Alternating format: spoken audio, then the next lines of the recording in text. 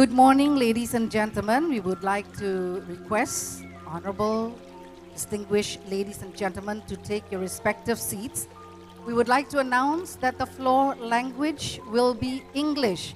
However, if you wish to listen to the interpretation from English into Bahasa Indonesia or into Chinese Mandarin, please kindly obtain your headsets right on the left-hand side of the stage, on your right-hand side to my left. So for those who wish to listen to the simultaneous translation, either from Mandarin Chinese to English or from English to Bahasa Indonesia, kindly obtain your headsets for simultaneous translation on the right-hand side of the stage. Channel 1, as written, English. Channel 0 is floor. Channel 2, Bahasa Indonesia. And also we have Channel 3 for Chinese Mandarin.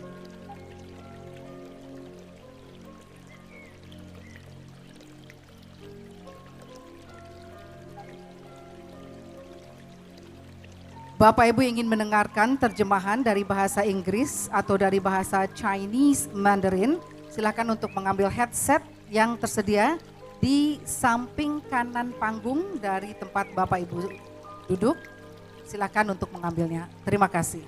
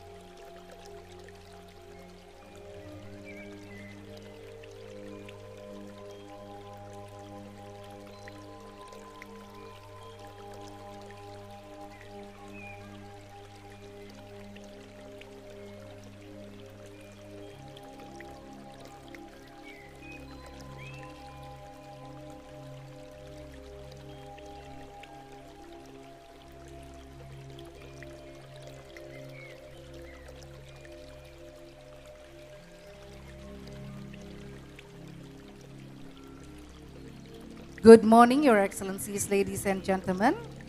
Shortly, we will start with the official opening ceremony of Indonesia's Sustainability Forum. We would like to remind distinguished ladies and gentlemen to kindly switch your cellular phone to the silent mode or to the vibrate mode.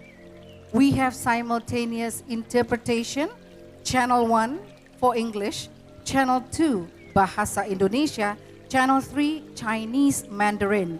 If you need or require simultaneous interpretation devices, please obtain the headsets on the right-hand side of the stage. We have provided simultaneous interpretation system. Please obtain your headsets on the right-hand side of the stage or to my left.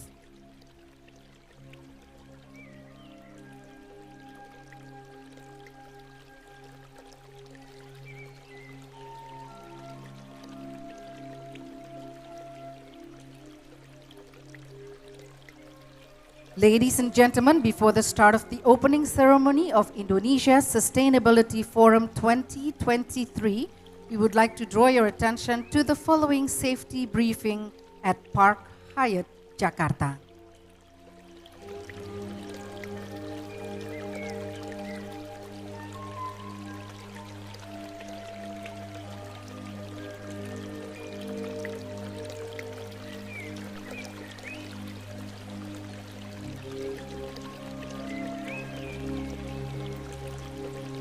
This is the location of our royal ballroom. The blue is the area that we are in at this time.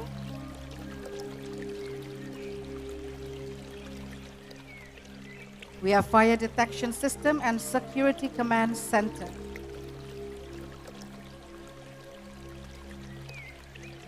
Medical emergency equipment as well as EAD and etc.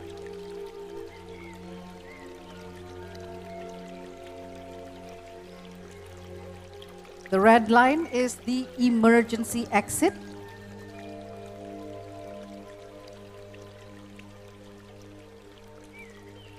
The emergency exit from the Royal Glasshouse Ballroom will take you to the assembly point.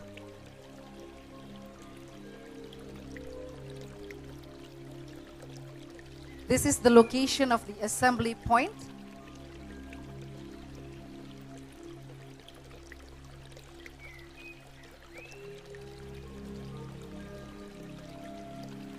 Thank you for your kind attention.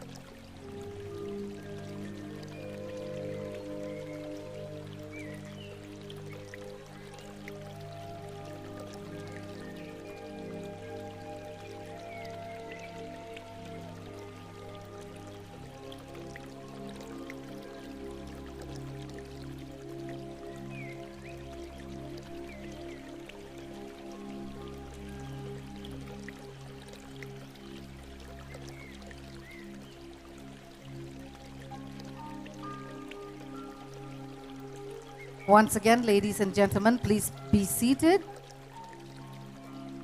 Again, we have simultaneous interpretation.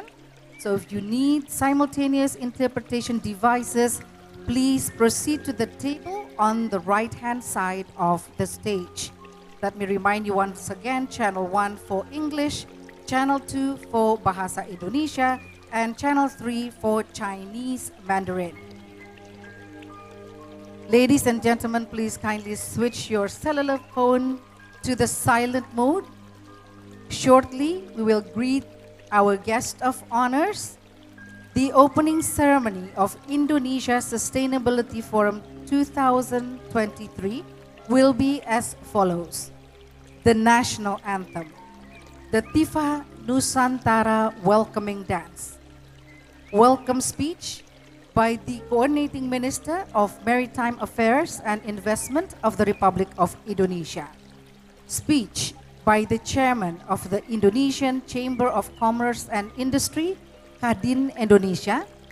Keynote speech by Her Excellency, the Managing Director of IMF, the International Monetary Fund. Keynote speech by His Excellency, the Prime Minister of Papua New Guinea. After His Excellency, the Prime Minister of Papua New Guinea and entourage leave the ballroom, we will break for a short 10 minutes for coffee and tea. You will be ushered to the door on the right-hand side of the stage.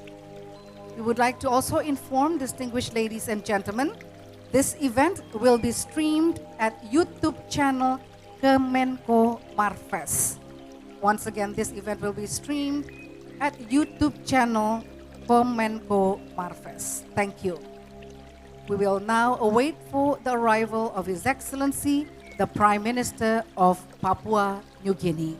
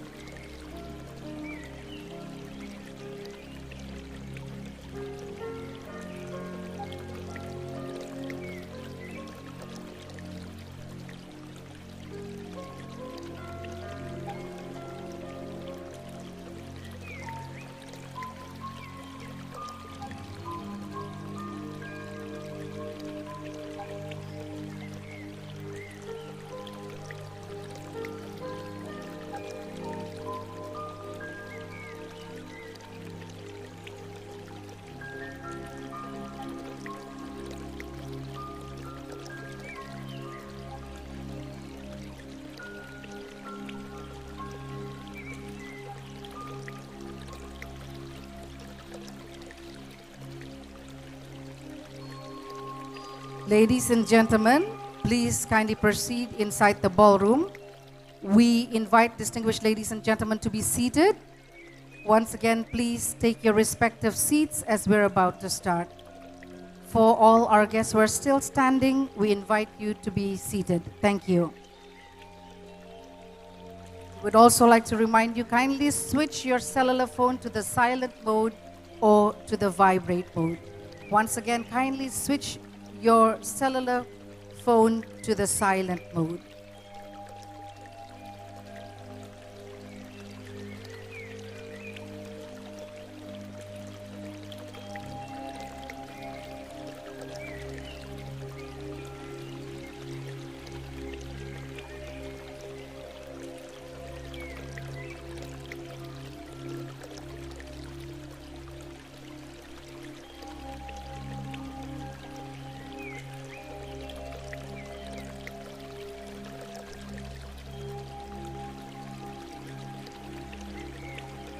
If you have not obtained your headsets for simultaneous translation, please obtain your headsets now. At the table on the right-hand side of the stage, Channel 1 will be for English, Channel 2 Bahasa Indonesia, and Channel 3 Chinese Mandarin.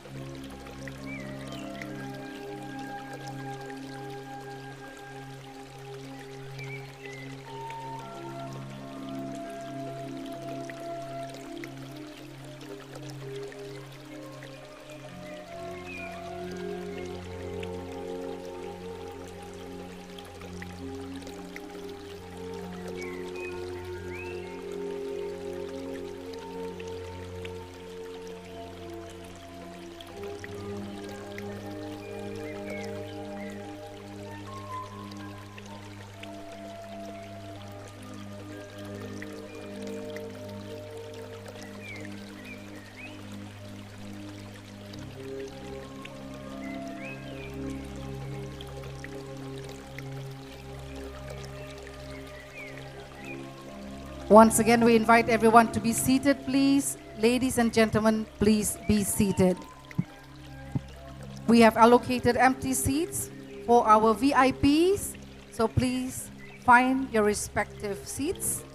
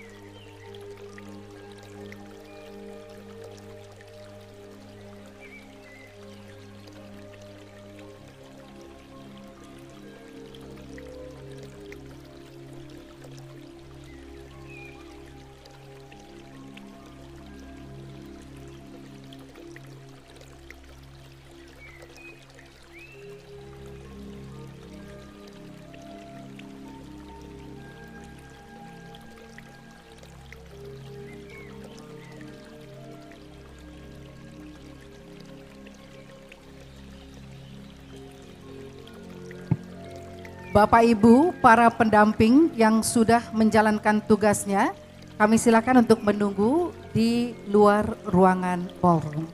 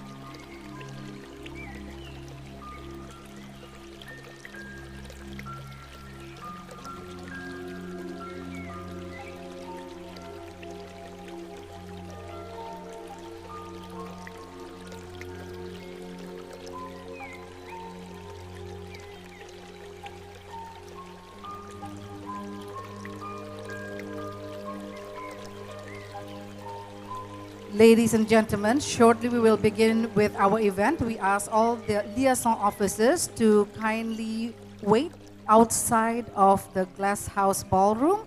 Bapak Ibu, para pendamping yang sudah selesai menjalankan tugasnya, para LO, silakan menunggu di luar tempat acara.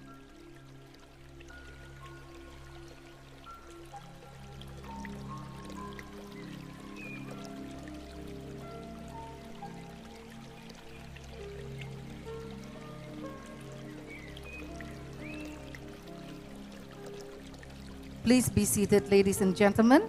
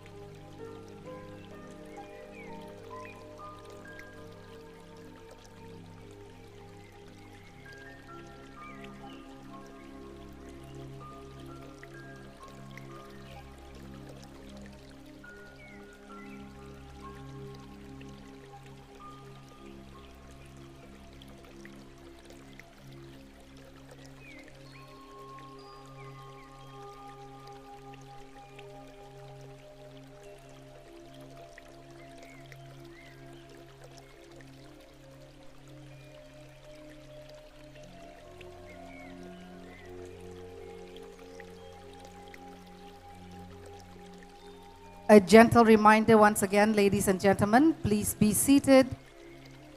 Once again, please be seated. We are about to start with the opening ceremony. One last reminder for those of you who have not obtained your headsets for simultaneous translation, you may obtain the headsets on the right-hand side of the stage. Thank you.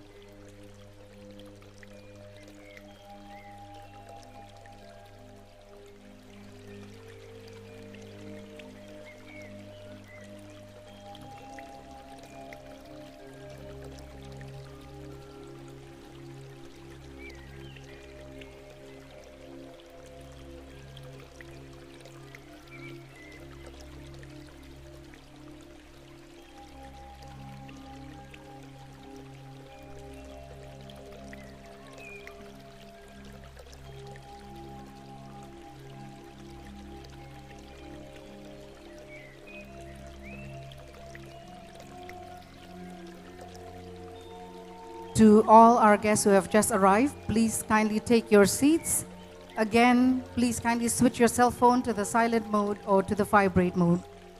We will soon greet the arrival of His Excellency, the Prime Minister of Papua New Guinea and Party. Thank you.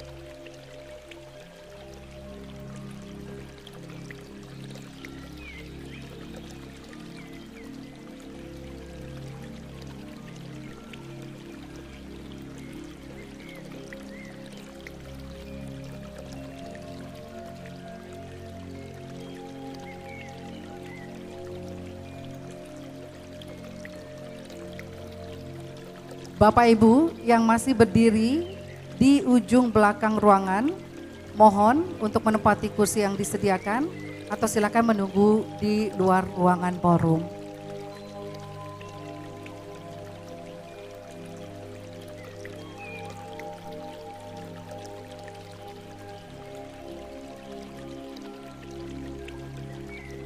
Para pendamping yang sudah menjalankan tugasnya, LO, silakan menunggu di luar ruangan. Undangan silakan menempati kursi yang sudah disediakan. We invite distinguished guests, ladies and gentlemen, to be seated. Thank you.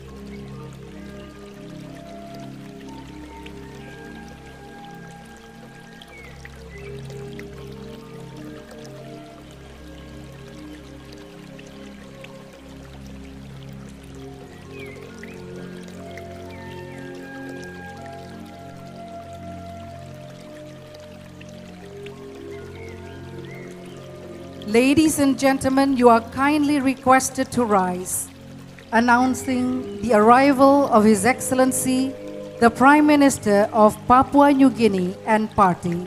Ladies and gentlemen, please rise.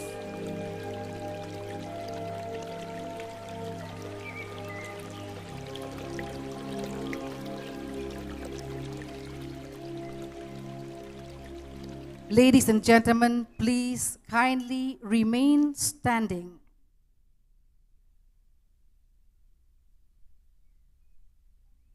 The national anthem, Indonesia Raya.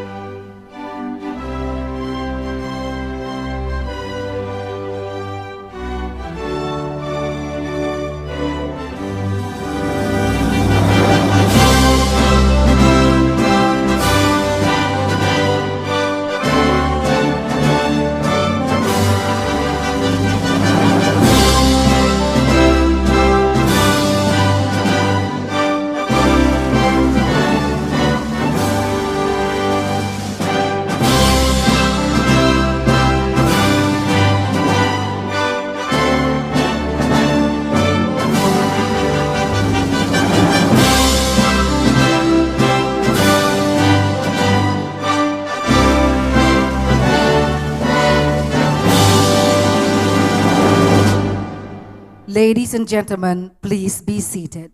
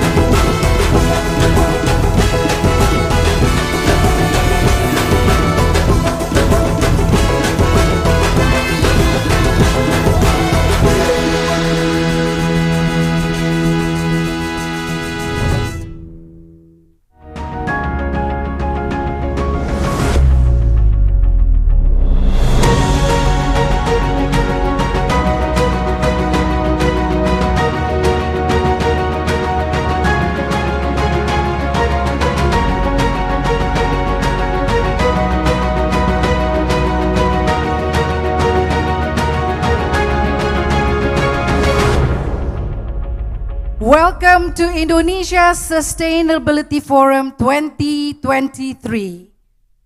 We have taken you to the lush tropical forest of Indonesia to watch the Tifa Nusantara or Archipelago dance, depicting the traditional drums coming from East Nusa Tenggara and Maluku, and the traditional Koko Sago dance of Papua. The true meaning of TIFA is with strength and solidarity, we can work hand in hand to keep the earth clean, beautiful, and healthy. Good morning, Your Excellency, the Prime Minister of Papua New Guinea, Mr. James Marape, Managing Director of the International Monetary Fund, Her Excellency, Madame Kristalina Georgieva, Coordinating Minister of Maritime Affairs and Investment of the Republic of Indonesia, His Excellency, Mr. Luhut Binsar Panjaitan, Excellencies, Ministers, and Ambassadors from Indonesia and friendly countries, Chairman of the Indonesian Chamber of Commerce and Industry, Kadin, Indonesia, Mr. Arshad Rashid, distinguished participants, ladies and gentlemen, Assalamualaikum warahmatullahi wabarakatuh. May peace be upon us all. Welcome to the Glass House Ballroom of Park Hyatt Jakarta Hotel, to the opening ceremony of Indonesia Sustainability Forum ISF 2023, Pursuing Sustainable and Inclusive Growth. The two-day forum is hosted by the Ministry of Maritime Affairs and Investment of the Republic of Indonesia and Kadin, Indonesia, along with our event knowledge partner, McKinsey & Company. This is a commemorative event as it is staged right after the ASEAN Summit 2023. Indonesia invites renowned leaders from governments, international institutions, businesses, and think tanks to Indonesian Sustainability Forum ISF 2023 to share success stories and learnings on decarbonization efforts and facilitate avenues for more sustainable international collaboration. Ladies and gentlemen, here is an opening video on Indonesia Sustainability Forum.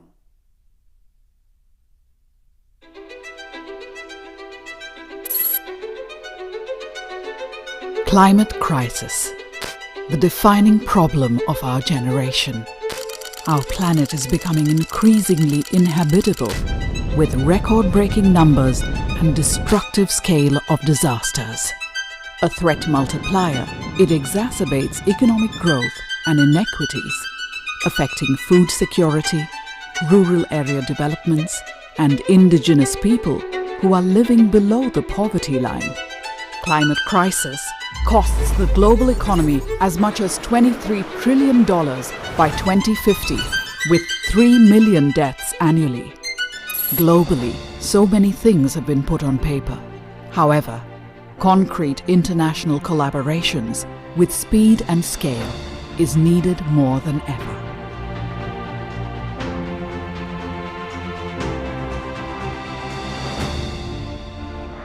Indonesia's economy is growing consistently above 5%.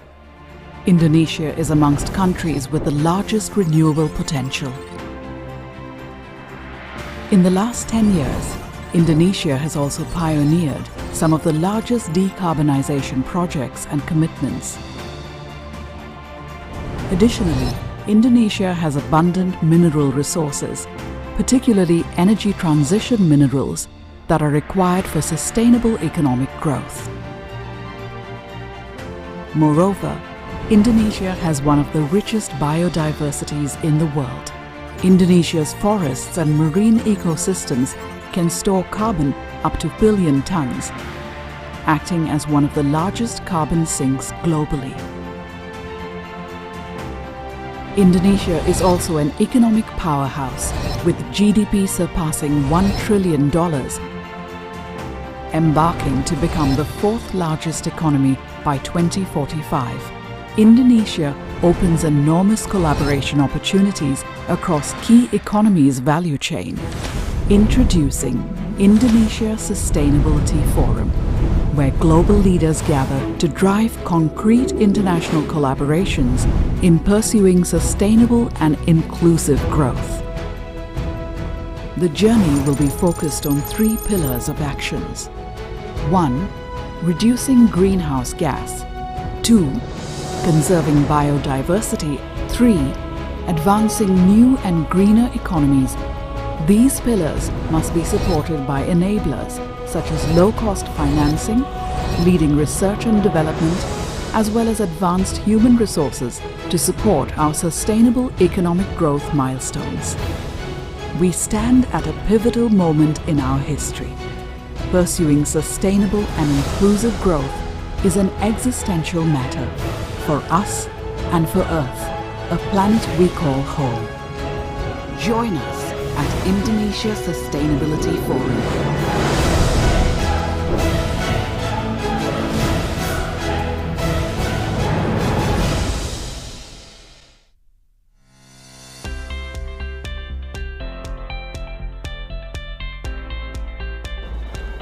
We are currently facing one of the biggest problems of our generation, dealing with the climate crisis in time, while ensuring growth to achieve prosperity, especially in the less developed economies. Doesn't matter which part of planet Earth you live in, Asia, Pacific, Africa, Europe, all continents of planet Earth, wherever you are, there's a cost of human activity to the environment. Kita sedang dihadapi ancaman kerusakan global akibat krisis iklim. It's already leading to floods, droughts, extreme temperatures, which hurt the most vulnerable countries and poorest countries, and the most vulnerable and poorest within those countries. Limited access to green technology and the included high costs, combined with the low supply of sustainability experts, makes it difficult for many countries to pursue both economic growth on the one hand and sustainability on the other. Our efforts to reduce emissions are falling too short of what our planet urgently requires. Because we can't solve climate change anywhere without solving it everywhere. We need global systems change. Technology is a key enabler to chart realistic pathways toward net zero targets. We need to identify transition technologies. Innovative thinking, new financing methods, and mobilizing capital at scale are vital to support transition. Green energy development and transition must be done, but at the same time, national energy availability and stability remains maintained. With abundant resources of critical minerals, Indonesia plays critical roles in decarbonizing our planet.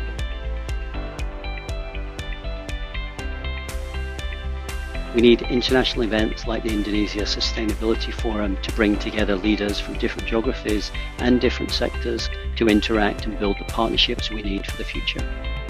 There's an urgent need for new partnerships across industries with like-minded governments and communities and indigenous rights holders.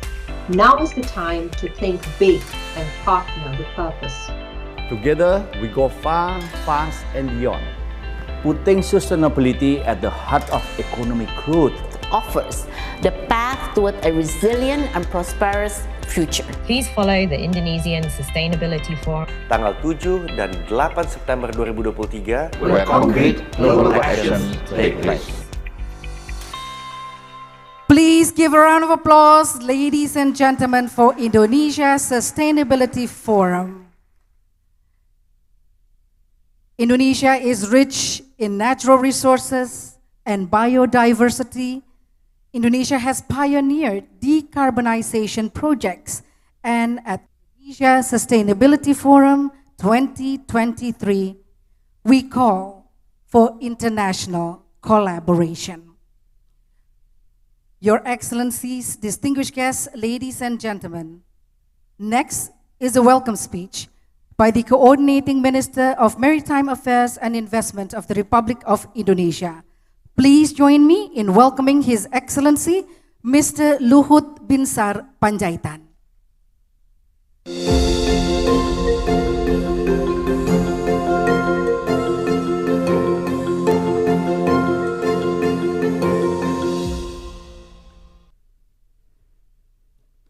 Honorable guests, Prime Minister James from PNG, Ibu Kristalina, Managing Director of IMF, ladies and gentlemen, let me move very quick. I thank you to all of you be here today. I think this is the Indonesia today. We transform Indonesia, become a very friendly to the environment.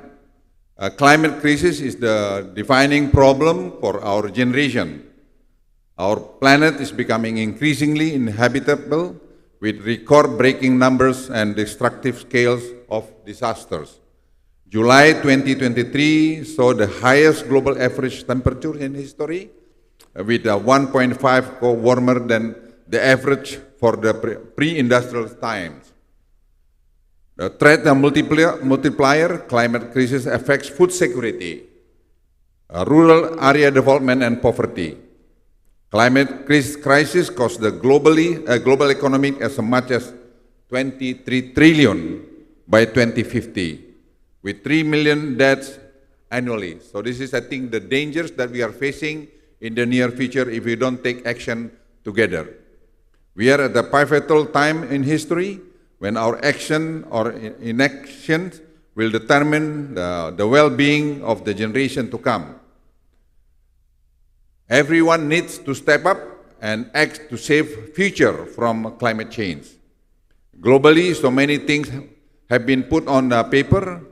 However, the concrete international collaboration with speed and scale are needed more than ever. That's the reason also we are here this morning. During our decarbonization journey and partnership experience, we realized that every country is different. Different starting points, capacity and capability, and limitation to decarbonize. But climate crisis is a common. The climate crisis is everyone's problem. A failure of a single nation is a failure of the whole world. So we have to work together, no left behind. Therefore, collaboration is needed for everyone to succeed. With the spirit of global collaboration in mind, we initiated Indonesian Sustainability Forum, a forum in which global leaders gather to drive concrete international collaboration in pursuing sustainable and inclusive growth. A platform for stakeholders to forge a partnership and collaboration in driving sustainable businesses and trailblazing the path towards global net zero emission. Indonesia has a critical role in the global decarbonization effort. Indonesia has enormous biodiversity with 95 million hectares of rainforest. Indonesia has a huge renewable potential with 3,600 gigawatts of power, and we will continue to develop our green energy mix. Indonesia has abundant resources and critical minerals that are important for energy transition. Nickel, tin, bauxite, copper in items of global reserve, and we also have a lot of seaweed and others. Indonesia has pioneered some of the largest decarbonization projects and commitments, net zero by 2060 or earlier. $20 billion climate commitment through international partnership, 43% NDC reduction target, and $30 billion cross-border renewable energy investment. Indonesia is open to collaborating and working together in addressing global sustainability challenge. And ISF, we will discuss many important topics of sustainability challenges through the 2-day forum, 10 plenary sessions, and 14 thematic seasons are lined up across 4 pillars of sustainable growth. 1, reducing greenhouse gas emission, as well as the waste generation from economic activities. 2, conserving biodiversity and ecosystem to ensure the well-being of our nature and protect a livable planet. 3, start and scale green economy through new green business building and shifting to more sustainable practices. The last, deploy the financial technology, human capital, and others enables to accelerate sustainable growth. We seek to foster a fruitful and productive discussion among the leaders and key stakeholders present in the next 2 days. I hope through the ISF we can bring home breadth and insight, and seeds for an impactful and partnership in pursuing sustainable and inclusive growth. But my own personal message again, let's do something. Let's do something. We're not just talking, discuss here and there, because I've been at many forum that always come out with only discussion. But this one, I promise you, Indonesia could deliver something to give proof to the world that we are really care about this. Thank you very much.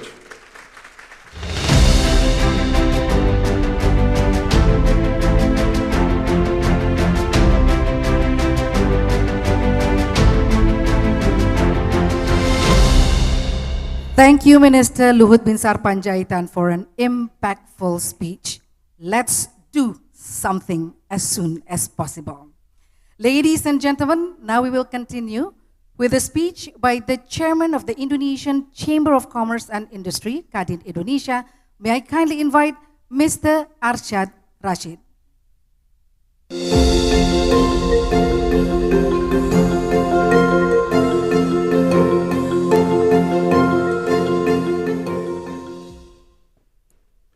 Assalamualaikum warahmatullahi wabarakatuh. Salam sejahtera untuk kita semua. Shalom, Om Swastiastu, Namo Buddhaya, salam kebajikan.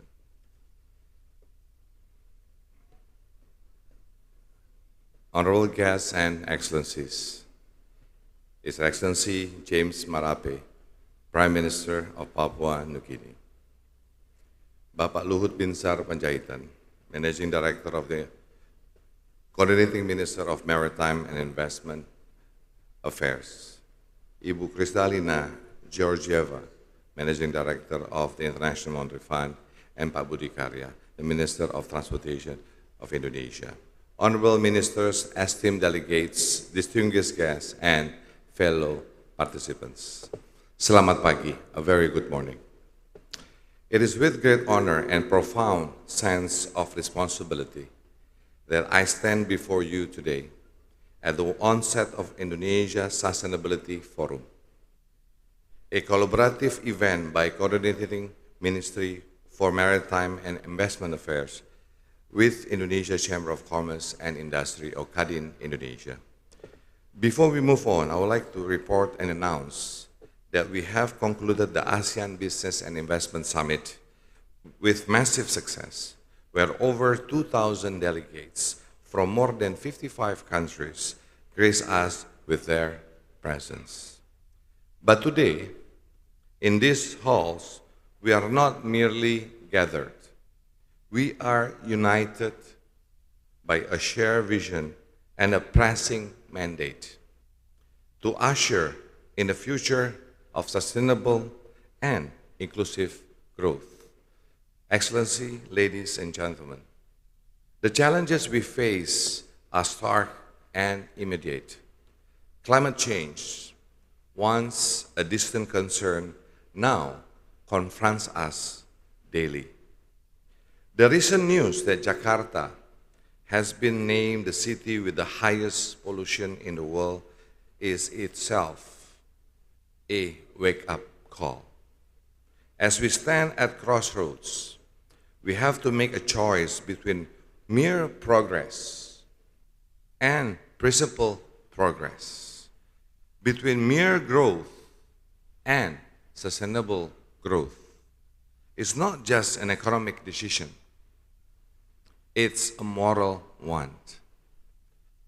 As any business leaders will attest, every challenge presents an opportunity, and Indonesia is rich in them.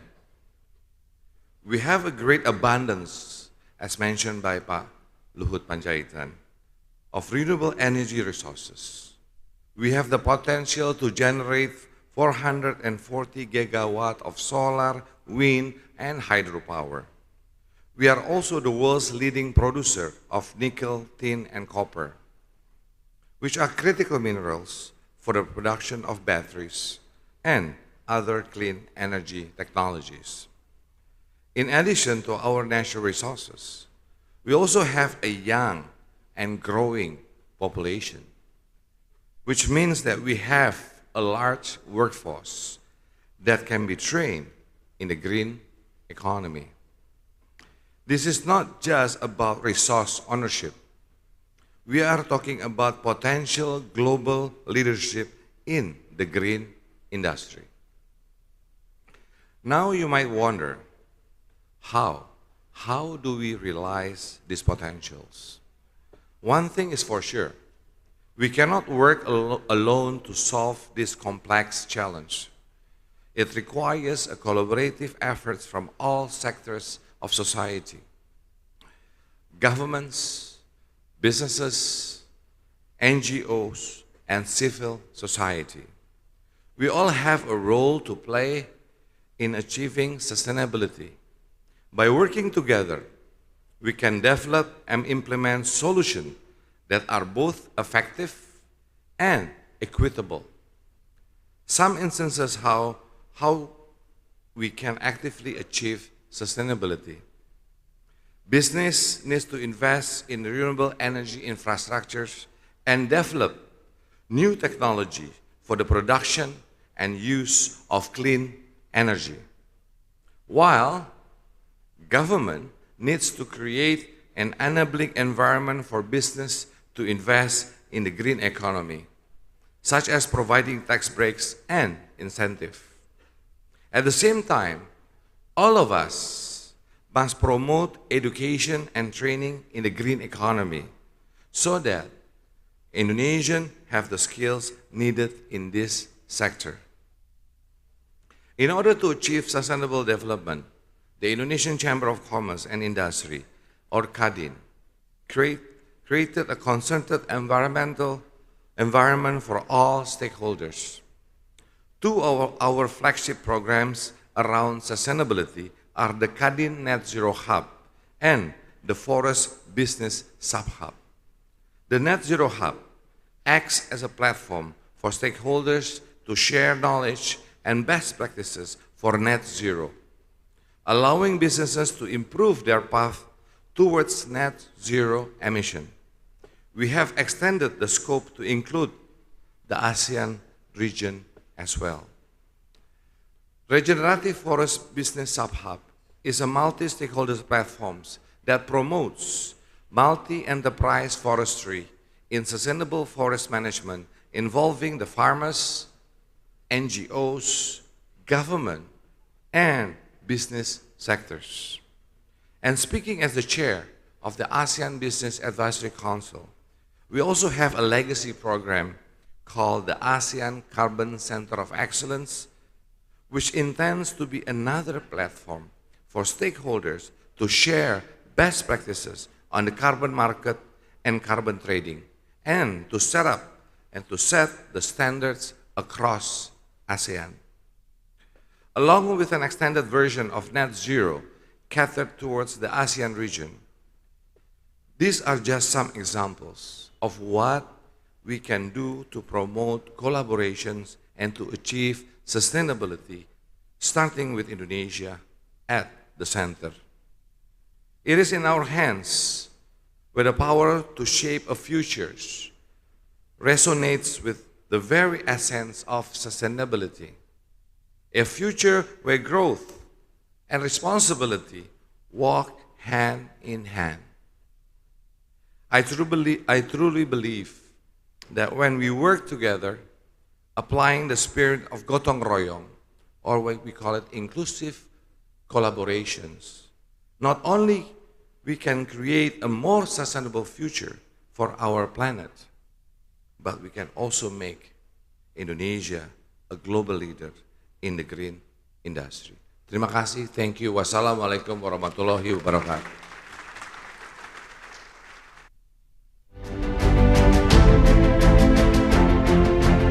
Thank you to the Chairman of the Indonesian Chamber of Commerce and Industry, Mr. Arsyad Rashid.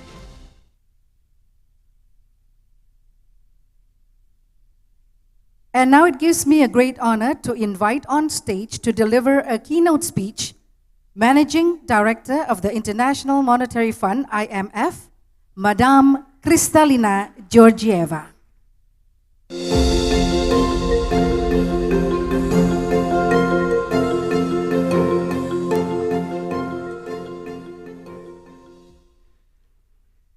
Selamat pagi.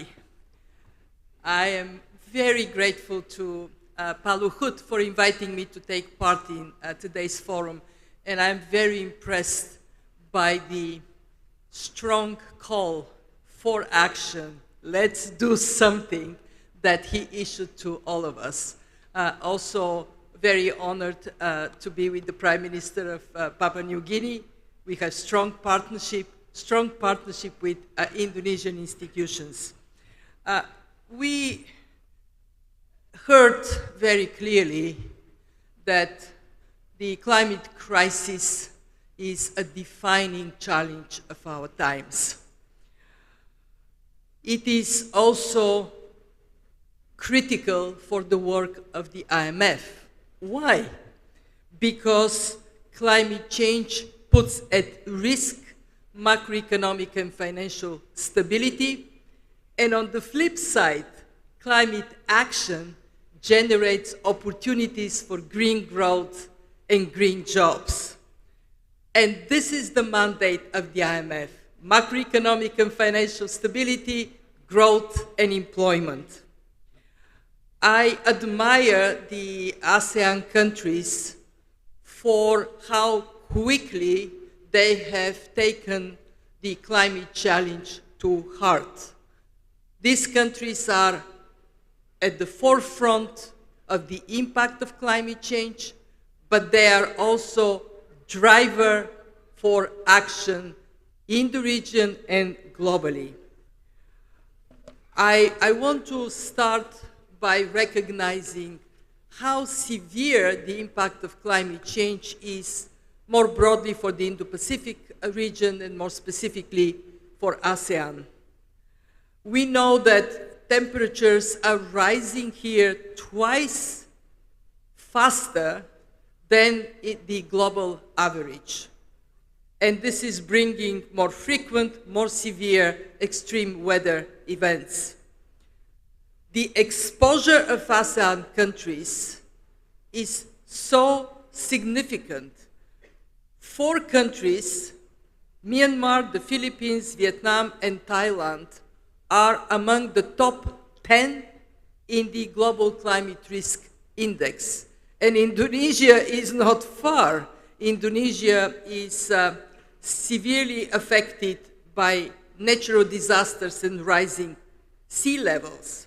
And we know that wildlife, the forest fires are a threat that is getting more dramatic as temperatures go up. And of course, alongside the physical losses, we have the human cost, the suffering of people, the destroyed livelihoods of hundreds of millions. We have estimated economic loss from disasters in ASEAN to around $100 billion on average a year. And more significantly, looking into the future, the countries of ASEAN have 190 million people living below the high tide. 190 million people, for me as a European, when I put it in comparison, this means the population of Germany, Italy, and Spain. Imagine all of them living basically under the high tide. This is also 60% of the GDP of these countries at high risk. So what is the good news on this very dire picture? Good news is countries are taking action. What we have seen is all ASEAN countries committing to the Paris Agreement objectives, must pledge carbon neutrality by 2050. Indonesia last year went further by making a commitment to have about 50% of power generation through renewables by 2030. Pak Luhut, bravo, bravo to Indonesia. And we also see many countries in the region on the front line in adaptation efforts. Singapore and Thailand are among the best performers in the world of implementing frameworks for identifying, assessing, and reducing natural disaster risks. And I saw last year with President Jokowi what Indonesia is doing to restore mangroves. Mangroves are a beautiful thing. They are protection against storms. They create more potential for fisheries, and they are a carbon sink.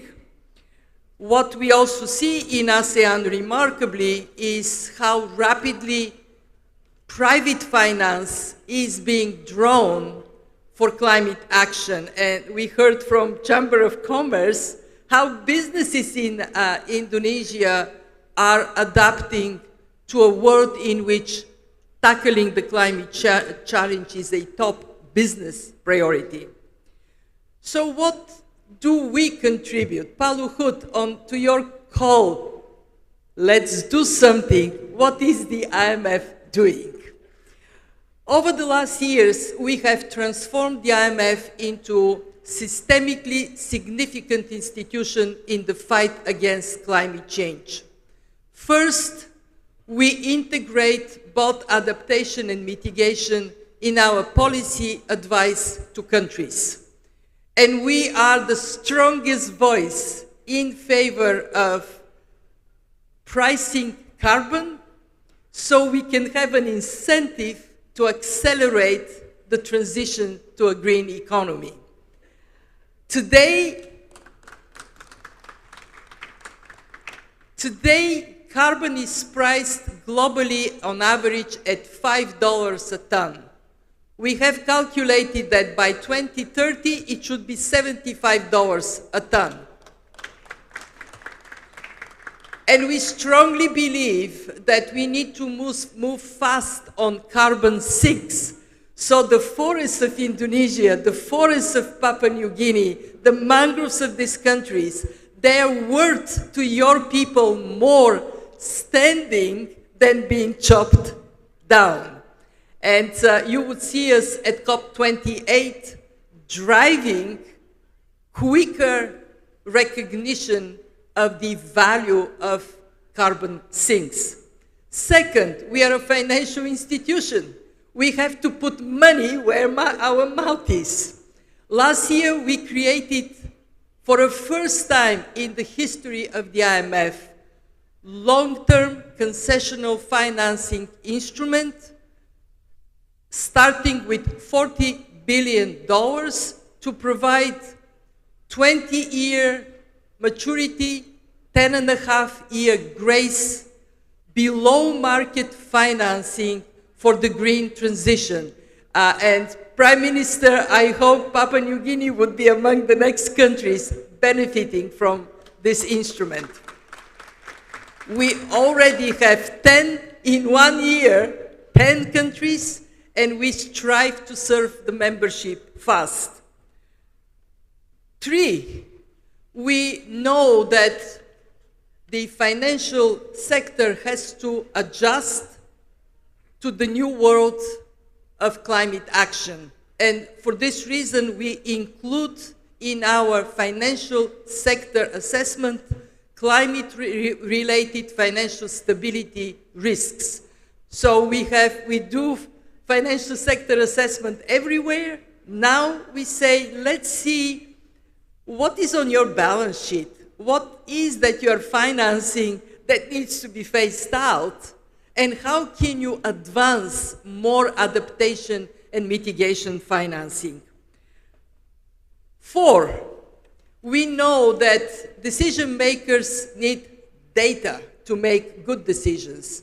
And for this reason, we are advancing our work on including carbon intensity, vulnerability to climate risks in the set of macroeconomic indicators. So, Pak Luhut, when you get, or Prime Minister, when you get the health check of your economy, in addition to GDP growth, employment, inflation, balance of payment, you also should be able to see carbon intensity, vulnerability to climate risks.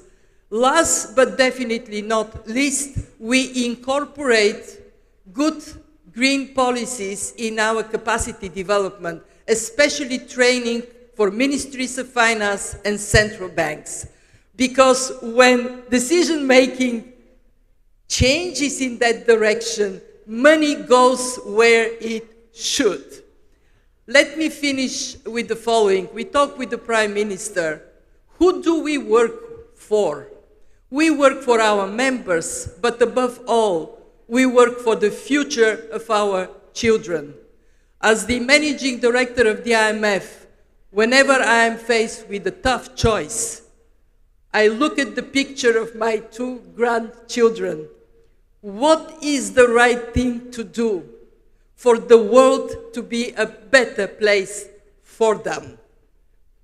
Terima kasih.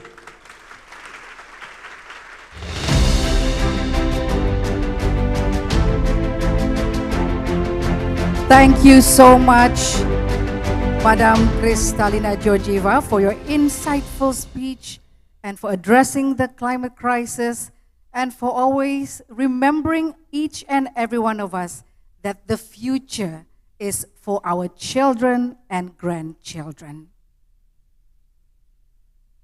And now, ladies and gentlemen, keynote speech by the Prime Minister of Papua New Guinea. Please give a warm welcome to His Excellency, Mr. James Marape.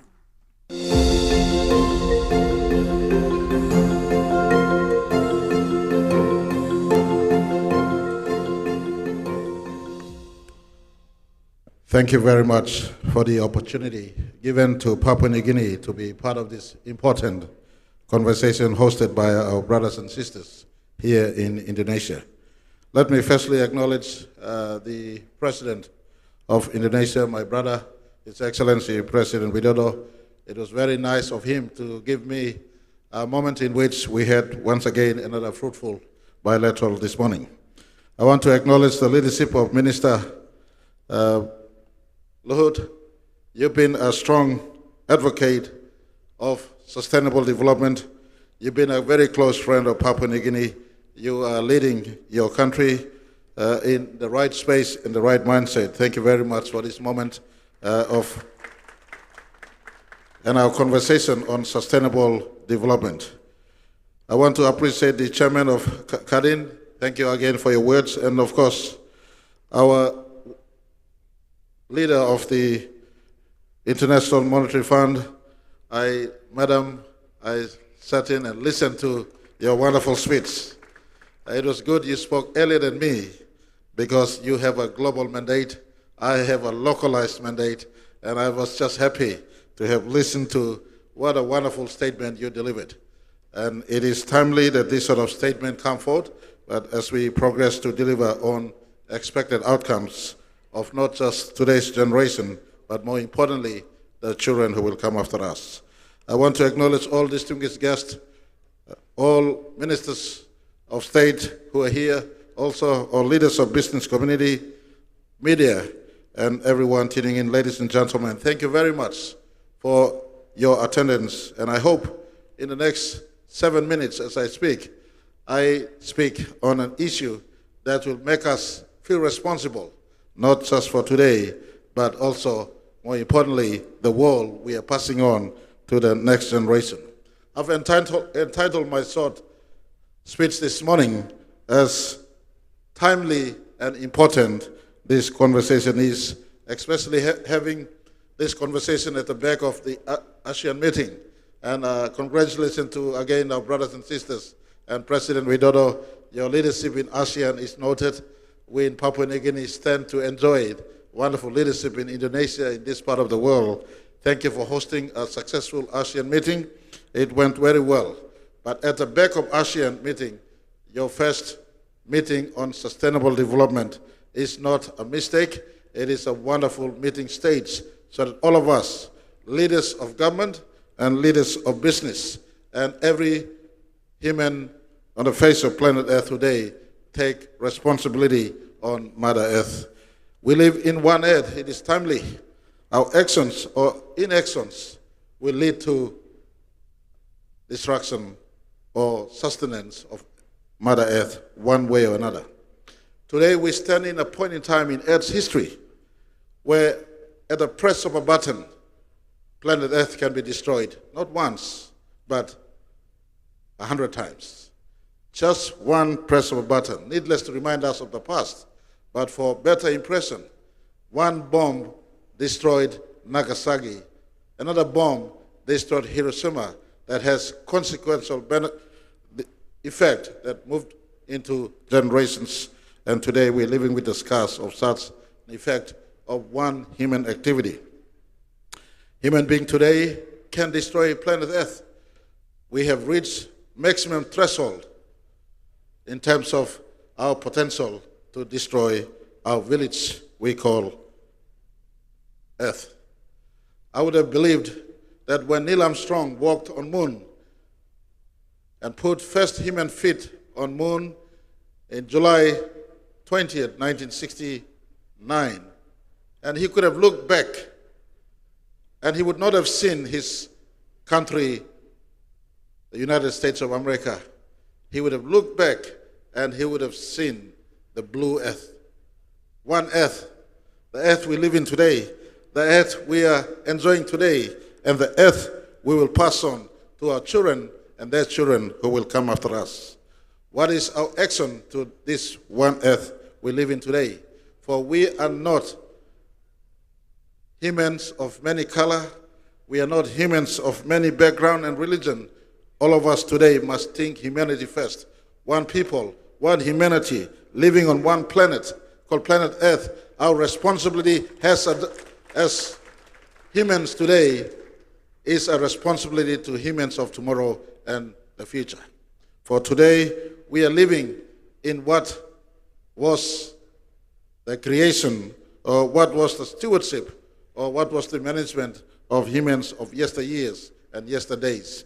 And I want to appeal to all of us, as Neil Armstrong looked back from moon and not see USA, but he saw the blue planet Earth. Today, all of us, from all corners of Earth, east, west, north, south, we must take one humanity approach, and not from our local sovereignty, but from the total planet perspective. For it is one Earth we're in conversation. You just look at the recent travesty of COVID-19 that emerged out of Wuhan. One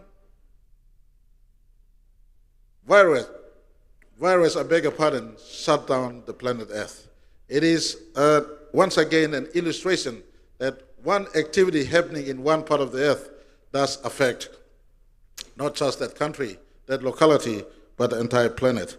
We cannot ignore the fact that human activity has a consequence, not just on the locality of that activity, but in sum, the total value of planet Earth's health and sustenance, not just for today, but going forward into the future. And I want to appeal to all of us, speaking as a forest nation, just like Indonesia, combined with Indonesian forests and mangroves and biodiversity, and Papua New Guinea's forest and mangroves and biodiversity. And when I embrace the South Asian nations, especially Malaysia, Thailand, Philippines, this part of planet Earth, we have, if not measured in numbers, possibly 1/3 of world's biodiversity, 1/3 of world's tropical rainforest, 1/3 of world's global asset. And I want to commend Indonesian leadership. You have put not your own country's well-being, but you are thinking globally as you act locally. A few years back, many have known about the Jakarta 10 years ago, or the Jakarta 20 years ago. Today I come into Jakarta and seeing a clean Jakarta, fresh Jakarta, a green Jakarta. Jakarta with gardens in the midst of a thriving city is an indication to the change that has taken place in Indonesia. I want to commend Indonesian leadership and a drive on sustainable development. Thank you, Indonesia.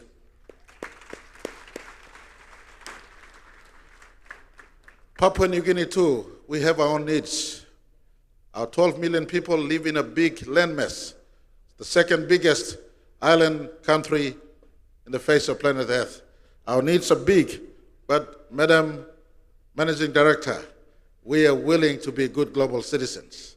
We have carved into our national development plan, sustainable development as a key focus. And in the midst of our own need to harvest our forests for today's satisfaction, we decide to follow our path of sustainable development. This is our small contribution to the upkeep of Mother Earth. We all must act locally and think globally for the future of one village called Planet Earth. And Papua New Guinea commits to the principle of sustainable development in a recently launched medium-term development plan. Within the context of our Vision 2050, we are also focused on preserving our forests for the sustenance of our children and their children to come. But I want to impress on those who have big carbon footprints on the face of planet Earth. The bigger carbon footprint holders must assist those of us who are trying to emerge with focus on sustaining our ecosystem and environment and our forest and biodiversity. Those who have big carbon footprint must commensurate their carbon footprint by assisting small economies, small nations, and nations like Indonesia. They are a big nation themselves, over 270 million people, Madam Managing Director. They have big needs to sustain 270 million people, but commendation must go to them. They're putting sustainable development ahead of their own needs. They focus on net zero by 2060. Their MDC focus is elevated and enhanced. This sort of leadership must be commended and supported. And Madam Managing Director, it is timely that your meeting was stitched between Papua New Guinea and Indonesia. They opened this forum and PNG gives support to this forum. Indonesia, PNG, and our part of the world has over 10% of world's biodiversity. We have substantial forest. It is not only Amazon and Congo Basin, but in the South Asia Pacific region, our forest also is equally big. And we call upon those who are beholders of big carbon footprint to look into sustainable development focuses of Southeast Asia and Pacific with great element of thought to support, because it will sustain Mother Earth and not just our country. I want to thank Indonesia for this leadership, and I want to conclude to all of us in the business and in government: think global and act locally. Think global and act locally. For what is the country you are passing on to your children and their children? For what is elevating beyond our country? What is the planet we are passing on to our children? If one part of Earth suffocates, all of us suffocate. If one part of the Earth bleeds, all of us bleed. We have seen time in, time out again, needless to remind, that one part of the Earth's activity, whether it's good or bad, affects all parts of planet Earth. We have to think local and act global in this conversation on sustainable development and climate change and planet Earth upkeep, because not to do so is at peril to Mother Earth. Not to do so is at peril to Mother Earth. I'm reminded of Steve Jobs as I conclude. The late Steve Jobs, and I'm a fan of using iPhone. Steve Jobs died at 56. He may have millions and billions in his account. God bless him. But at 56, those billions he had were brought to redundancy. The most effective thing he would have done and he possibly did, is passing on Earth to his children and their children to come. We live but a short space in time. My Christian Bible tells me we have only 80 years, if not 70. If it is only 70 and 80 years we have to live on planet Earth, and we know to take everything we own today to the graves with us, and there is no second life. I want to impress on us, there is no second Earth. There is no second Earth for us. This is the Earth we pass on to our children and their children. And if you so love your children and their children to come, we have to act locally in a sustainable manner, just like my brothers and sisters in Indonesia and Papua New Guinea we are doing. But that acting locally will contribute to the global act of keeping our planet in sustenance and in natural equilibrium as it's supposed to be for generations of humanity that should come to us. And let me conclude by saying, think global, act locally. Thank you very much. Thank you so much, Your Excellency. Please kindly remain on stage. We would like to invite Madam Kristalina Georgieva, Minister Luhut Binsar Panjaitan, Minister Budi Karya Sumadi, and Mr. Arsyad Rashid for a photo session together.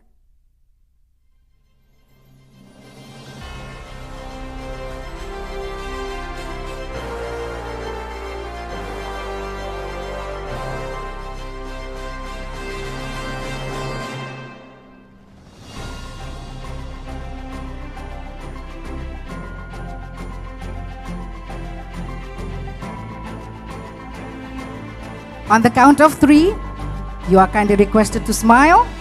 1, 2, 3. One more time. 1, 2, 3. Thank you so much, ladies and gentlemen. The opening ceremony of Indonesia Sustainability Forum has concluded. We will continue with the next session.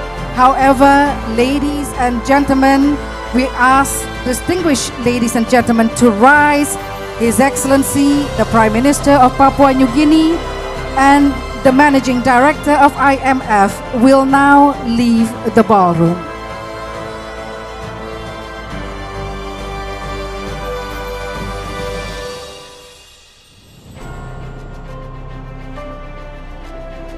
Thank you once again to the Prime Minister of Papua New Guinea. Thank you to the Managing Director of IMF for gracing us with your attendance. Join me in giving a warm welcome to their excellencies.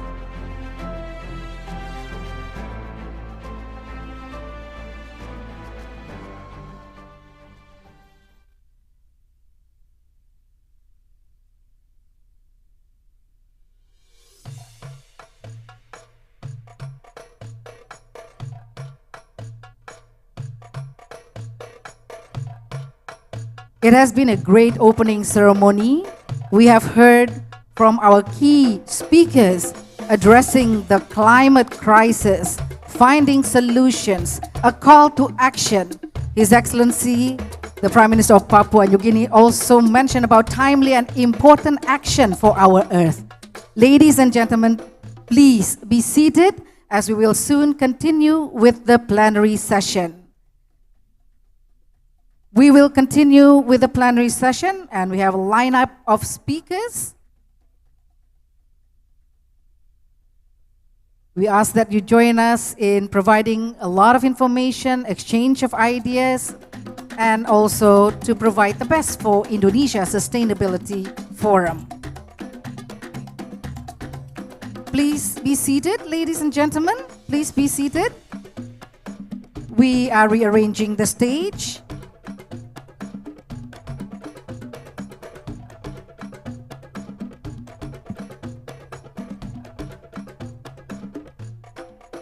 We will continue with the first session. And the first session is entitled Downstreaming the Critical Mineral Industry for Decarbonization.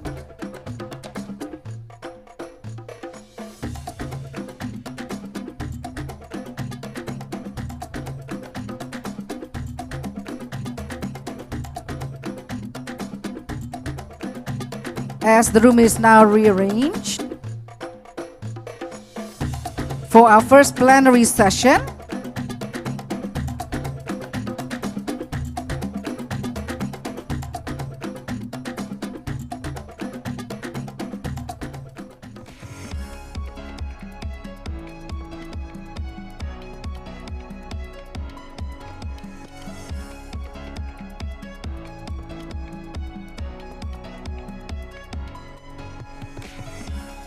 okay, ladies and gentlemen, our time is very tight, so we need to continue with the next program, which is the first plenary session.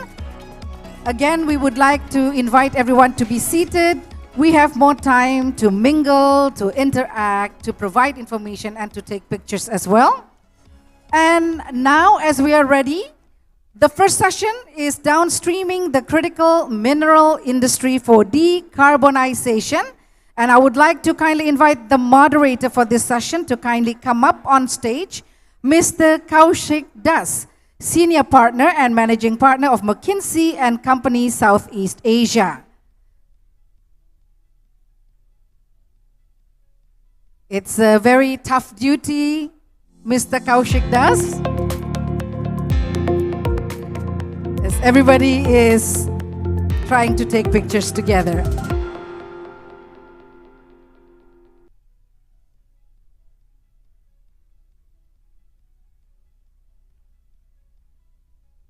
You may start, sir, while I ask the audience to be seated again.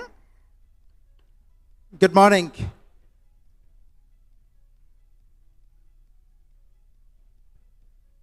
Good morning, everybody.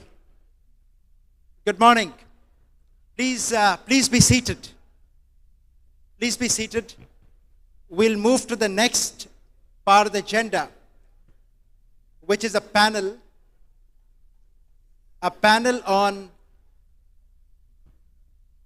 please be seated.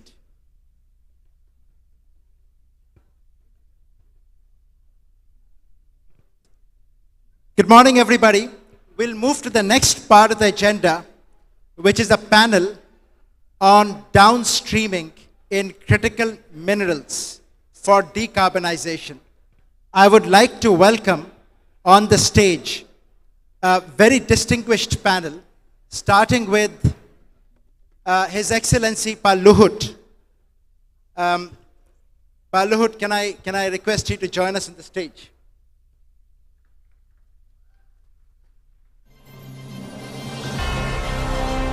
Pak Luhut, welcome. That was a great speech, Pak Luhut. Please.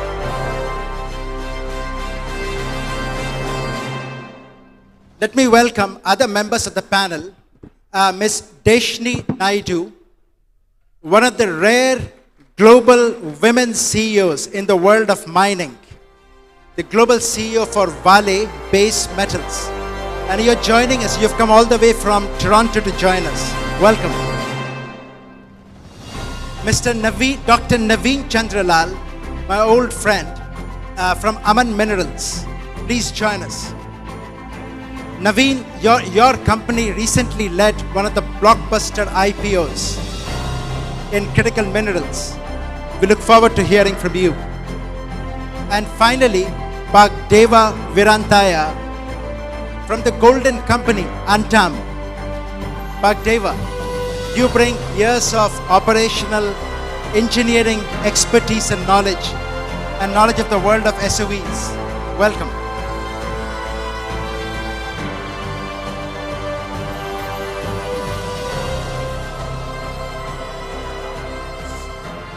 So let me introduce our topic today. So our topic is downstreaming in critical minerals for decarbonization. Each of these words can be very difficult and controversial by themselves. Downstreaming, we know many countries, Indonesia, the United States, everybody wants a larger share of the value. Critical minerals, tin, nickel, copper, rare earths. Indonesia is blessed. Many emerging countries are blessed. But equally, many other countries worry about access. Decarbonization. We all know, we heard this morning, very important. But for the economy, is it an opportunity? Is it a threat? How do these three terms come together? We're going to spend about 45 minutes discussing and debating these topics. What we want is a really open dialogue. So we are going to get questions from the audience. We're going to open up for questions from the audience. So audience, please be prepared. Be prepared with your toughest questions. Everything you always wanted to ask but didn't get a chance to ask, now is the time. For our panel, I would encourage us to talk, to react to each other. So it is not just a one-way discussion, but we can all have a dialogue. And Pak Luhut, if you don't mind, I'm going to start with you. That was a terrific speech. I think you touched the heart of everybody in the audience with your call for action. Thank you for inspiring us. maybe I would like to, maybe the first question for you, where do you see opportunities for action in this area? Where do you see opportunities for countries like Indonesia? Thank you very much. I just want to show you some quick slides so then you understand the background. If you look at my slide number 1, this is like in Indonesia. Indonesia is the largest archipelagic country. We are very rich with the critical mineral. You see here like nickel, ore, and others. But I'd like to see also what's the impact of this, or the benefit of this to the people of Indonesia. But if you look at that now, what we're doing, the next slide, very quick, also our economy doing very well. I mean, the last 5 years, like President Jokowi said, our economy grew like above 5%. And we believe also the inflation, we're able to tackle the 3.1%. And there is the 6th pillar of our economy because of this. Can you share my slide, please? Slide 4. Slide 4, please. Yeah, this one I think very important to understand. Industrialization, downstreaming. I think Vale played the role on this issue, and also digital services, and also digitalization, interconnection, economic distribution, decarbonization, and also education. That's I think help. If you look at this one also, economic transformation from primary sector industry to value-added industry. That happened because of we understand.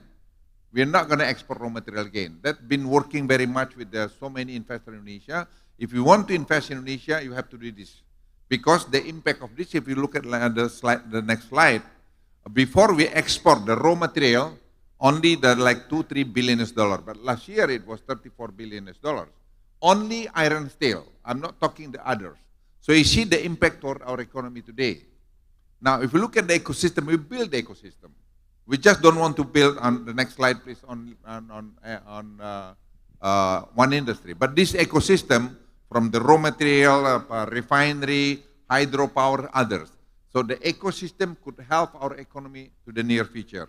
And look at also the next slide, that because of this, this downstream industry, now investment in outside of Java, it's like 40, outside of Java, 58%, in Java, 42%, before the other way around.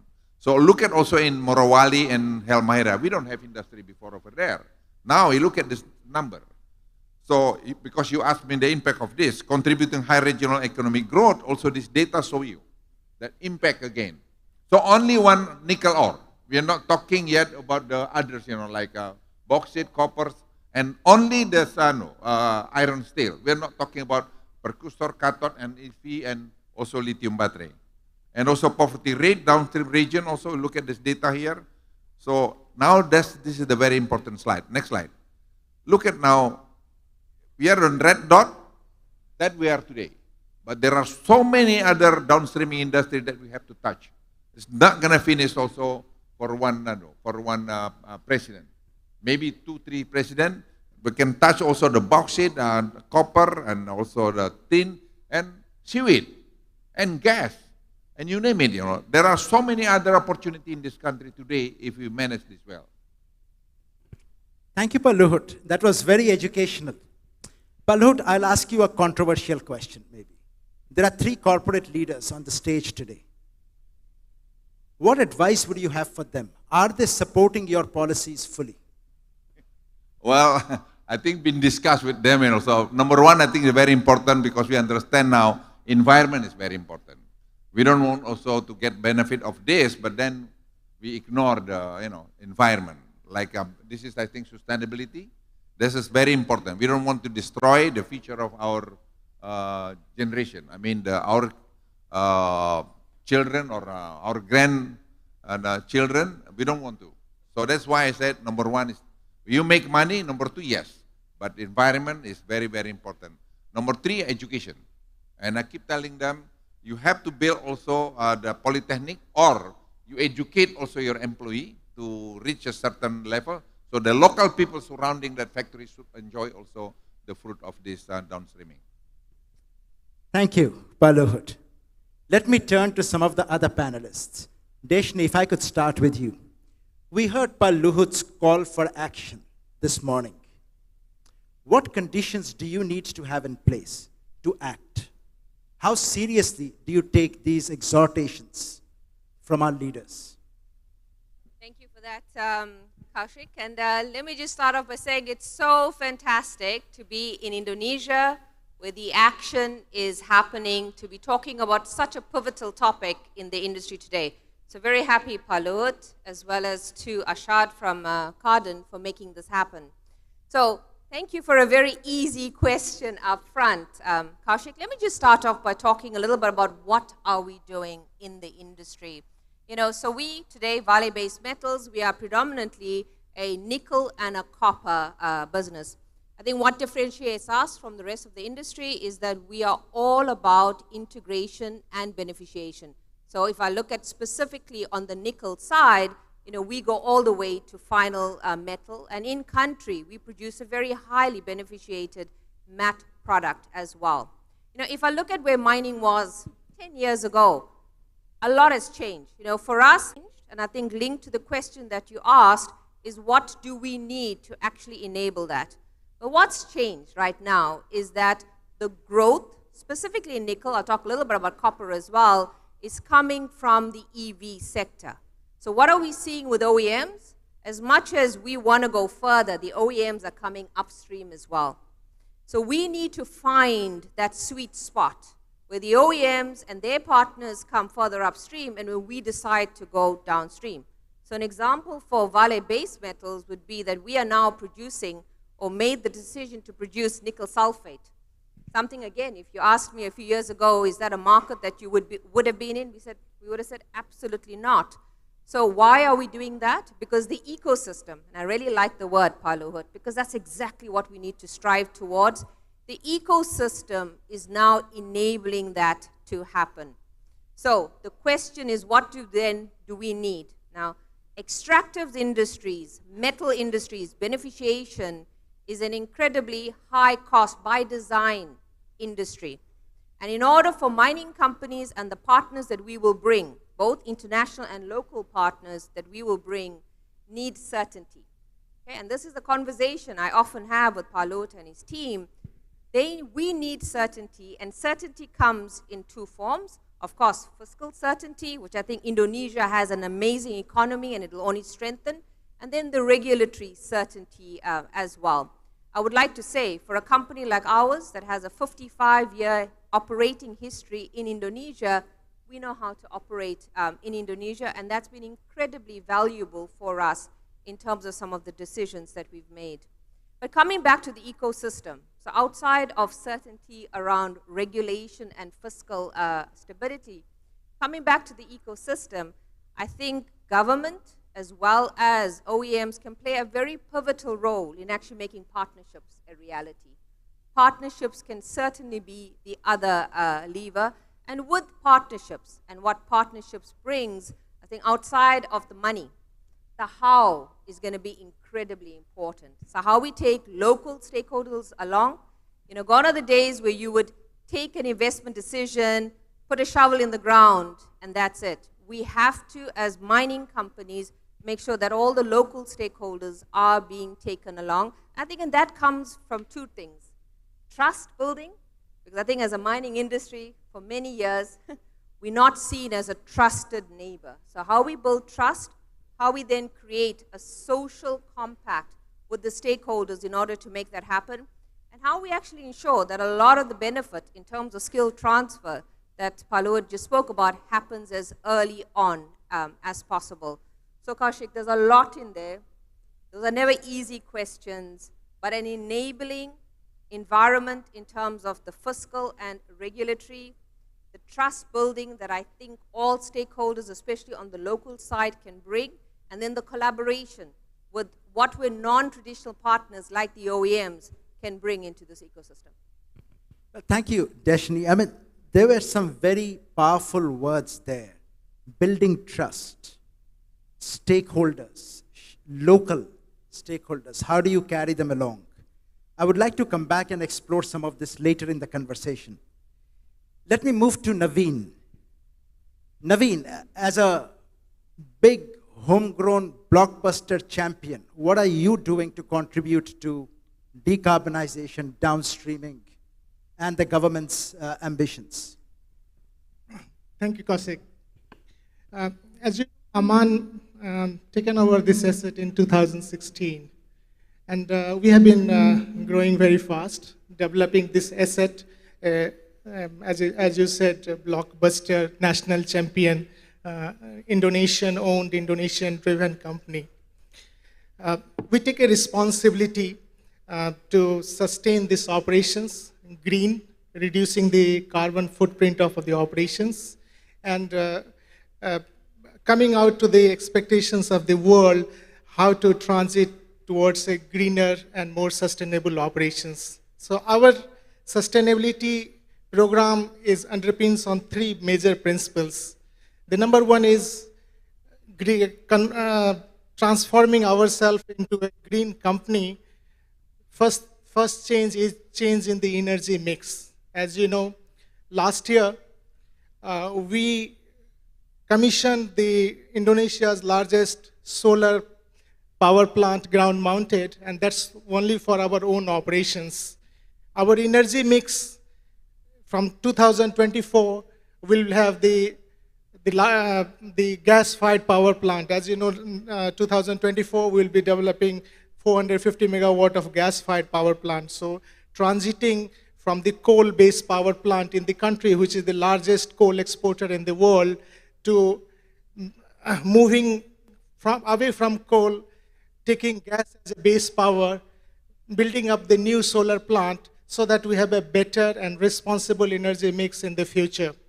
Number two, rehabilitation program. As you know, Aman is doing the concurrent rehabilitation. We are proud to do this concurrent rehabilitation. Out of the 3,000 hectares area which we have used for our operations, 1/3 has been rehabilitated, and the biodiversity is trackable. The natural biodiversity has been growing in those areas which we have rehabilitation, and very much appreciated by government, as Aman has been winning the All Aditama Award for the last 3 years for this particular purpose. The third one is we drive the efficiency. Aman is proud that as Deshni said, we are very energy intensive, shovel, trucks.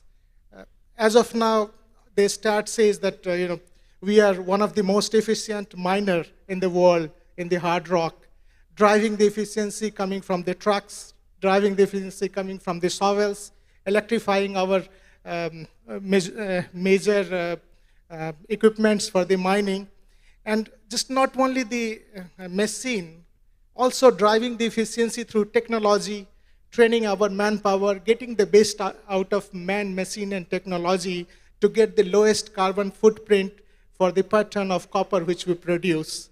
We take pride in that. We take the leadership positions in ASEAN, trying to become a benchmark for the other companies. And as you know, following the government directive and Pak Luhut's vision, Indonesia will become the largest copper cathode producer in ASEAN in 2025. We'll produce close to 1 million ton of copper cathode for our downstream industry. Taking this leadership, just not about Indonesia, this is the current requirement for the ASEAN region. We consume close to 1.2 million tons. Being responsible, taking the leadership as an Indonesian company to drive the Asian leadership, I think is paramount, and we take pride in working on this. Thank you, Kaushik. Thank you, Naveen. Very concrete set of actions and some very stirring words about an Indonesian company taking leadership. Let me ask you, Deva. You're representing Antam, one of the very old established names in this country, producer of gold and many other things, by the way, but that's what you're famous for.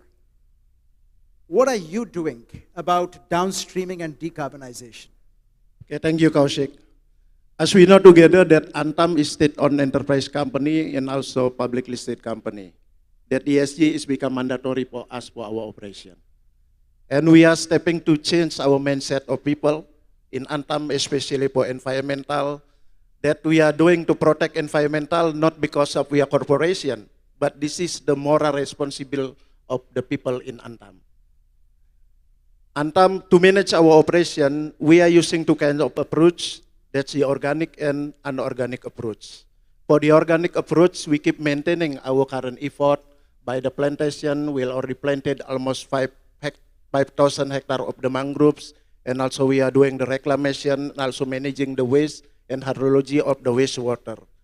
And also we already have the plan in terms of the carbon footprint.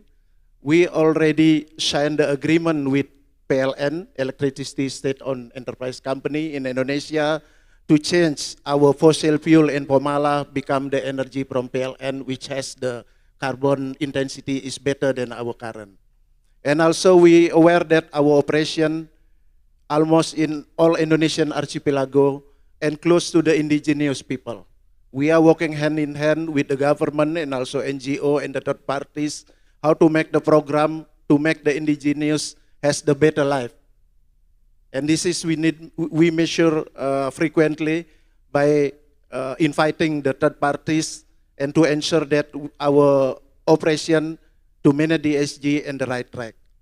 And we also has the specific program to the social. We are aware that our operation already almost 50 years, and it's time for us to prepare in terms of the mining closure.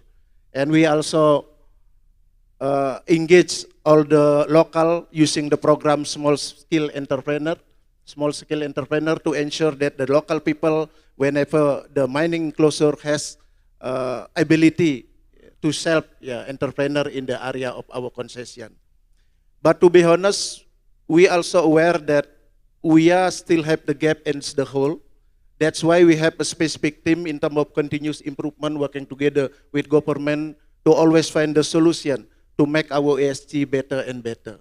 In terms of the governance, we always doing the audit by the third parties and also adjust our procedure to adopt the standard best practice. All of our stakeholders has open and transparent information in terms of how we are running our business. I think that's all from Antam. Thank you. Thank you, Deva. Thank you. I'd like to move from kind of Indonesia and so, over the last couple of questions. I have a question for you, Naveen, you, and then Deshni, I'd like you to react to the same question. We do live in a complex geopolitical time, a complex environment. Some years ago when Indonesia announced its downstreaming policies, that felt like, oh, that's quite a change. But more recently, the US announced the IRA. The European Union has come out with is in the process of coming out with its own policies. How does all of that impact everything we are talking about? What change, how are you adapting to these changes? Naveen, it's a global industry. You sell across so many countries. How are you dealing with this? Thanks, Kaushik. I think the regulation on the IRA, which is stimulating the growth of renewables, power sources, electric vehicle, focused on USA, but not only the USA, the countries which are the FTA partners with the USA, certainly has a very positive impact on the countries outside. So the world is becoming more, or recognition is coming more for that the world is more resource-centric, just not as a consumer-centric. So the recognition of that matter in the the current global outlook, where supply chain disruptions we have seen recently, and the self-reliance on these critical minerals through these policies intervention is quite important. As EU, the similar act, which is more focused on securing the supply chain, financing the supply chain for their own need, is certainly a positive stimulus for the countries which are resource focused. Let's see, in the IRA, we mentioned the country of concern, which is one of the policies towards. As a copper, I work on copper. 56% of copper is consumed in one country, which is country of concern, and 46% of copper is being processed in that single country. And global resource chain, or the global large companies are focused towards supplying the supply chain, and the processed material comes to the global in a finished product or either in a manufactured product. This is I would say, through IRA or EU, even if it is a bit late, I think it's a good recognition that the world is multimodal. Indonesia as such, on the copper side, as I said, that we'll be producing close to 1 million ton, which takes care of the self-reliance for the ASEAN region, where Indonesia is the leader and the largest country. 1.1 million ton, probably we and Freeport together will produce from 2025. That makes us self-reliant. As the consumptions grow, as you know, the copper demand by 2035, maybe 2 or 3 times in ASEAN region, we have a responsibility to have a sustainable operations, not only in Indonesia, as we move from mining country to a processing country, secure the raw material from the not only ASEAN, the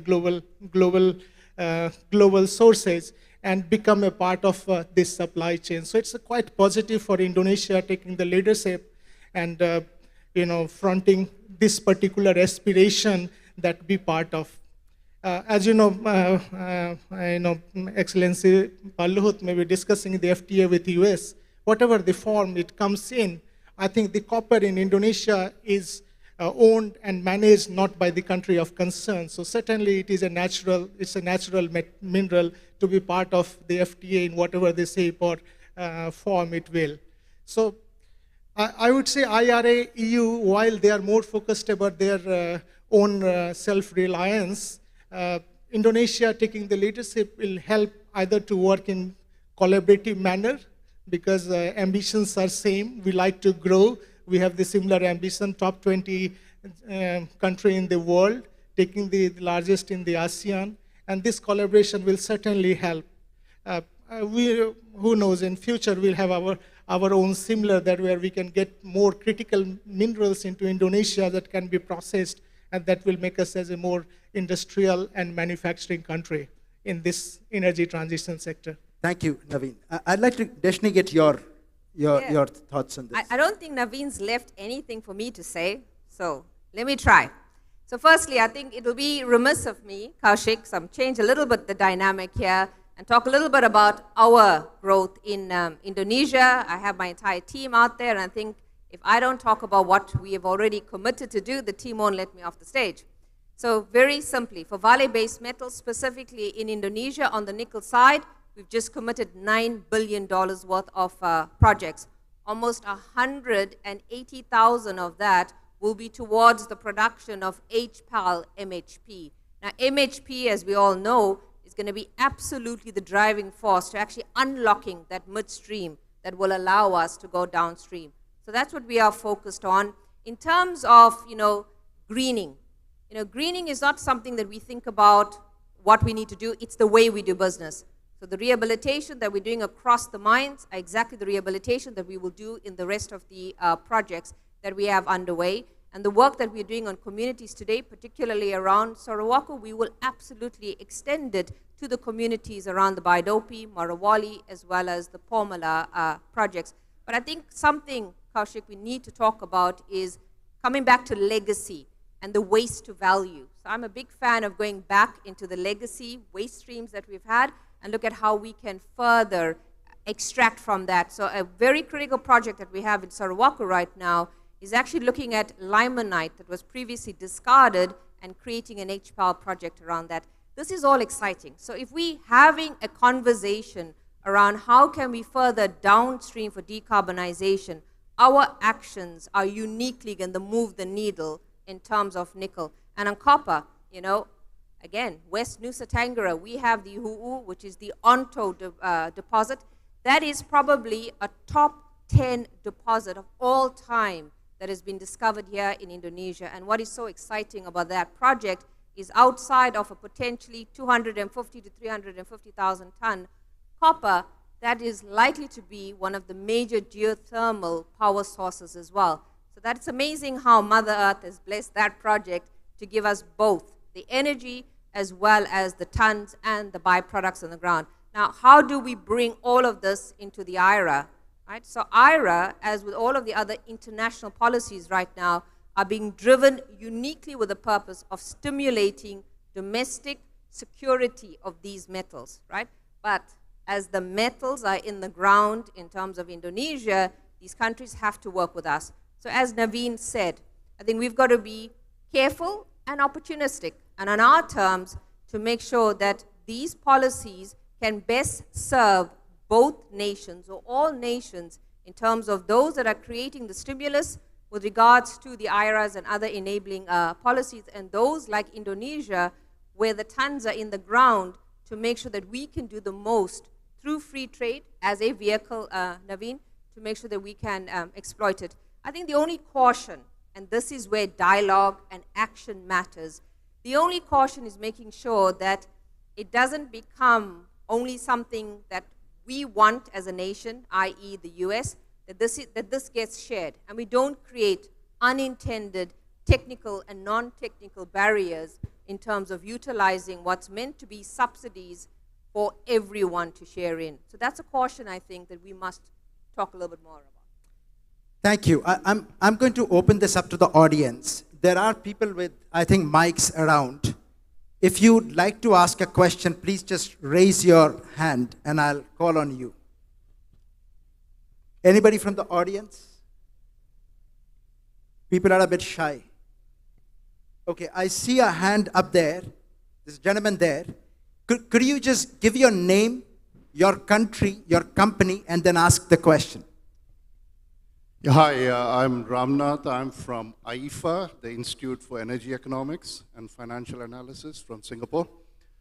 My question is regarding the extraction and refining of the clean minerals. What kind of stronger policies can be done to make sure that the extraction and the refining process is clean itself? Because as of now, a lot of it is backed by either fossil gas or coal. What can be done to encourage, say, renewables usage directly in the mining process? Thank you. Thank you. Deshni, can I direct that question to you? And Paluhut, I think, so, I mean, the move is already happening, right? So when we approved the Biodopy project, which is the project in Marawali, it would have been easy for us to go with coal because it's on the grid. We actually made a very tough decision to go with LNG, which is only a 40% reduction in carbon, but it was still a step towards. But what I see government has now done is almost promoting all projects to come with either a renewable start or a clean.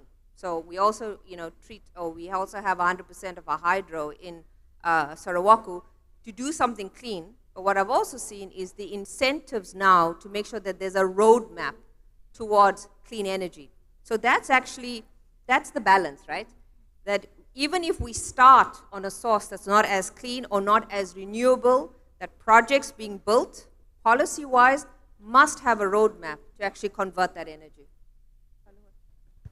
If I may add a little bit to slide number 7, just to show you that we are preparing that one. Like Destiny said, we have a roadmap of that. See the hydropower, the geothermal, and solar panels, and others, because we cannot just wait until we build the hydropower and no production. That's why we have a temporary still on coal fire, super high technology, super critical technology of coal fire. So we are building the ecosystem. We are not building only one factory. We are building the ecosystem. We get the benefit, but at the same time, we care also about the environment. We care also about the renewable energy for this kind of industry. Thank you. Thank you, Paluhut. May Next I question. add a little bit? Yes. No, I just want to have my slide number 12. Why the government in Indonesia put it downstreaming industry?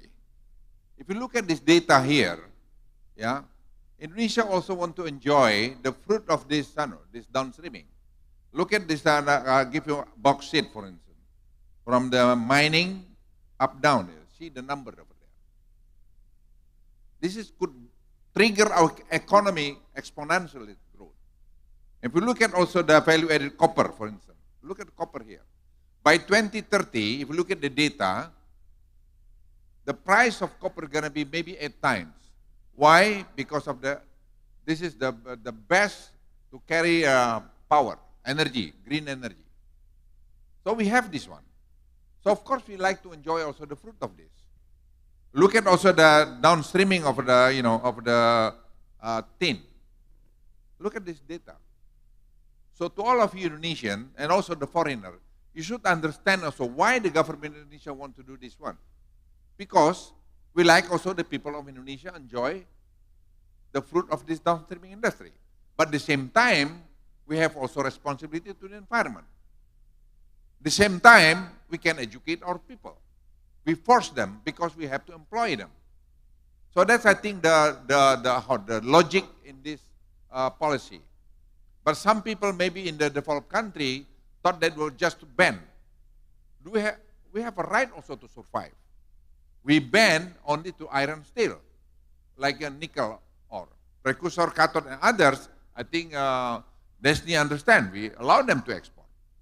But even to have our own downstreaming on the one level, we are not allowed. When we're going to be the high-income country? When? Are we going to be the developing country forever? Of course not. We have to fight against anybody who stop us in this area. We have right also to survive. That's Indonesia. That I keep telling them anywhere. I was in World Economic Forum, in any other. I said, hey, look, we don't ban the whole supply chain. We just ban on one sector, one level. I just want to add this one. But IRA, I think you respond already about this. We've been discussed this also with U.S. side. I think the progress looks good. Hopefully by next November, we can get the solution of this issue. Because this benefit both sides. Not only benefit Indonesia, benefit also U.S. and benefit everybody. Thank you. Absolutely. I mean, just to touch on that, I mean, when Paluwood said it benefits everyone, you know, we are talking to quite a few of the OEMs. Ford Motor Company is in one of our projects, and we've been working on how, you know, Ford Motor Company can still be incentivized to beneficiate in Indonesia while still attracting some of the IRA benefits. And I've been very selfishly picking my hand up and saying, use us as a test case, Paluwood, because it makes sense. We have the projects, let's try and make that work. But we love very much also with Vale and Aman because their standard of environment is very high. The other day when the Tesla team and Ford team also went to Vale, they give a thumb up like this. We have to learn also the standard of environment in Indonesia. But I admit it also, we have some problem here and there. But the government of Indonesia has a very clear position. We remind them if they don't comply to the standard, international standard on the environment, we shut down the industry. I make it very clear to them. I want to add you another slide to all of you to get understanding better about Indonesia policy. Next slide, please. Slide 13. That's what we're doing now. We build the ecosystem because all the downstream bauxite, copper, tin support electric vehicle. This is value chain. But this is not going to be overnight. It takes years before we can do this all together. Look at the next slide here. So that's the dreams of the government of Indonesia. But we have to work together. That's why we love very much with Vale and also with Aman. They're doing an Antam right now. Antam comply more and more, better and better. Because I told them, in my idea also, you have to comply to the international standard. We're digitalized now. So less and less corruption, more and more efficient. I can talk to you openly because we are doing this one, not slogan. Yeah. They look at our efforts ensure this is also the industrialization. We'll uphold the environmental. Again, we are not only talking, we are implementing this. Of course, again, we still have problem here and there. Try to maneuver like this. But I told them, we investigate. Right now, we have all data digitalized. I promise you, if you don't comply to this, we shut down your industry. Because I believe they invest $1-2 billion, only maybe $10-15 million to maintain the environment. If they don't do, they shut down the industry. They got the problem, not us. That's, I think, I just give you more information about the policy of the government of Indonesia. Thank you. Thank you, Pak Luhut. You're quite direct. And I think people, when you speak, I think people hear you. They understand you. Thank you. I talk to Destiny also like this when we negotiate about Vale, you know. We make it very open with sincere. We don't want to hide anything, so then everybody knows this one. This is Indonesia today, leadership by Pak Jokowi. Thank you, Pak Luhut. You know, I'm looking at the time here. We can take maybe one more question from the audience. Okay, I see a hand there. Can we get a mic?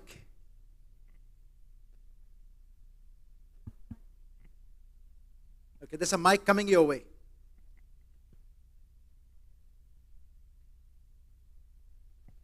Hello, good morning. Okay. My name is Salsabila Terafinieli. I'm the CEO of Nawasena Sinergi Indonesia. It's actually IoT services. So most of the time, Indonesia is always undeniably our goods in natural resources. However, in here, we have to push to have like an IoT services for me because everything is much more pollutant. And I hope, as an entrepreneur, I'm a new here, and I hope Mr. Luhut also concerned about the green ecosystem. And I hope, my hope is only that my IoT services would be contribute to this country because as recently I study in Malaysia, SDG, Sustainable Development Goals, is our curriculum there. So everyone is concerned about the green ecosystem. However, in Indonesia, in academic way, it's very not nice in syllabus because no one concerned about that. And Mr. Luhut is already said that we have like polytechnic education, right? However, we need foster the curriculum that SDG is to put on concern. So maybe the question here is the education system adapting? Yes. To all these ambitions? Pak Luhut, any response to that? Yes, thank you very much. I like it, you give some very good advice to the government of Indonesia. I agree to that. Yeah, we need also within the curriculum, we have to add also about the environment. Yeah. So, but don't worry, I can convince you. My granddaughter, eldest granddaughter, she's also student in the college. She always remind me about the policy, and then she said always, this is I think very strong messages. Said Opung is grandpa, don't ever make any policy against my generation about the environment. So I'm not gonna issue any policy. That's why I'm talking very straightforward about the environment, because my granddaughter said, don't make any policy Opung against the interest of my generation. I don't want to destroy also the next generation, your generation, and my granddaughter generation, and everybody, because of the wrong policy. We are not only making money, but we also very care about the environment. That's also the forum, the title of forum. This is about the sustainable environment. That's I think our theme. So we are very care about this. Don't worry. But again, I will remind Nadim about this curriculum. Thank you. But thank you, Pak Luhut. So an action here for the education minister as well. Look, I'm conscious that we are out of time. What I'm going to do is I'm just going to ask everybody, just on the panel, to just take half a minute to think. What's the one ask from the corporate? What's the one sentence you would have for Pak Luhut to take away? And then Pak Luhut, I'll ask you, what's the one advice you would have for all of us? Okay, so is that okay? Maybe. The ask from industry is, I would say, policy and fiscal sustainability, because to build a mine, it needs a generation. And with the ambition to lead the world in a sustainable manner, it needs a lot of support from the government. So stability on the fiscal and regulatory policy will be quite helpful. And we are following the policy on downstreaming of Indonesia. I think it's just not only the government responsibility, we as an industry like to continue. It's more sustainable, more stable, and more promising for the future. So stability. Stability in fiscal and regulatory will be much more helpful to industry. Deva. Yeah, thank you. There are key focus of AMTAM in this year. Yeah. The first to success the EV battery ecosystem with partnership with Chinese and also for the LG. And don't forget that our resources is unrenewable. That's where the aggressive exploration is very important as well for us in Indonesia. We expect that the collaboration all of the stakeholder, especially to have the same vision and mission in terms of the EV ecosystem is very important. And I don't make the as a request to Pak Luhut because all of the government very support for us, regulator in the EV ecosystem, but we expect the speeding up of the support can be improved. I think that's all. Thank you. Speeding up of the support. Deshni. I think Dave summed it up very well. Stability point, I think, is, mining is a 20-year game. I think the point that Divar made is something that I wanted to touch on. I think government can play a very critical role in bringing like-minded partners to the table. That happens today, but perhaps not in the true spirit of partnership. And I think that's absolutely a role that government can play today. Pak Luhut. Yeah, we listen to any input, and thank you also. Government always look at also surrounding countries and to set up the policy. So policy basically benefit to the investor, benefit also to the people of Indonesia. That's, I think, very important, but in the same time, environment also very, very important for us. Thank you. Thank you. That's a great way to end. Thank you very much. Thank you to our moderator and our speakers. We will make a photo session. We invite the photographers to make a photo session with the moderator and our speakers.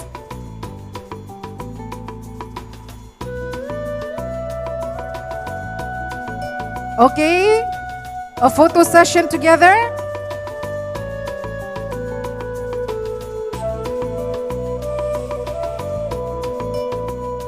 One, 2, 3. One more time. 3, 2, 1. Thank you so much. Thank you. Let's give a round of applause, ladies and gentlemen. We have just concluded with the first session, downstreaming the critical mineral industry for decarbonization. And next, we will continue with the second session on sustainable mining of critical minerals to bolster decarbonization. We will rearrange the chairs for a while. We will be joined by His Excellency Professor Dr. Insinyur Irwandi Arif MSc, Special Staff in Acceleration of Mineral and Coal Governance, Ministry of Energy and Mineral Resources of the Republic of Indonesia, Ms. Febriani Edi, CEO of Vale Indonesia, Mr. Ardin Junior, Senior Vice President, Geoengineering Freeport Indonesia, Mr. Matt Godlewski, Vice President for International Government Affairs of Ford of Europe, and Mr. John Moore, CEO of Bloomberg New Energy Finance.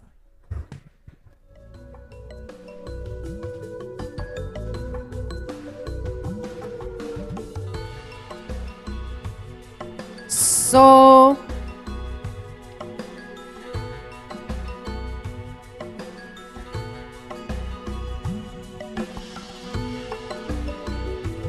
okay, our second session will commence, and I'd like to invite the moderator for this session, Sayak Datta, partner at Kearney. Mr. Sayak Datta.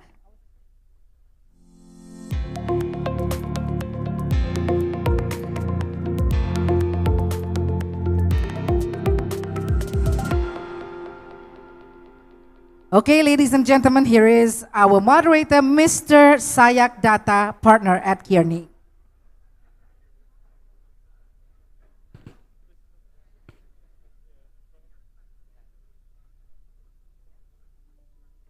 Selamat pagi, everyone. Good morning. Very glad to be in front of all of you over here. We're going to talk about a very important topic, sustainable mining of critical minerals to bolster decarbonization. As was just mentioned, my name is Sayak. I'm a partner with Kearney, a global management consulting firm. Been an energy enthusiast all my life, working extensively across different sectors within energy, including mining. This is a very, very important topic, and just a few words on this topic. Indonesia is a very important juncture at its stage today. We know that mining is extremely important for the country. 12% of our GDP is from mining. Equally, we are very important to the world. We are the #3 producer of coal. We are the #1 producer of nickel, #3 for copper, and the story goes on. So mining is important to Indonesia, and Indonesian mining is therefore important to the global industry. We're also seeing a lot of mega trends in the energy and minerals sector. One of them is obviously ESG and sustainability. In the last decade or so, we have seen an increasing momentum on ESG, decarbonization, sustainability. You can use different terms for that, but they eventually imply all the same things. There's been increasing pressure from the investors, increasing policy rollouts from the governments, regulations, and the broader customer and the market. Now, as we go on to the discussion today, I would like to invite our eminent panelists. I'll start with Professor Irwandi Arif. He's a special staff at the Ministry of Energy and Mineral Resources. A round of applause, for Irwandi. Can I just jump in? May I invite the audience to be seated, please? Can we respect our speakers and our moderator who are now conducting the second session? Once again, we invite everyone to be seated, and let's continue with the second session. Go ahead. Thank you. I would like to now invite our second panelist today, John Moore. He is the CEO of Bloomberg New Energy Finance. John is extremely passionate and knowledgeable about this sector, so we're very glad to have you as a panelist, John.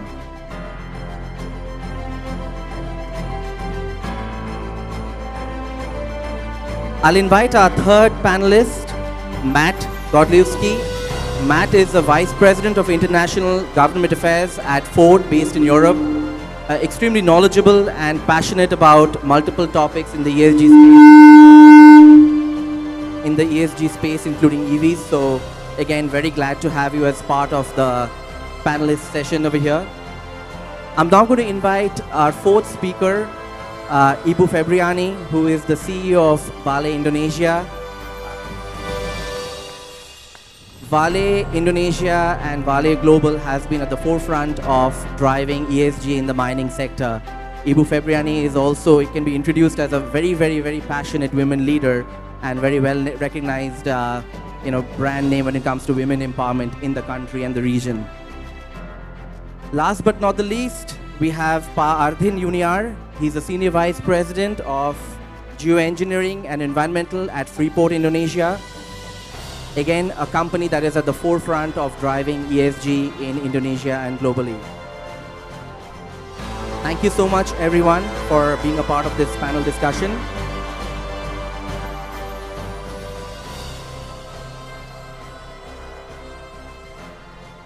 Does everyone have a microphone, or we'll have to? Okay, we can pass it around.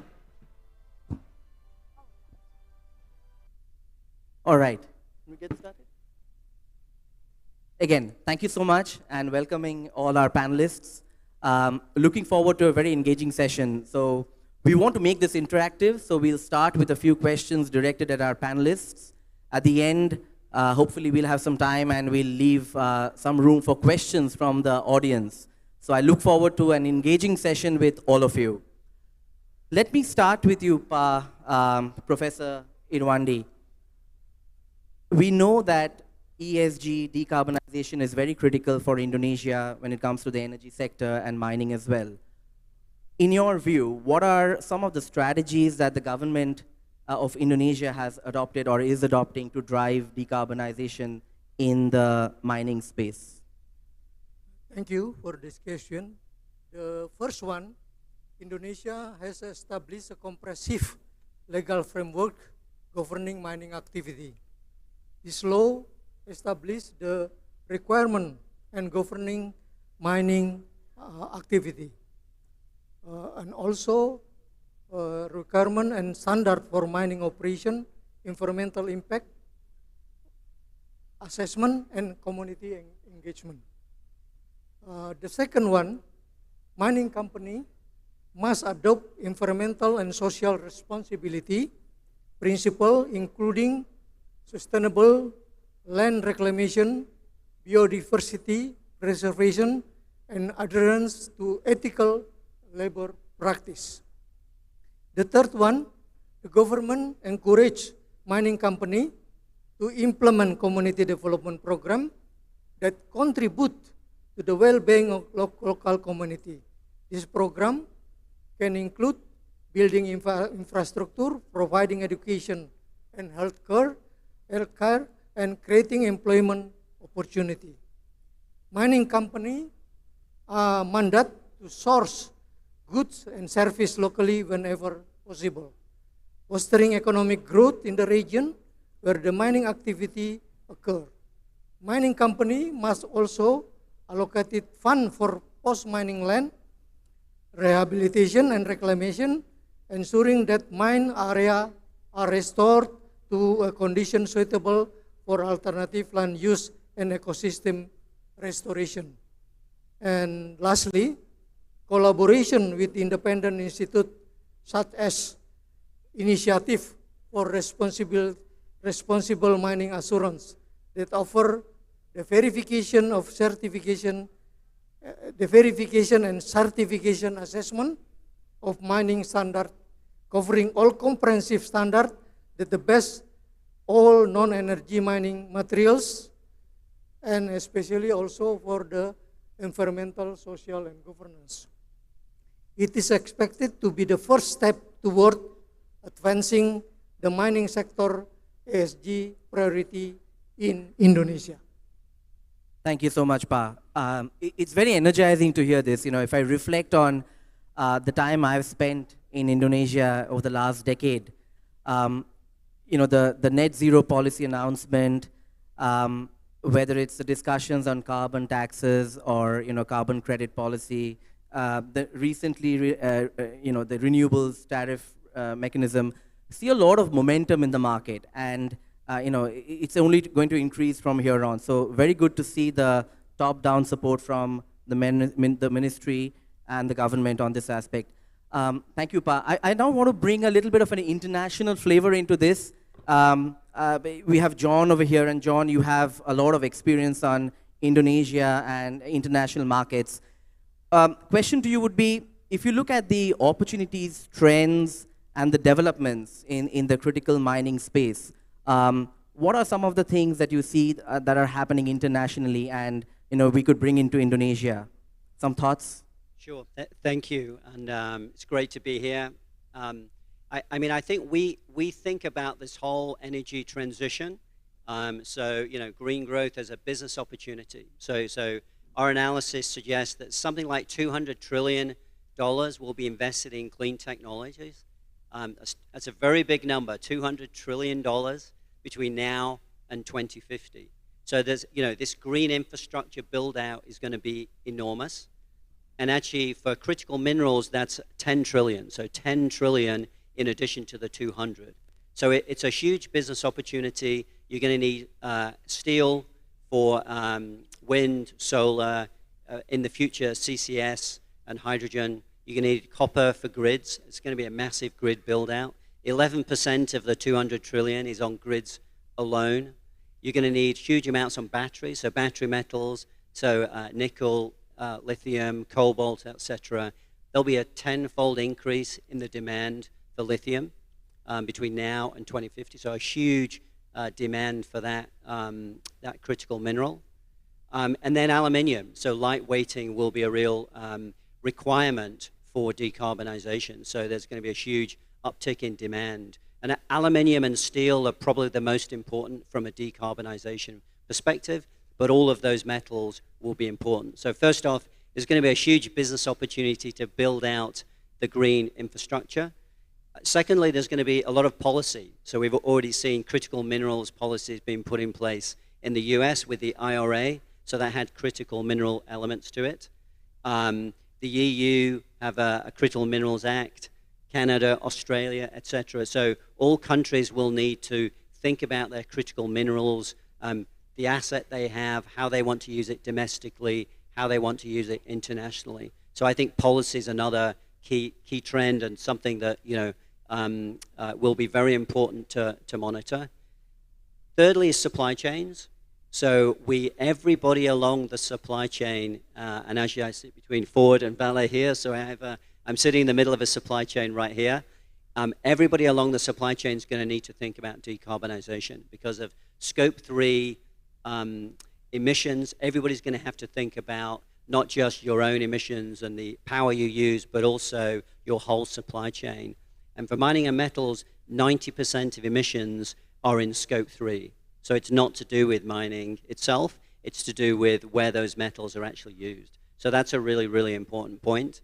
And the final point I'll make is just around ESG. So that is going to be super, super important. You heard from the MD of the IMF this morning that emissions intensity will be a number that's added to GDP. So countries will be monitored that way. Companies are making commitments about ESG. So I think the whole ESG topic, which I'm sure we'll hear more of, is going to be very, very important. So those would be my 4 key areas. Thank you. Thank you so much, John. I want to ask you a quick follow-up question. You talked about the Scope 3 being very important for the mining industry. Broadly, what are some of the things that you think companies in the mining space can or should do when they are thinking about reducing Scope 3 emissions?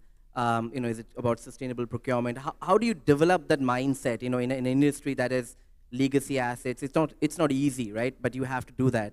Any thoughts on that? Yeah, I mean, it'll be so most of this is going to be downstream.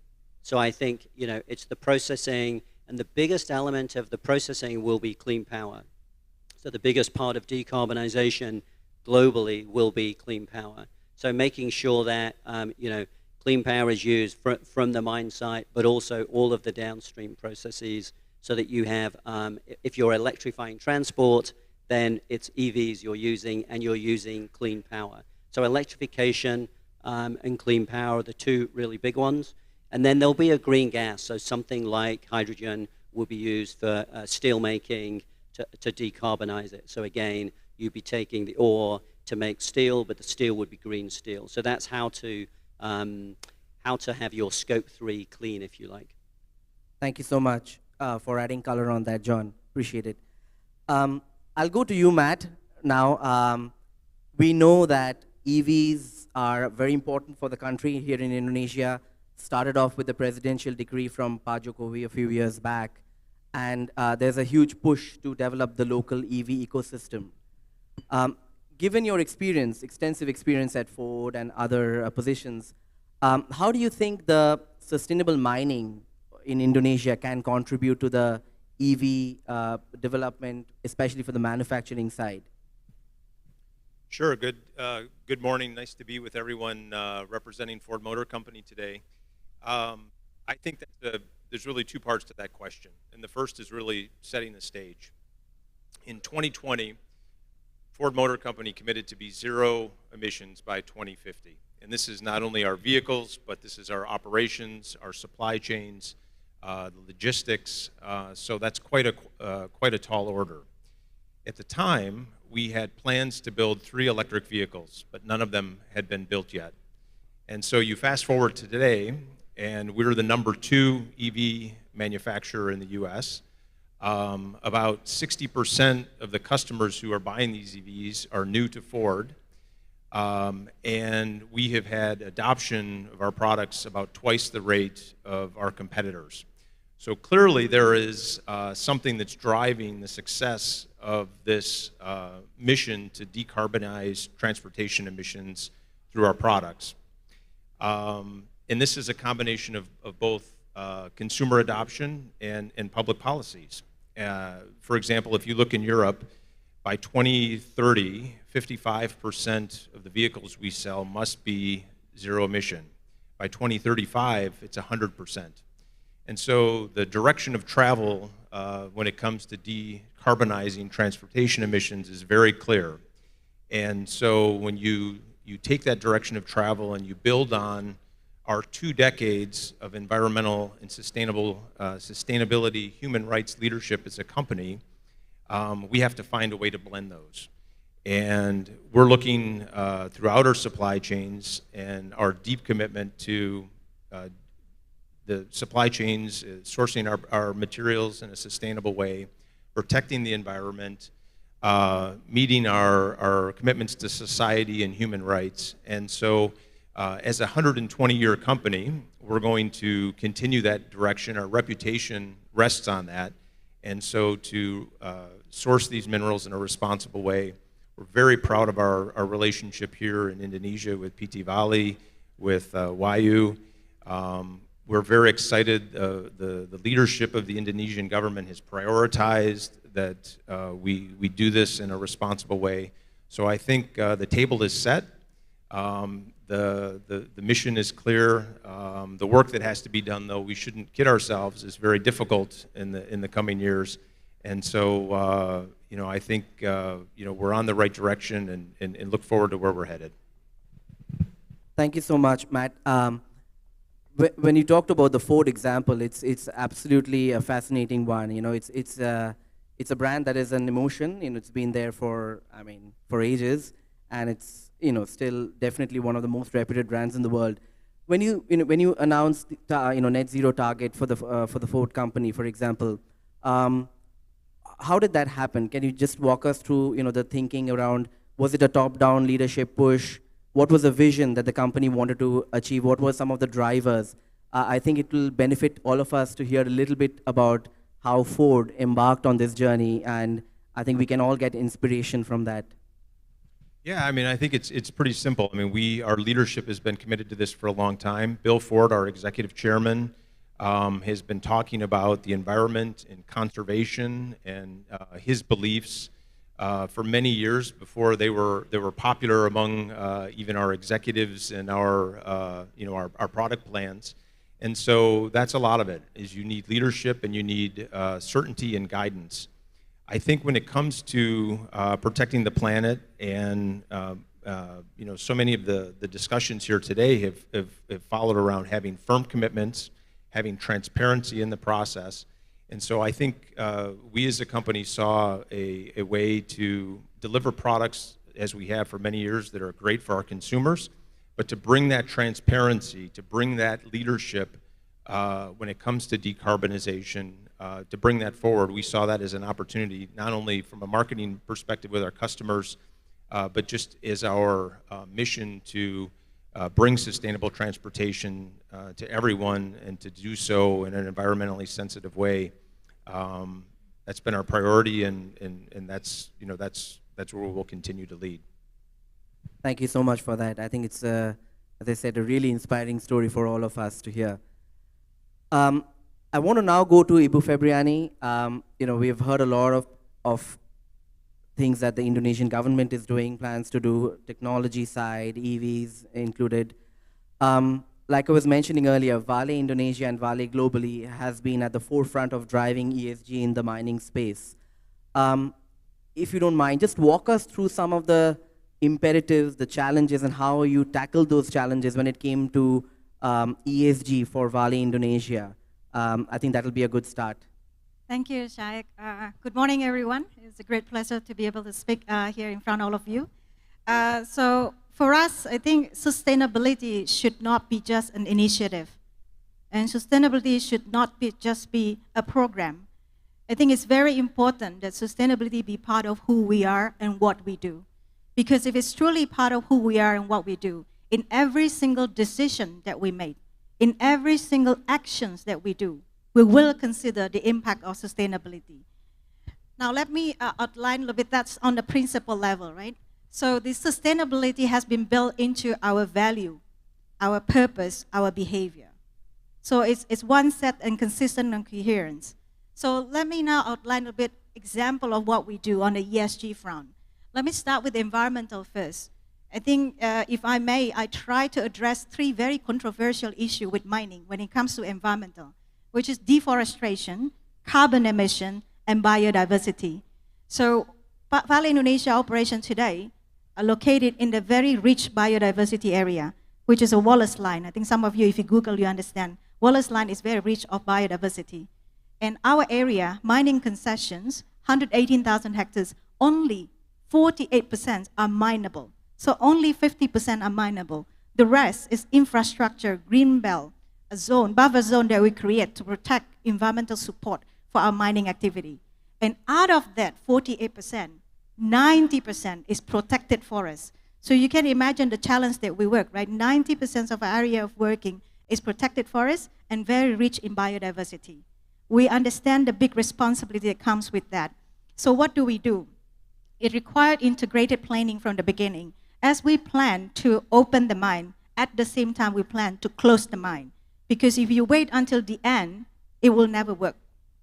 So for us, we always try to minimize the open area and take the benefit out of it. So for instance, instead of opening up a new hill, the entire hill, we will divide it into small compartments and only open that specific compartment when we really need it. That way you minimize the footprint. And then once we finish with the compartment, we move to the other, we do reclamation. So if you have an opportunity to come to our site, you will see mining and reclamation hand in hand. It happened at the same time. So it's not like waiting until the mine closure and do the reclamation. So that's the first thing. So today, based on the statistic, we have rehabilitated. Our target is by 2025, complete 70% of our area, complete the reclamation. On top of that, we also do reforestation because we understand deforestation is one of the biggest concerns. We do reforestation outside concession. So today, if we add reclamation and reforestation that we have done, to date, we're close to 300% of area that we have opened for the last 50 years. So I think once we leave the boundary of our concession, it's no longer net negative or net zero. It can be net positive if we started to see beyond our boundary. And then on the biodiversity side, before we start the mining, we do inventarizations of all the biodiversity in the area. So what is the purpose of that? So by the time we do reclamation, we can check how much progress we have made in terms of bringing the biodiversity back to where its original form. And then the last one is, I think the laterite mine that Indonesia is rich of, the biggest concern is always managing the effluent water. And we have proved to everyone, if you have a time to come and see, Lake Matano is next to our mining area. And after 50 years, the water is still pristine. And not only that, the water is actually a source of drinking water. So we can prove to people the mine effluent water that came from the mine, toxic and very dirty, can actually be treated to the point that you can drink it. So I think these are few testaments of our commitment to environment. On the future looking, I think it's important to address carbon, as John and also Matt has addressed, right? Nickel today is a solution for climate change issue. So if we are a solution, then the process of mining and processing of the material has to be low carbon. Otherwise, we're just simply moving the problem from downstream to upstream. So today, our hydro dam, our smelter is 100% powered by hydro facility. We built and operate 3 hydro dams with 365 megawatt. That make us today the lowest carbon intensity RKF in Indonesia. Despite this, we also make commitments to reduce our carbon further. We have a series of carbon reduction roadmap. I wouldn't have time, I think, to go through everything today, but happy to take any questions you have later. But I want to touch on not just environment, but also on the social front. I think people talk a lot about environment, but social is also often forgotten, right? And social, I think, is an opportunity, not a challenge. A lot of mining operations exist in a very remote area when there's limited infrastructures. I think we play a significant role there, building infrastructures and promoting local job, local contractors, and also community development. I think over the past 5 decades, we can prove that today, Vale Indonesia, 99.9% are Indonesian, 80% born in Sulawesi, and 44% born in Luwu Timur, the regency where we operate. So these are testaments of our commitment to develop local talent. And on the contractor side, 90% of our spending today is supported by national and local contractors. And last point is about community development. I think community development cannot be seen as a donations or charity program, right? It has a series of science behind it, so to speak. So I think for us, community development requires 3 pillars involvement: government, ourselves, and community in developing the program that is required. And at the end of the day, the program is targeted on promoting, independent society post-mining closure. So these are a breadth of stuff that we do, and on governance, obviously very important, transparency and ethics.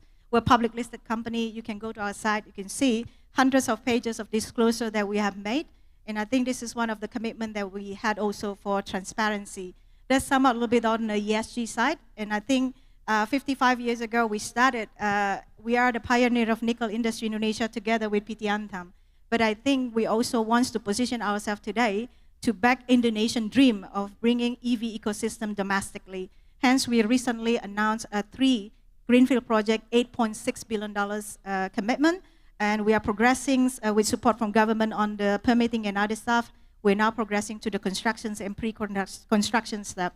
So we hope to conclude this very soon and help the government, support government enhancing Indonesia as the EV ecosystem for the region. I hope that's addressed questions.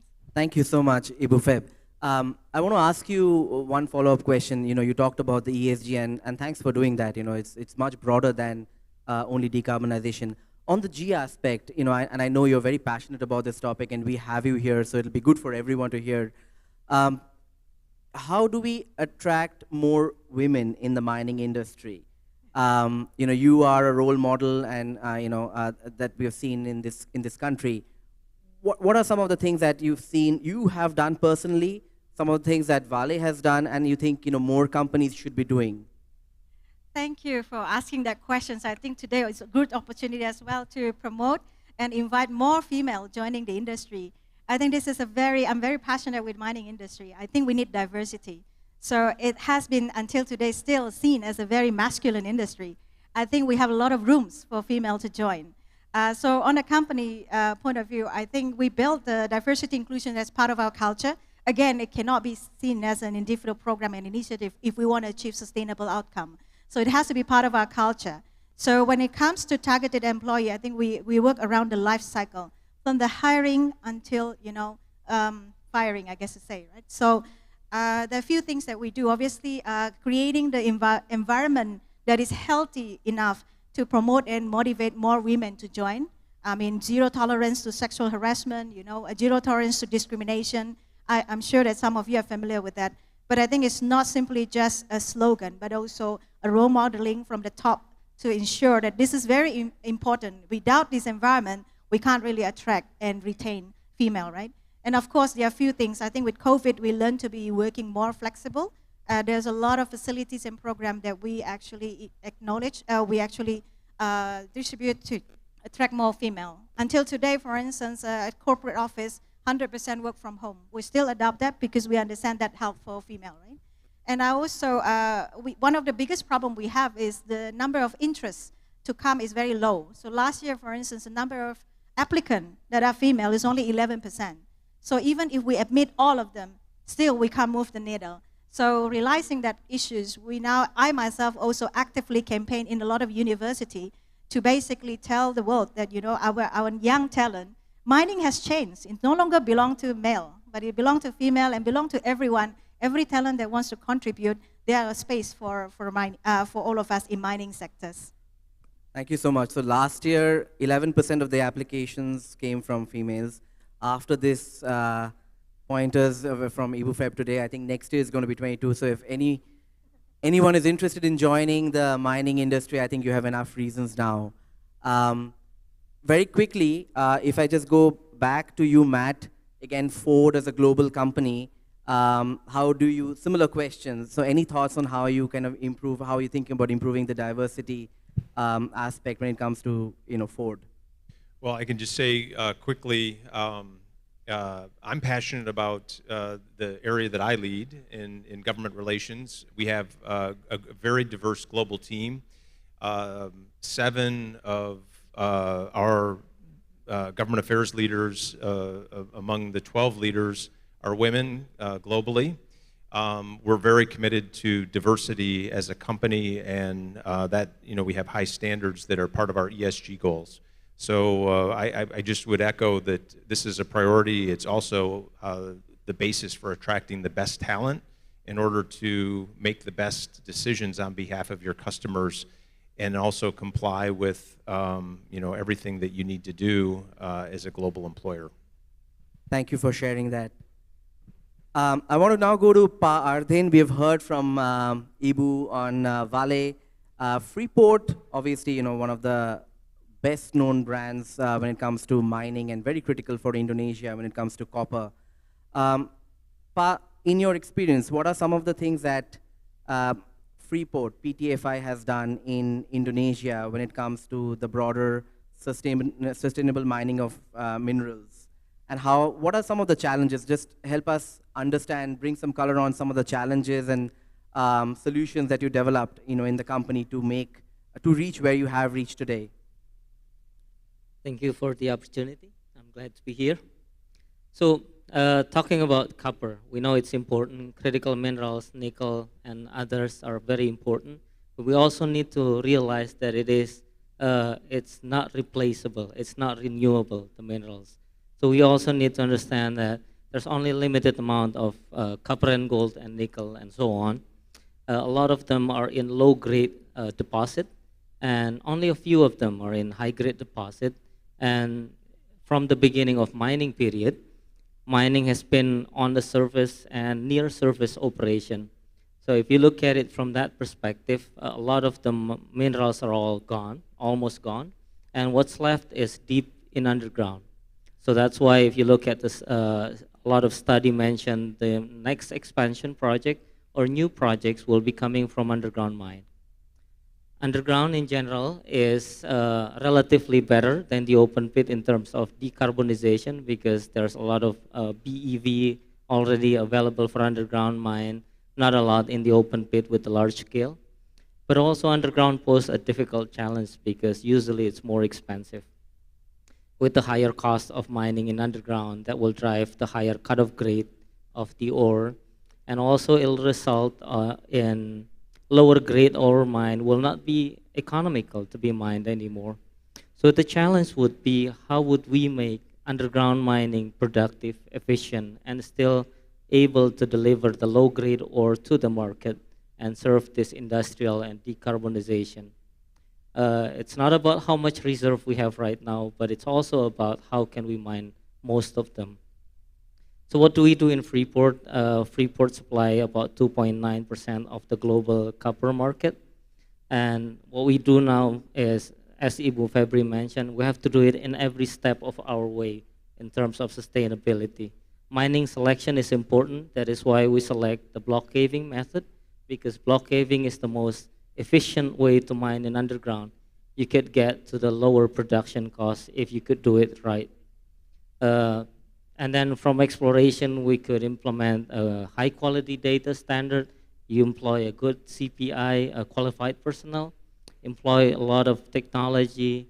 If you have the opportunity to go to Freeport someday, you would be able to see the advanced mining technology we have with remote control, autonomous mining system, IoT for monitoring system, and also continuous improvement.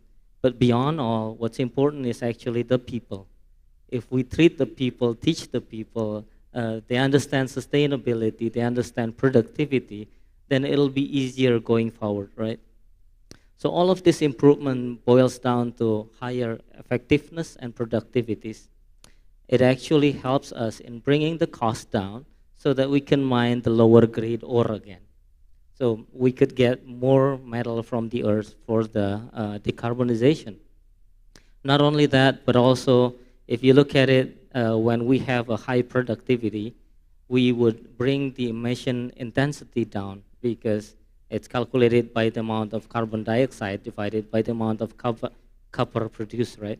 So the more effective you are, the lower your carbon intensity, emission intensity.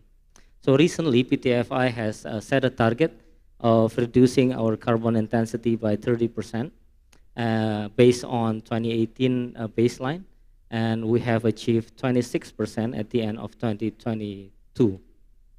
Going forward, we still have some opportunity. We're looking at changing our coal power plant to become LNG power plant.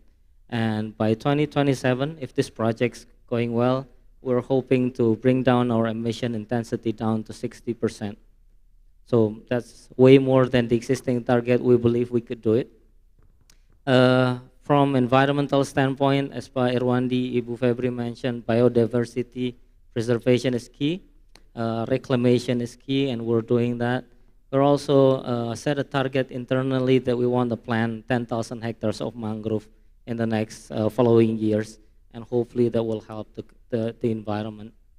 From the social point of view, our social investment has reached about $2 billion from 1992 to 2022, and we're planning to continue spending about $100 million a year, and that's focusing on health, education, and economic for the community, with a lot of other projects supporting those three focuses.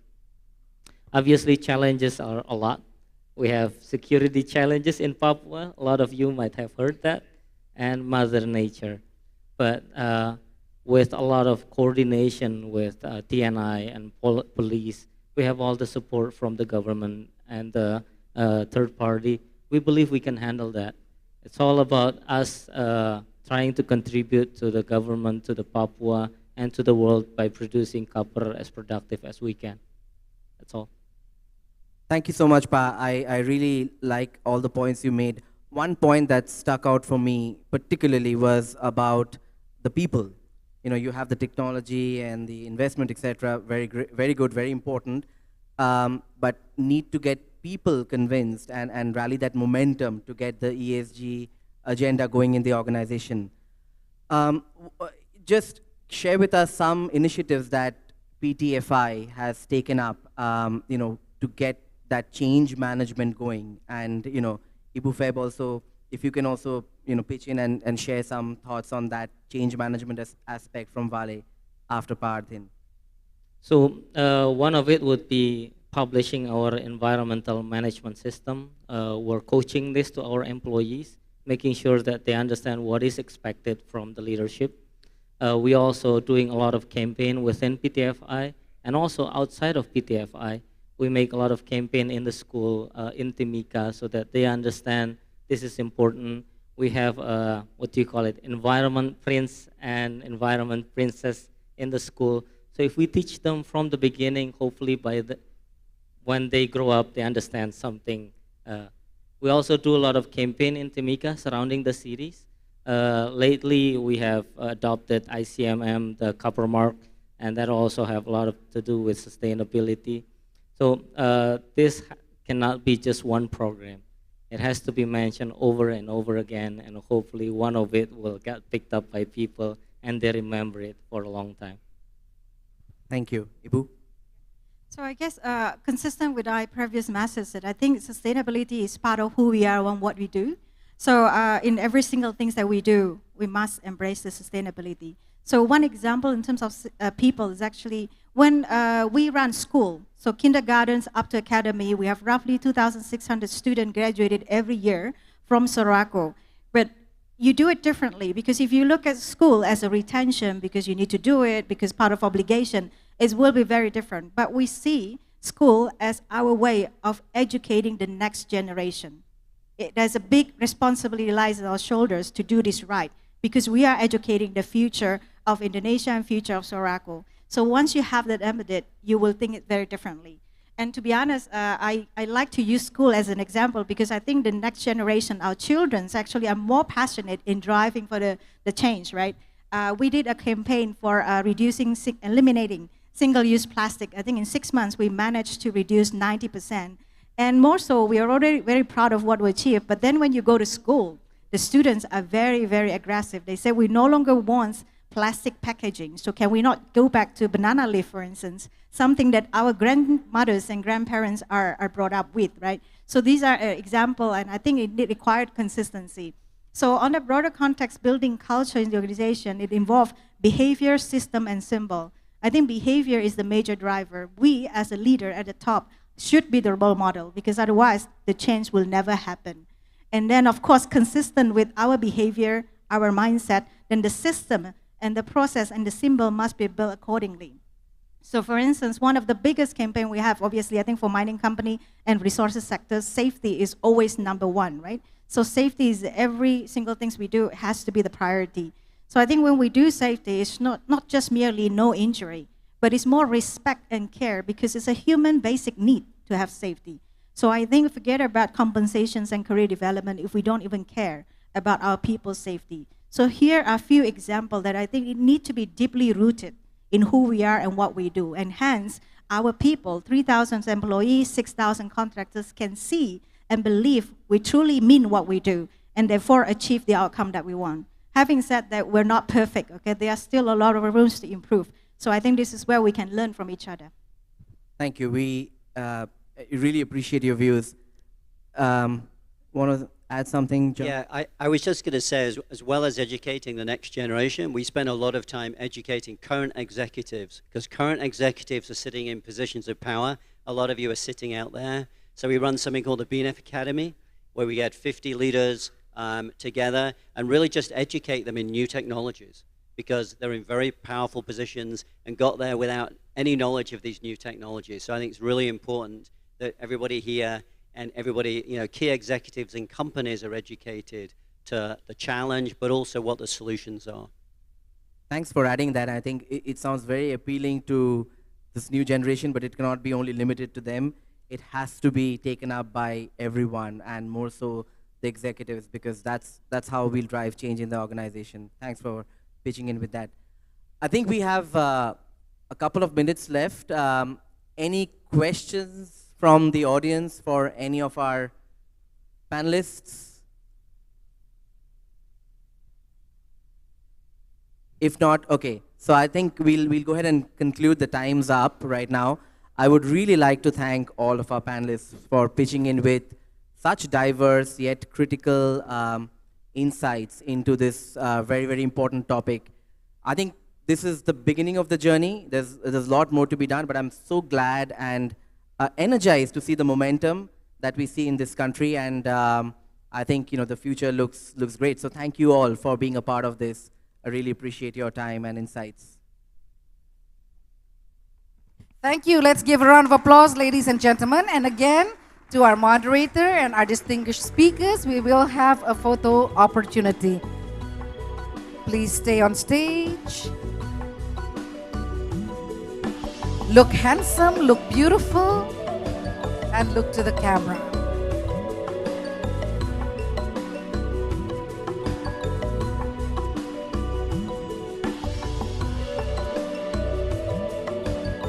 Thank you so much. Again, ladies and gentlemen, let's give a round of applause. We have listened to a number of important key areas in regards to sustainable mining of critical minerals to bolster decarbonization. We still have one more session before we break for lunch, and we would like to inform you that session 3 is greening the power sector as the backbone for energy transition and all.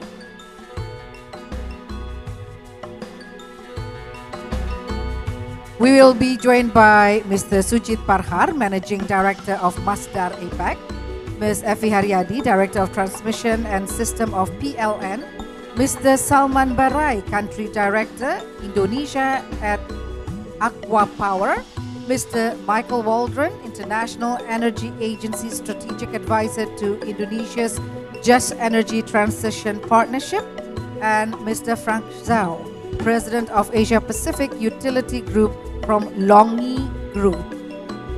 While we rearrange the chairs for our speakers and our moderator to take the floor, we invite everyone to please remain seated. Again, we invite everyone to remain seated.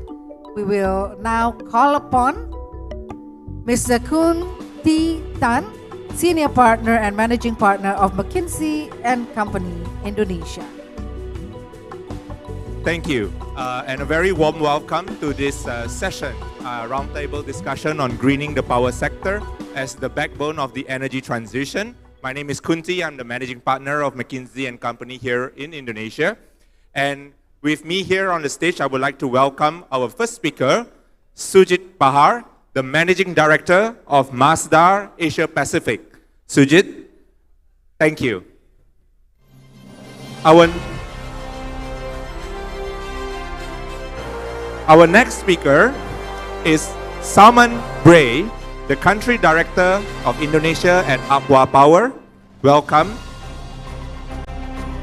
And thirdly, I would also like to invite Frank Chow, who is the President of the APEC Utility Business Group of Longi Group.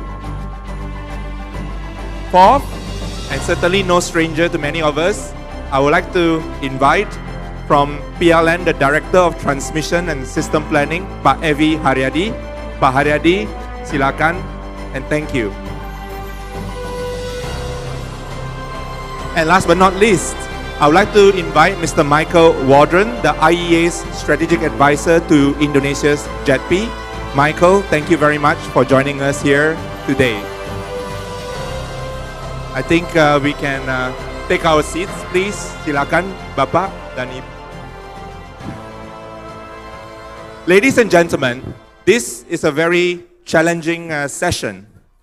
It's a challenging session because we all know that the power sector is indeed the backbone of the energy transition for any country, including, of course, Indonesia. But it's not just the backbone of energy transition, it's also the backbone of energy security.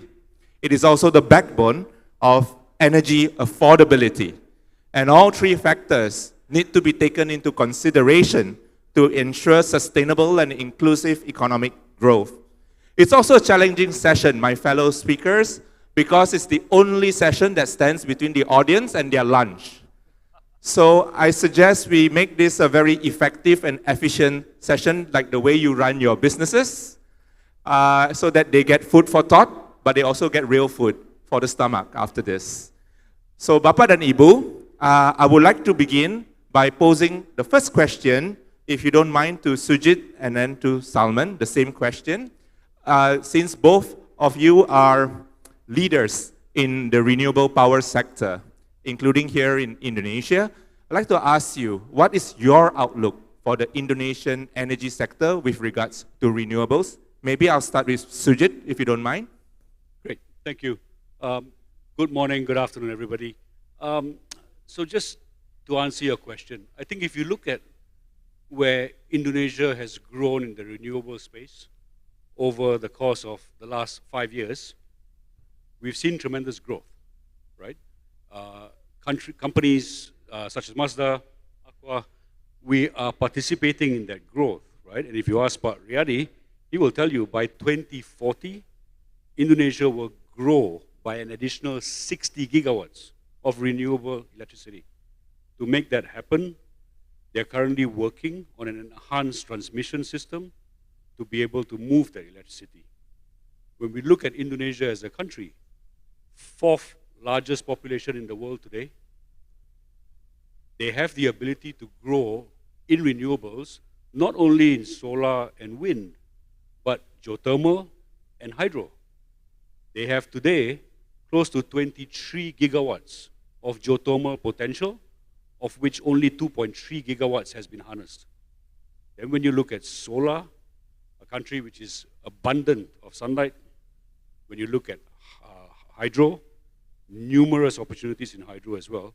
So when we look at a target of 60 gigawatts by 2040, we agree it's achievable. We agree it's a great target to hit, and we agree that industries, companies like ourselves as developers, will work with the government to deliver. Thank you very much, Sujit. So huge potential. Yeah. Salman. Yeah, thank you very much, and thank you for having me here.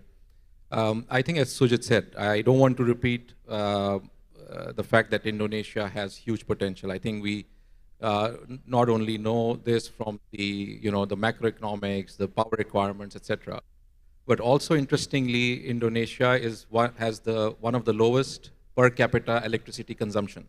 It's only 1,200 kilowatt hour per capita, which is 7th in ASEAN and 133rd in the world. So there is huge scope for growth as well, and demand can multiply, in fact, in the next couple of years. On top of that, there is ambition also.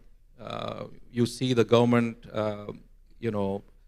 committing to net zero. You see a lot of policies and regulations coming out. And not only at the government level, now at the state-owned enterprise level also, we see people talking about a greener future, green projects, and renewable energy. But does that potential and ambition translate into an enabling environment for private sector? I think that's the point that we need to really discuss.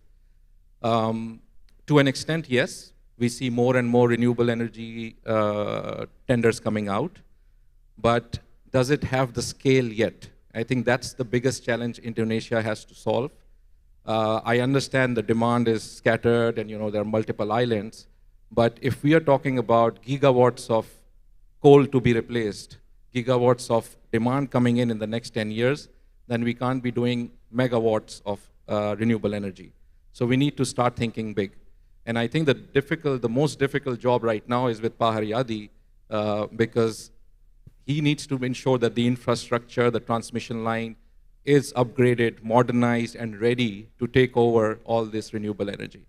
And I think the final thing that also we can learn from the Middle East is to have a clear plan of action for every year. How much gigawatts will be added, how they will be added, and then execute those plans.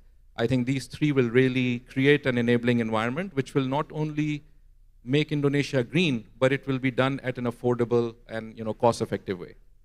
Thank you very much, Salman and Sujit.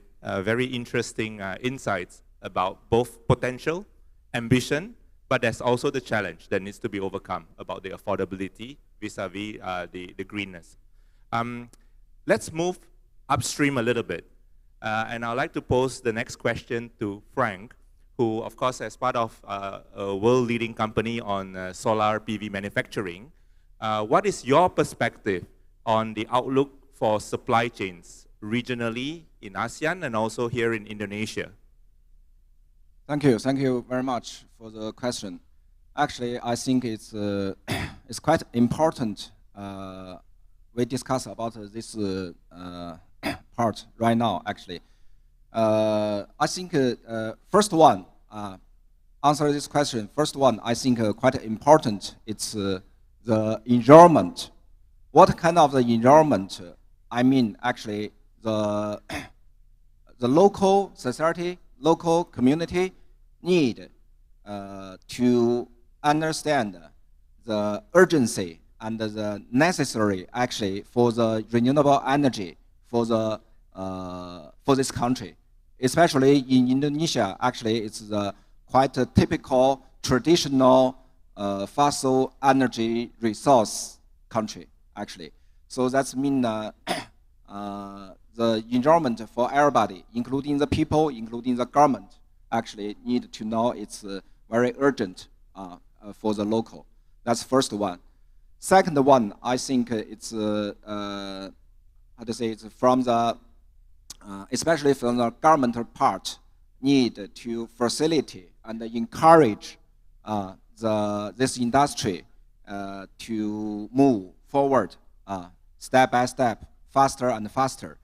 That's, for example, in some other countries, they give the government planned and organize the renewable energy projects as a big, how to say, the government will give some instruction, will give some FIT module, for example. And, for example, on other hand, the government gives some facility, including the land resource, and some gives the, how to say, the tax facility for the manufacturer part, actually. It's also, I think, the government can do to think about to speed the industry locally. And third part, I think the most important part is if we want to increase the ratio of the renewable energy for local, I think from the application part, it's the more easy way. Especially, how to say, it's encourage the use the, for example, use the solar, use the wind, use the renewable energy, and how to say, speed up step by step for the, especially for some, for example, for the solar farm, for the solar power station, utility part or rooftop anyway. And also step by step think about set up some local industry. For example, because we know the local, the industry for the solar, actually, to be honest, it's a little bit complicated. But from the panel part, from the module panel part, it's more, how to say, it's the smart way to start. So I think it's basically it's quite important. And come back to our company, Longji. Actually, our company set up from the year 2000, and we started the wafer business first, and then in 2015 we started the cell and the module business. Step by step, actually, up to now, almost in the past decade, from Longji we already produced more than 2,090 gigawatt PV modules. Actually, this module, to be honest, I give you the number. It's each year the power manufactured from this module, it's 10 times for the compare with the Sanxia power station in China. Actually, it's quite big. So from our company, we are very glad to be involved for the local, for Indonesia's renewable energy industry. And we will try our best to give the contribution for the local society. And it's our pleasure. Thank you. Wonderful. Thank you very much, Frank, for giving us insights. I think the first panel talked about downstreaming. And I think here, Frank, you're talking about upstreaming from the demand, going backwards into building the regional and local supply chain. So thank you for the insights of how Longji has done that. Now, I'd like to let the audience know that in a few minutes, I will also open the floor to questions. So please feel free to think about your questions now that you would like to ask any of the speakers. But before we go there, Pak Haryadi, as Salman mentioned earlier, yours is probably the most challenging job right now, because if the power sector is the backbone for energy transition, then PLN is the backbone of the power sector here in Indonesia. So I wanted to ask you about what is PLN doing to prepare the grid to face the new future, where you have sustainable power coming in that's intermittent, but you also need to connect, right, far-flung remote locations where the renewable sources sit. So with that, Pak Haryadi, over to you. Thank you, Kunti, for the question.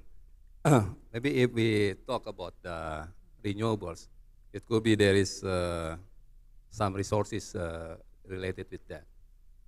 First is the baseloader renewables. It's mostly hydro and also geothermal. And the others is VRA, mostly solars and also wind. Yeah. Mostly these renewables, hydro and geothermal, they're located remotely from the demands. And also maybe some resources like wind. For this base loader, for connecting from the source to the demand, it must be there is some things that must build. First is the transmission. That's why there is an adagium that talk, there is no transition without transmission. Yeah, that's the first challenge. How we transmit the power from the a very remote location to the demand. That's the first one. The second one, after the base loader, we also have VRA, like solars and wind. the VRA, especially like solar, the power without any, we call it inertia. If we do the power with the conventional one, there's a rotary machine and there is inertia there. That's the first one. The second one of the VRA is intermittence.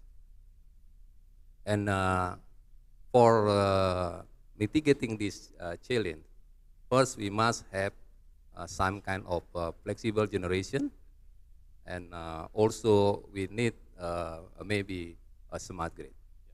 Yeah.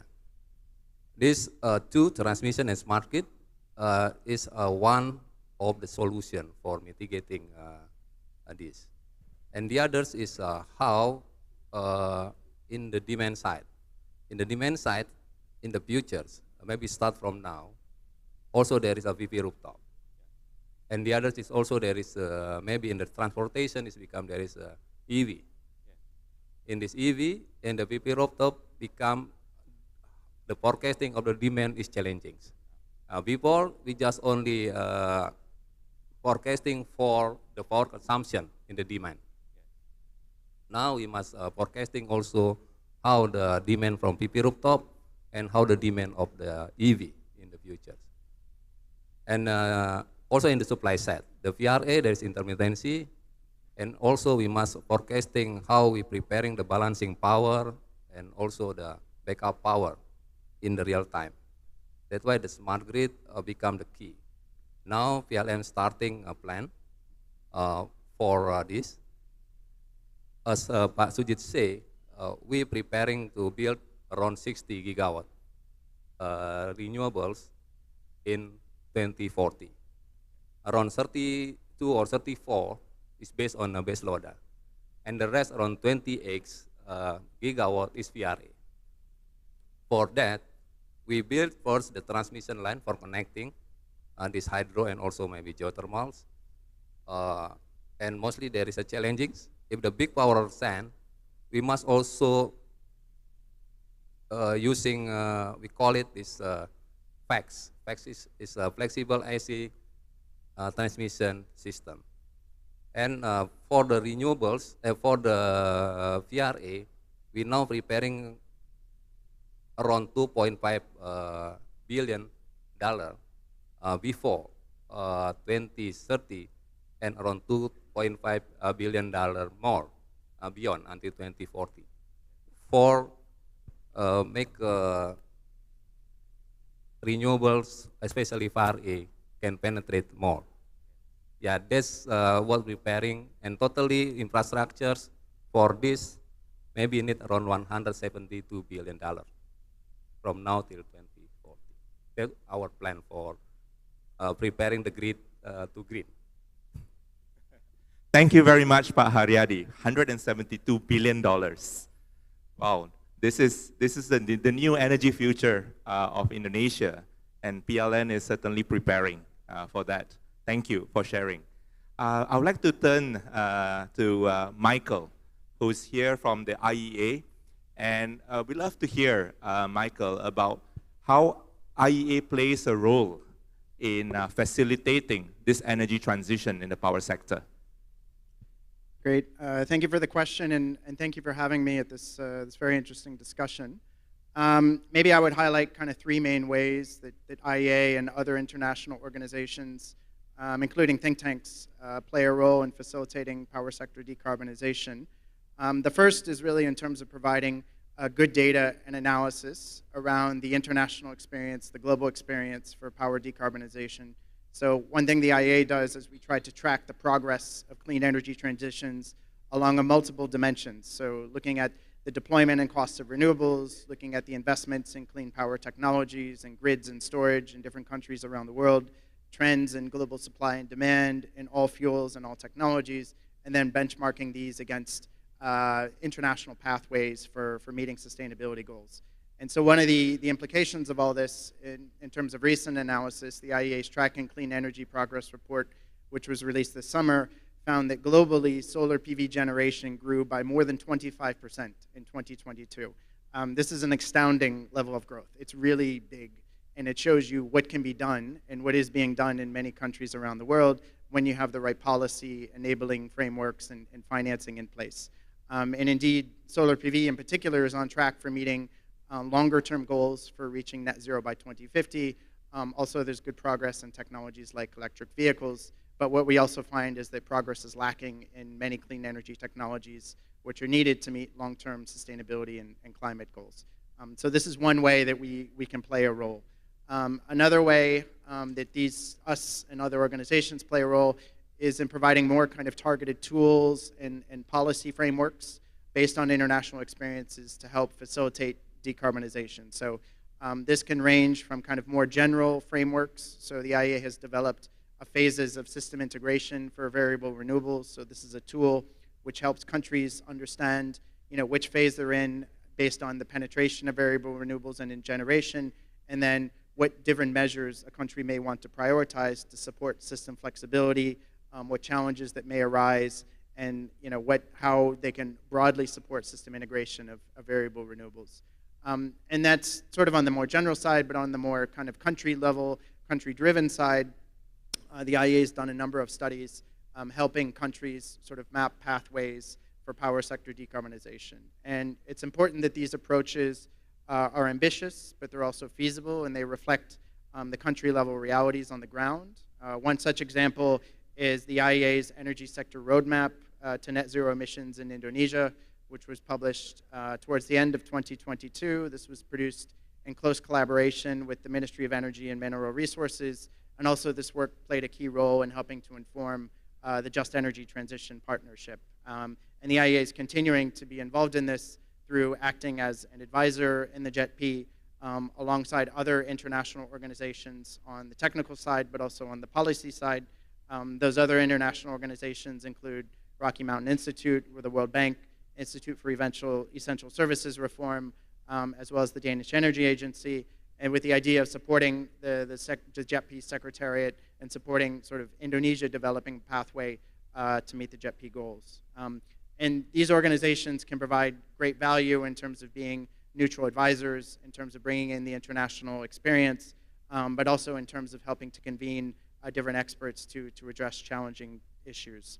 And then the last sort of major area I would highlight is around this convening aspect. And the IEA and other international organizations plays an important role in convening regional decision makers, both for capacity building, but also to help solve problems. So one area that we're involved in is helping to support the regional integration of power systems in Southeast Asia. So thinking about the ASEAN power grid, working with the policymakers, system operators, planners, utilities on the requirements for cross-border power systems and regional integration. And then another issue which we feel also needs a broad push in the region is energy efficiency.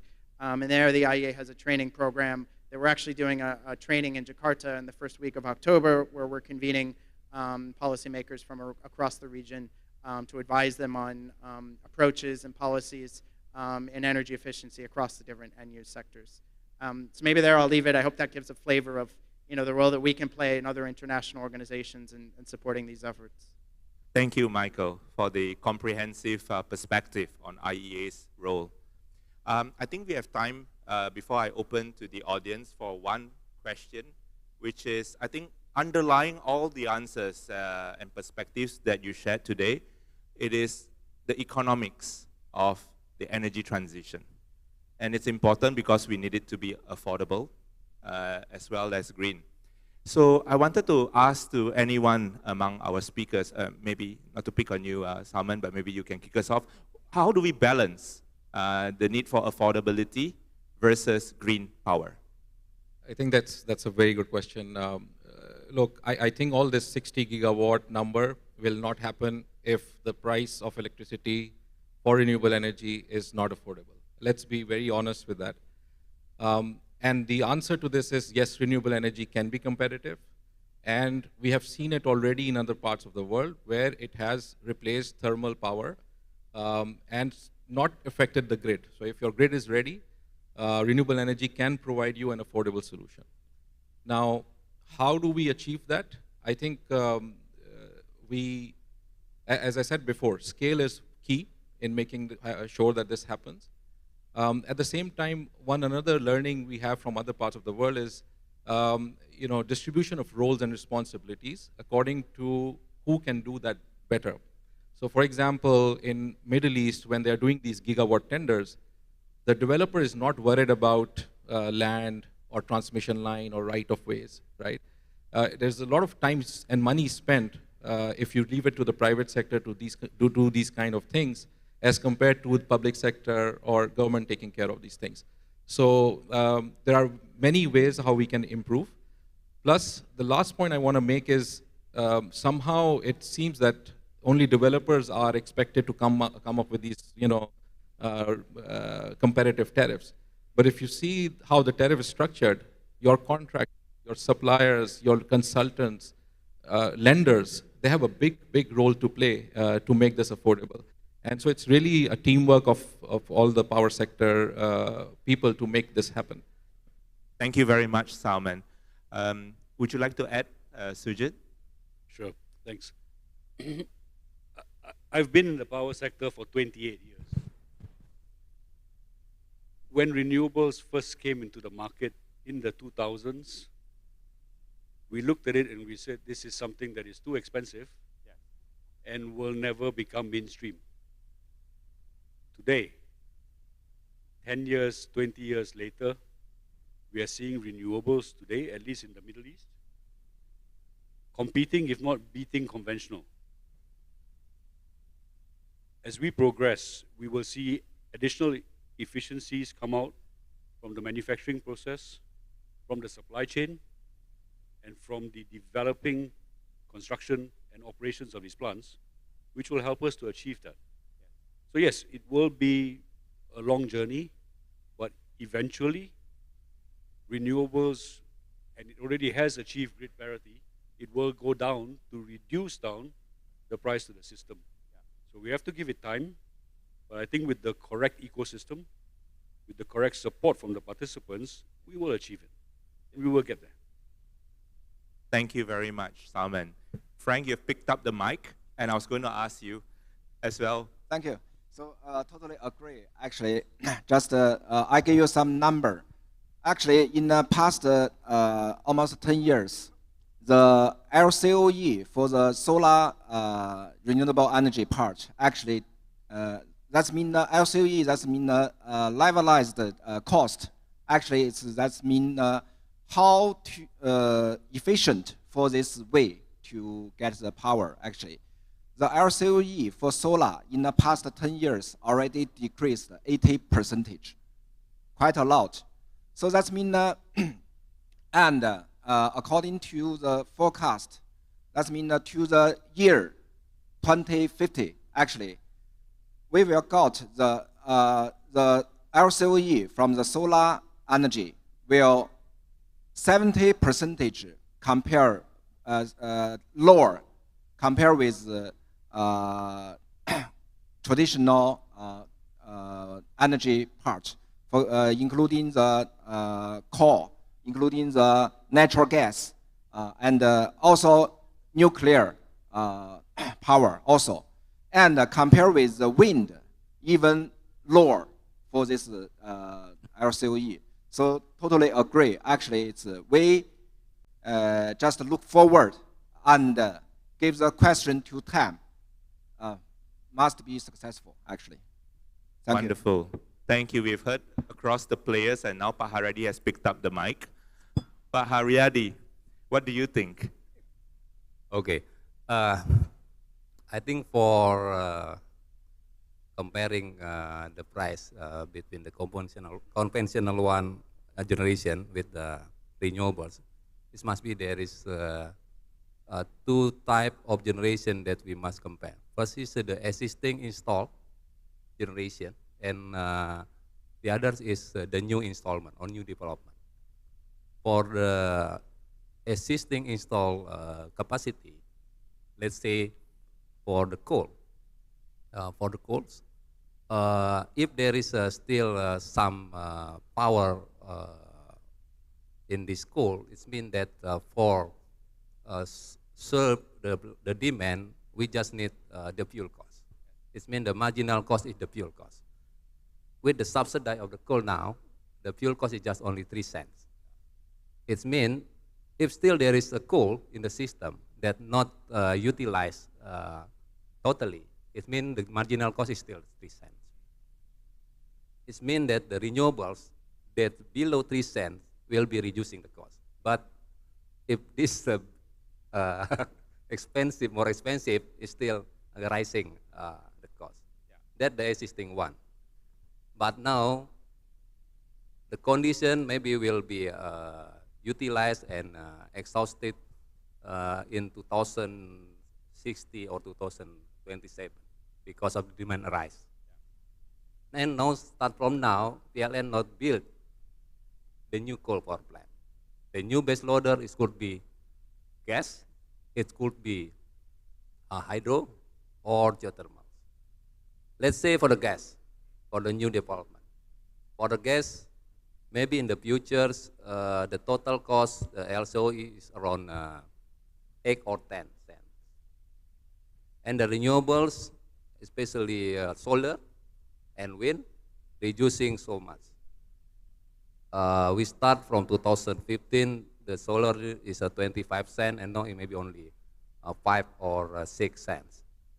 And also the wind. The wind, we start with 11 in Sulawesi, and the last procurement is become 5.58 cents. It means if we combine this new base loader, like the gas or power plant, with the 6 or 8 or 10 cents, with this solar or wind, let's say for the day, during the day, it can reducing the base loader. But we must add the renewables, add the smart grid. Yeah, a little cost in the smart grid. But the cost is reduced. Yeah, in the future, we need renewables more and more. That's why in our original plan, we just only install small renewables. But in the future, because of the oversupply has been overcome, has been finished, now we will start building more and more renewables. Yeah. Wonderful. Thank you very much, Pak Haryadi. It sounds like the energy transition can be affordable, just as it is also sustainable over time. So I would like to open to the floor. If you have a question, I see a hand going over there at the back. If you can say your name and organization, and then you can pose your question. If someone can hand the mic to the lady at the back, please. Can anyone? Or I will hand the mic to you.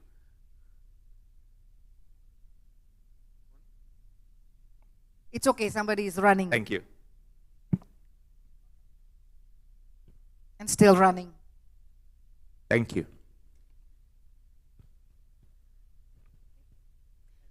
Good afternoon, everyone. My name is Heni Kurniasi from the Semeru Research Institute.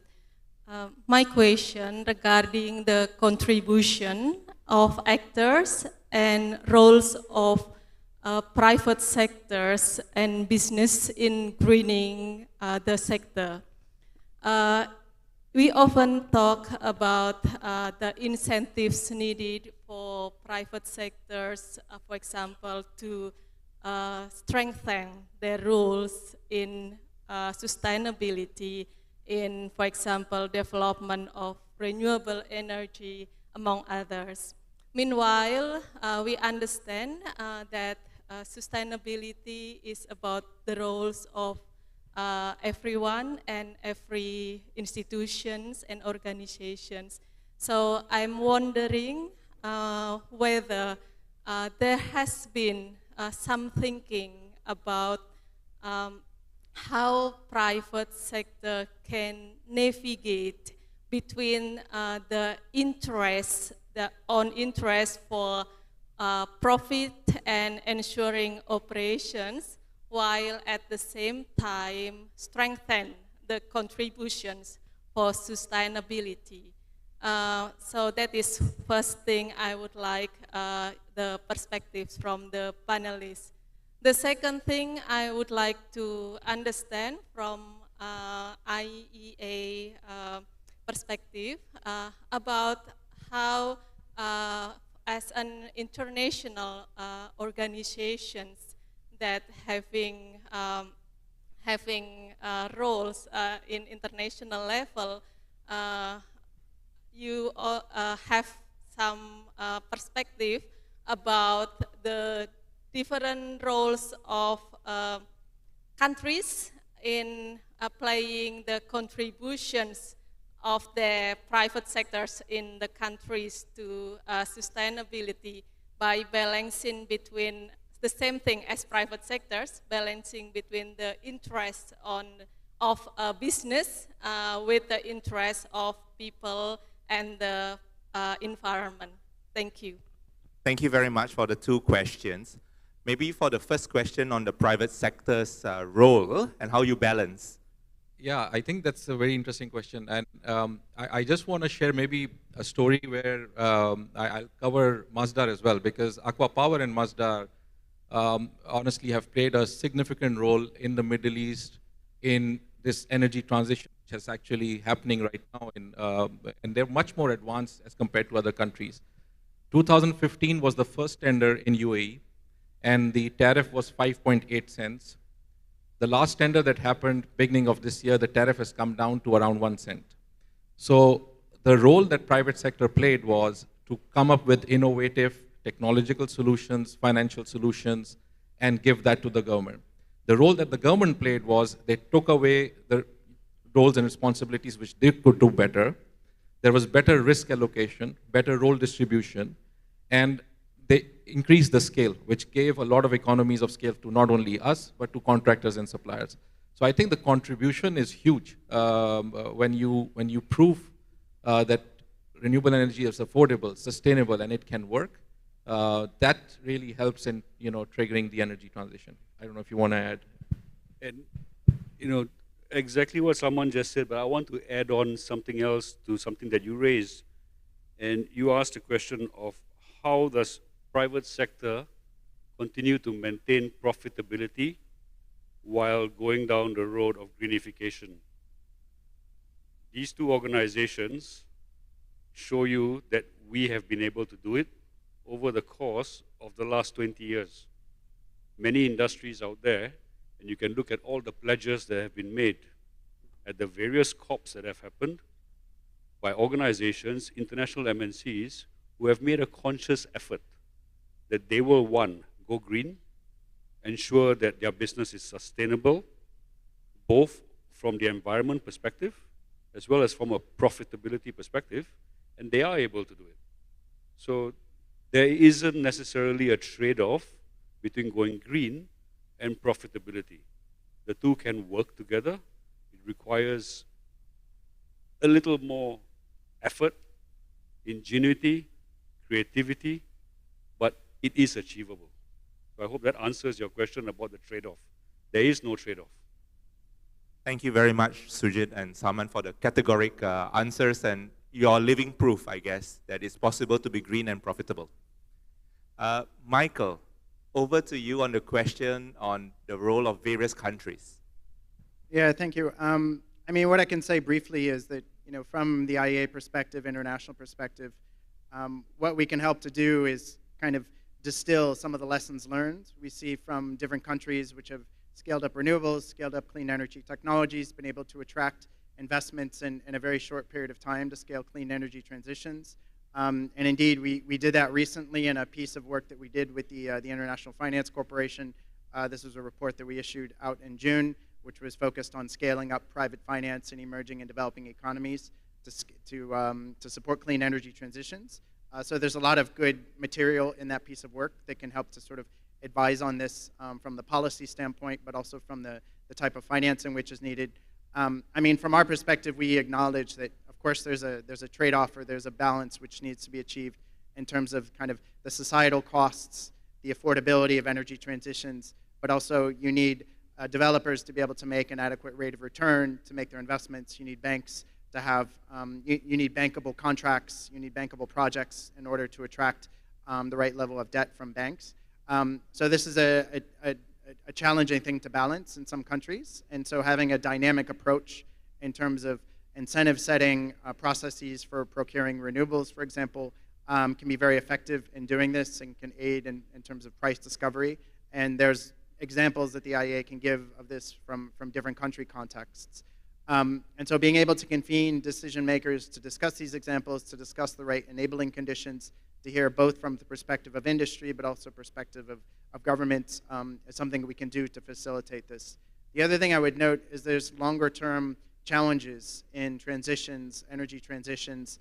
The power system is very dynamic in terms of there's a lot of technologies which are available right now, which are commercially viable, which can be deployed quite rapidly, like solar PV and wind. But there's longer term challenges in, how do you develop some of the technologies around low carbon fuels, for example, or how do you decarbonize certain heavy industries which are challenging to decarbonize just with looking at electricity or just looking at solar PV and wind themselves.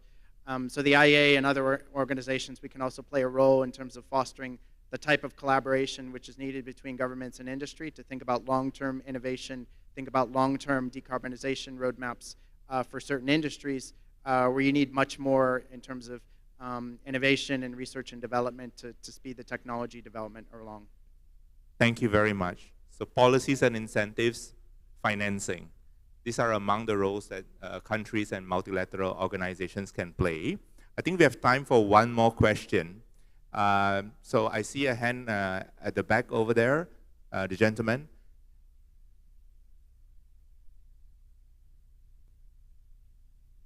Hello, hello. There we go. My name is Jordan Lee from the Tony Blair Institute. Thank you all for the great panel discussion.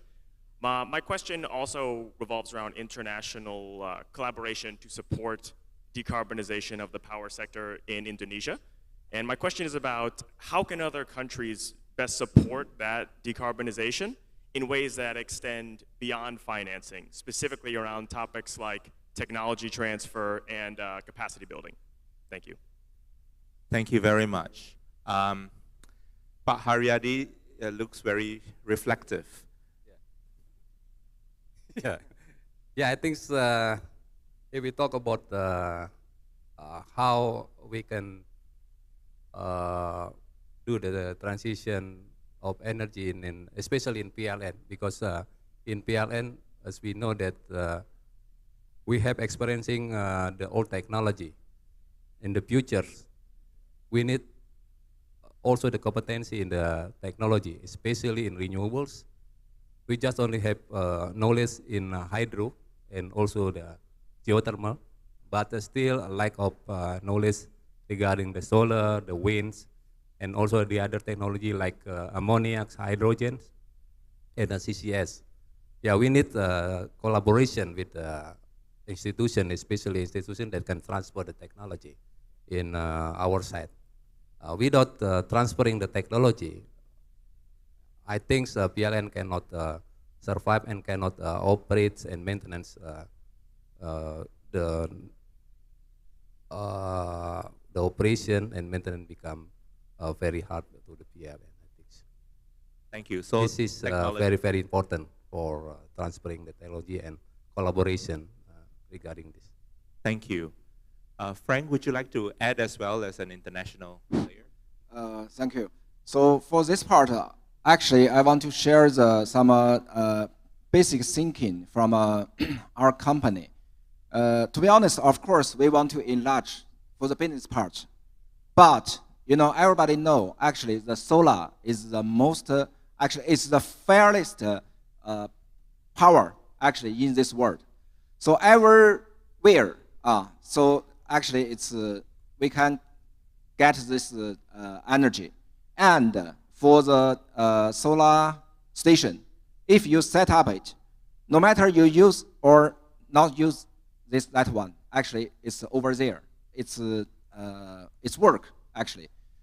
So, to be honest, we think for this solar, this sunshine, could be contribute to everyone, every place.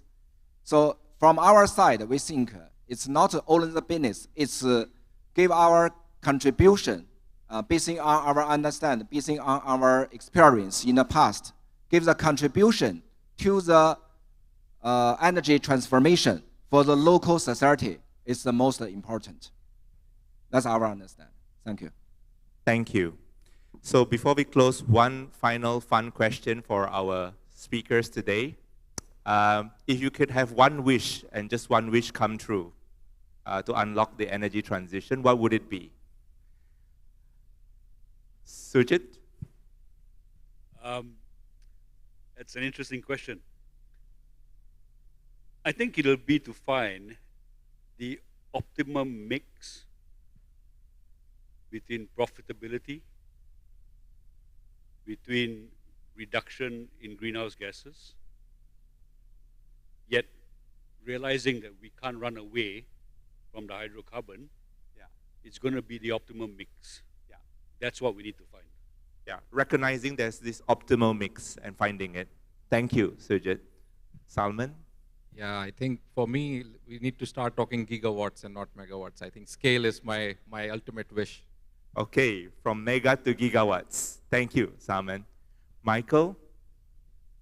Yeah, from IEA perspective, I mean, one thing we haven't talked a lot about today is energy security, and energy security is increasingly hinges on electricity security, and achieving decarbonization aims can have multiple benefits, and also in terms of transforming the power sector to be more secure and more resilient, but it really needs to be approached from the standpoint of power system flexibility, both from a holistic integration of supply side and demand side, looking at all the levers of flexibility and how to better exercise those in the power sector. So I would put it down to increasing flexibility of the system to support both decarbonization and energy security. System flexibility. Thank you, Michael. Frank? Thank you. So to be honest, I already visited Indonesia around 10 times.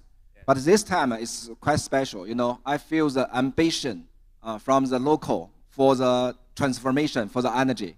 I believe the future should be very, very good. From our side, we try our best to give the contribution. Wonderful. Thank you. Impatience. Pak Haryadi? Yeah, transition is always related with the trilemma of energy. Yeah, it's mean we need to support and solve the trilemma of energy. I think we need collaboration.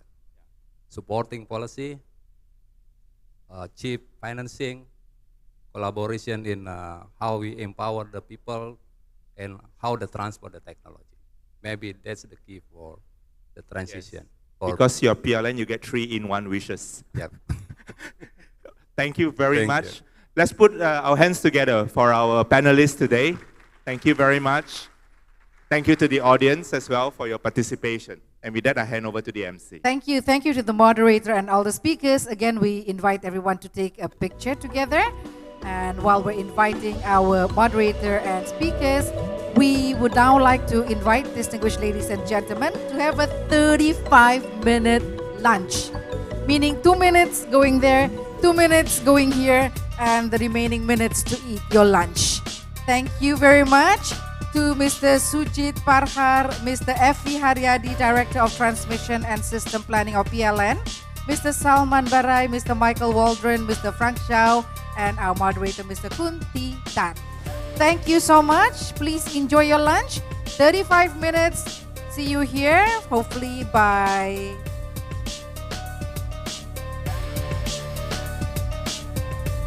35 minutes.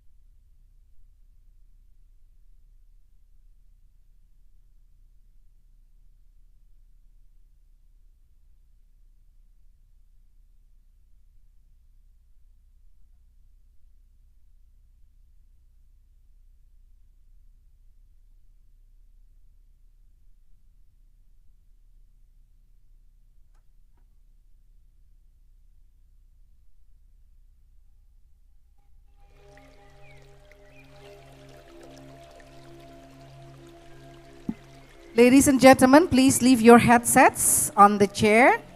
You can use it later on. And we would like to announce that immediately after lunch, we will be joined by His Excellency, the Minister of Industry and Information Technology of China, His Excellency Mr. Chin Chuang Long. Thank you.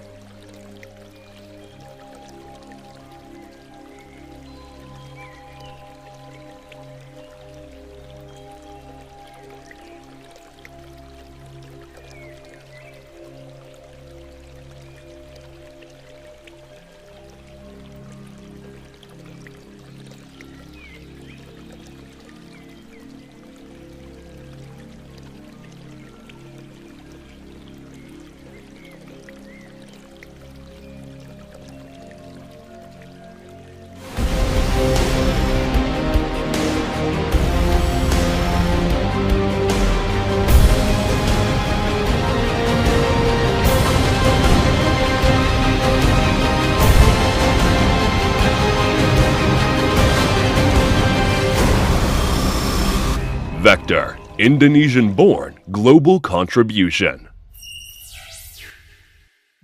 Energi. Selalu ada dimanapun itu. Membawa yang baik menjadi hebat. Karena tidak ada lagi batas. Kemanapun lintasan masa membawa, hingga ke masa depan. Sejauh mana kamu bisa bermimpi? Jawabannya, sejauh yang hati kamu inginkan. Dengan energi yang menggerakkan kamu dan kamu. Pertamina, energizing you. Transformasi BUMN menjadi keharusan agar BUMN-BUMN kita ini menjadi BUMN yang kelas dunia. Dengan transformasi menjadikan PLN lebih kuat dan menjadi jantung perekonomian Indonesia. Hari ini PLN jauh lebih sehat. Transformasi ini membawa perubahan besar. Kualitas layanan meningkat, ekosistem industri dalam negeri menggeliat, dan daya saing di kancah global menguat. The new PLN 4.0, Unleashing Energy and Beyond. Our plan encompasses three folds of strategy. For thriving environment, to empower people, and to become a trusted partner. We'll do it because we want to coexist with our planet and the people that live on it. We'll do it because we owe it to the ones who come next. And to achieve this, we cannot do this alone. We'll collaborate with partners from beyond the energy sector. Together, we will enable transformation towards a better society.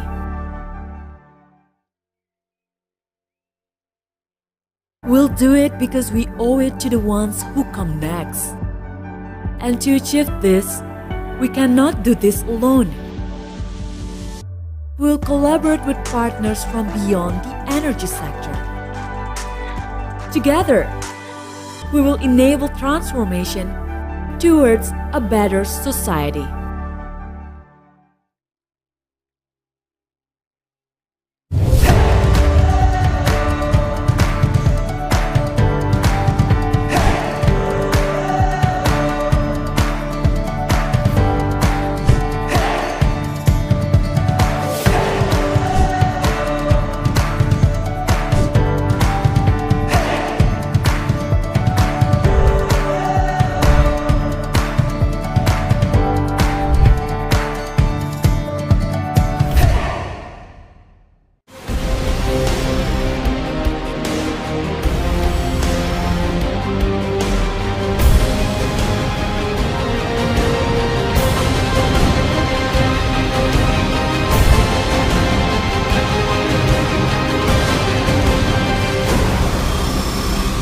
Vector, Indonesian-born global contribution.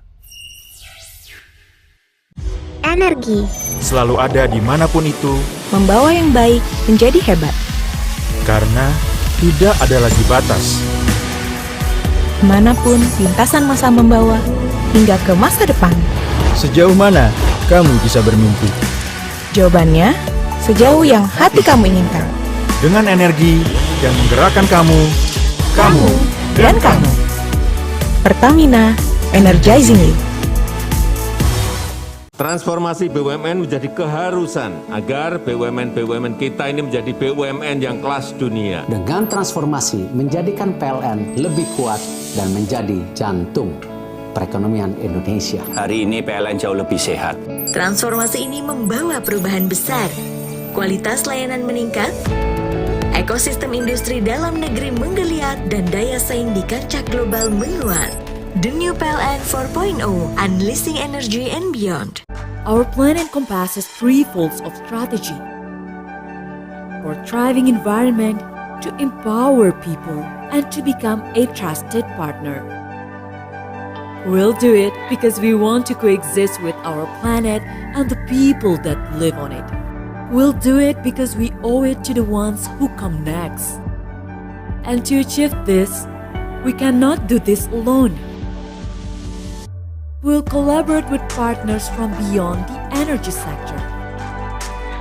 Together, we will enable transformation towards a better society.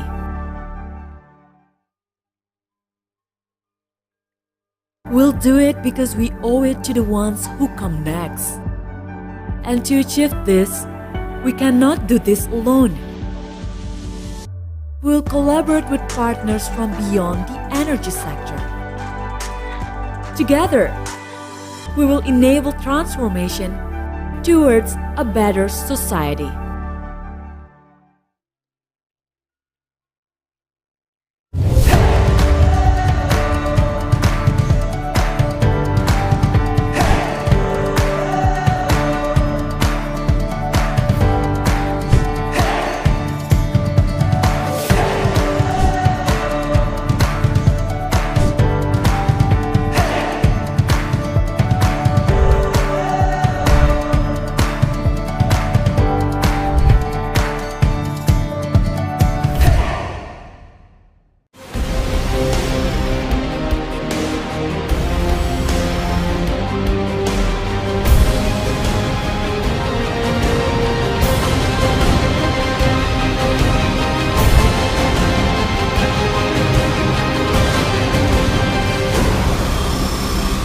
Vector, Indonesian-born global contribution.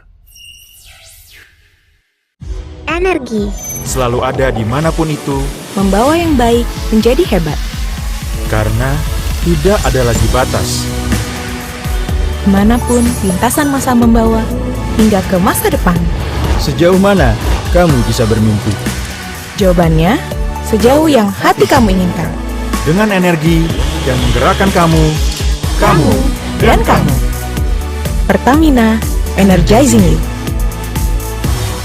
Transformasi BUMN menjadi keharusan agar BUMN-BUMN kita ini menjadi BUMN yang kelas dunia. Dengan transformasi menjadikan PLN lebih kuat dan menjadi jantung perekonomian Indonesia. Hari ini PLN jauh lebih sehat. Transformasi ini membawa perubahan besar. Kualitas layanan meningkat, ekosistem industri dalam negeri menggeliat, dan daya saing di kancah global menguat. The new PLN 4.0, Unleashing Energy and Beyond. Our plan encompasses three folds of strategy. For thriving environment, to empower people, and to become a trusted partner. We'll do it because we want to coexist with our planet and the people that live on it. We'll do it because we owe it to the ones who come next. And to achieve this, we cannot do this alone. We'll collaborate with partners from beyond the energy sector. Together, we will enable transformation towards a better society.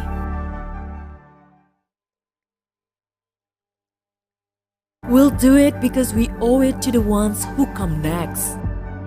And to achieve this, we cannot do this alone. We'll collaborate with partners from beyond the energy sector.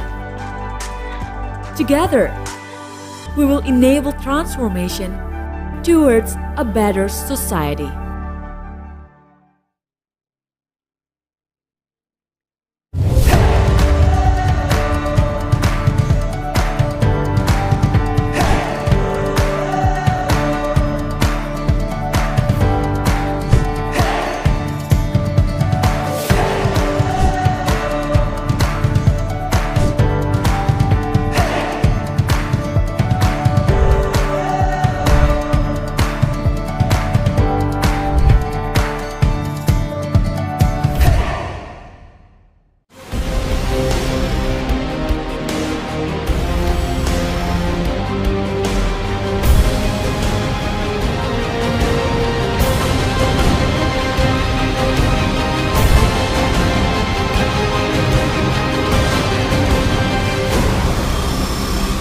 Vector, Indonesian-born global contribution.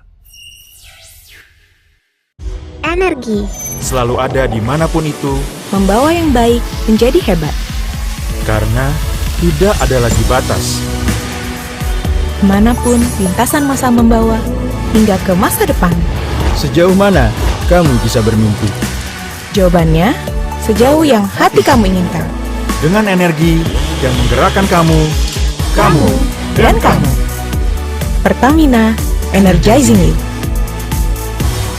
Transformasi BUMN menjadi keharusan agar BUMN-BUMN kita ini menjadi BUMN yang kelas dunia. Dengan transformasi menjadikan PLN lebih kuat dan menjadi jantung perekonomian Indonesia. Hari ini PLN jauh lebih sehat. Transformasi ini membawa perubahan besar. Kualitas layanan meningkat, ekosistem industri dalam negeri menggeliat, dan daya saing di kancah global menguat. The new PLN 4.0, Unleashing Energy and Beyond. Our plan encompasses three folds of strategy. For thriving environment, to empower people, and to become a trusted partner.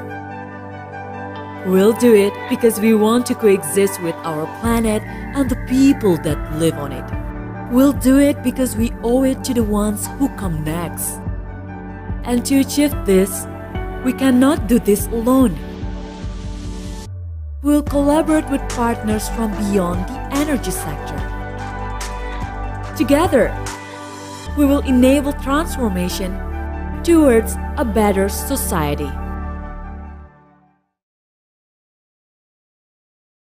We'll do it because we owe it to the ones who come next. And to achieve this, we cannot do this alone. We'll collaborate with partners from beyond the energy sector.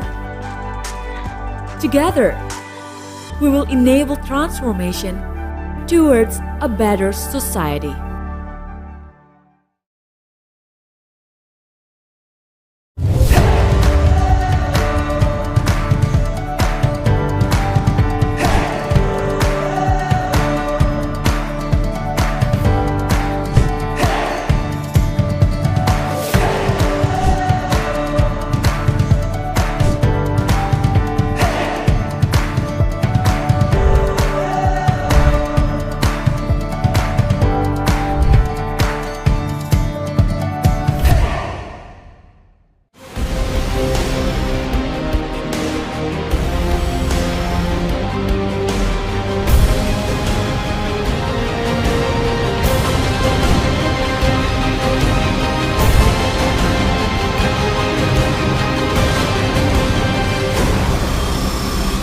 Vector, Indonesian-born global contribution.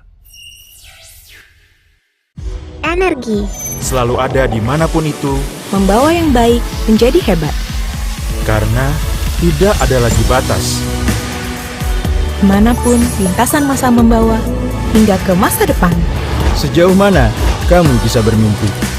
Jawabannya, sejauh yang hati kamu inginkan. Dengan energi yang menggerakkan kamu dan kamu. Pertamina, energizing you. Transformasi BUMN menjadi keharusan agar BUMN-BUMN kita ini menjadi BUMN yang kelas dunia. Dengan transformasi menjadikan PLN lebih kuat dan menjadi jantung perekonomian Indonesia. Hari ini PLN jauh lebih sehat. Transformasi ini membawa perubahan besar. Kualitas layanan meningkat, ekosistem industri dalam negeri menggeliat, dan daya saing di kancah global menguat. The new PLN 4.0, Unleashing Energy and Beyond. Our plan encompasses three folds of strategy. For thriving environment, to empower people, and to become a trusted partner. We'll do it because we want to coexist with our planet and the people that live on it. We'll do it because we owe it to the ones who come next. And to achieve this, we cannot do this alone. We'll collaborate with partners from beyond the energy sector. Together, we will enable transformation towards a better society.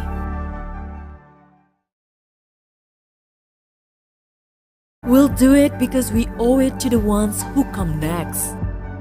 And to achieve this, we cannot do this alone.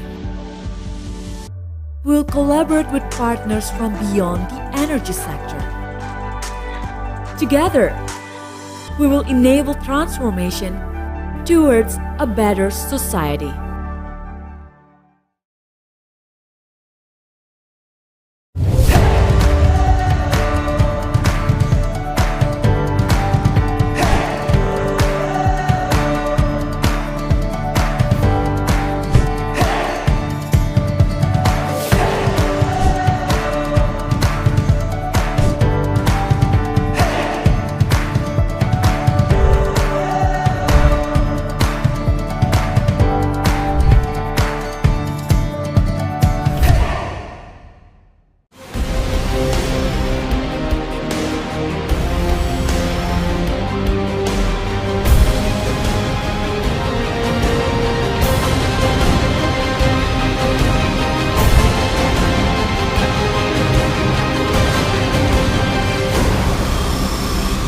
Vector, Indonesian-born global contribution.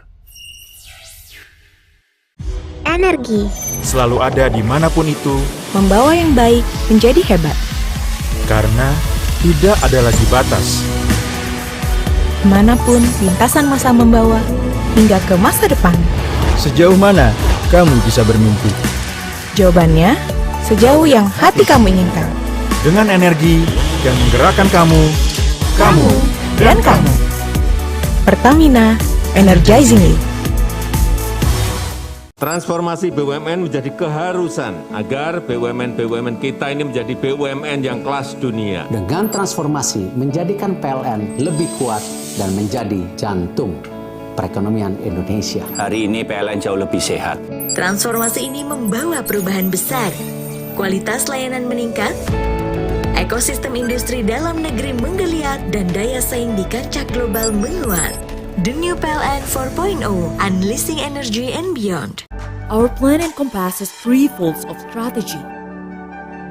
For thriving environment, to empower people, and to become a trusted partner.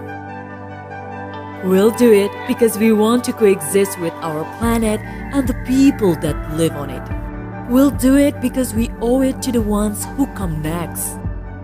And to achieve this, we cannot do this alone. We'll collaborate with partners from beyond the energy sector. Together, we will enable transformation towards a better society.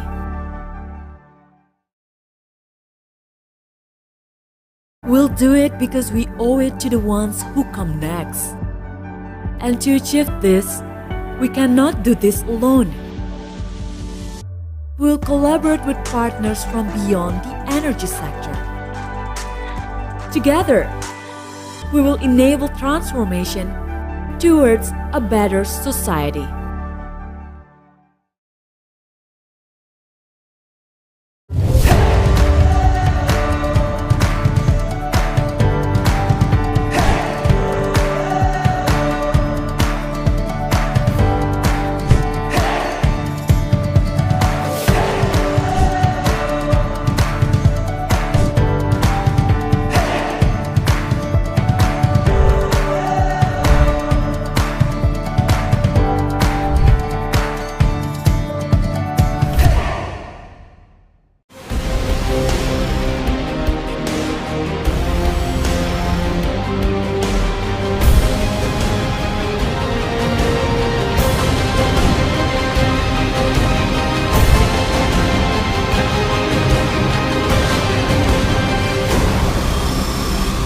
Vector, Indonesian-born global contribution. Energi Selalu ada dimanapun itu, membawa yang baik menjadi hebat. karena tidak ada lagi batas. Manapun lintasan masa membawa, hingga ke masa depan. Sejauh mana kamu bisa bermimpi? Jawabannya, sejauh yang hati kamu inginkan. Dengan energi yang menggerakkan kamu Dan kamu. Pertamina, energizing you. Transformasi BUMN menjadi keharusan agar BUMN-BUMN kita ini menjadi BUMN yang kelas dunia. Dengan transformasi menjadikan PLN lebih kuat dan menjadi jantung perekonomian Indonesia. Hari ini PLN jauh lebih sehat. Transformasi ini membawa perubahan besar. Kualitas layanan meningkat, ekosistem industri dalam negeri menggeliat, dan daya saing di kancah global menguat. The new PLN 4.0, Unleashing Energy and Beyond. Our plan encompasses three folds of strategy. For thriving environment, to empower people, and to become a trusted partner. We'll do it because we want to coexist with our planet and the people that live on it. We'll do it because we owe it to the ones who come next. And to achieve this, we cannot do this alone. We'll collaborate with partners from beyond the energy sector. Together, we will enable transformation towards a better society.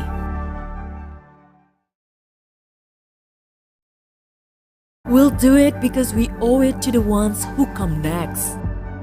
And to achieve this, we cannot do this alone.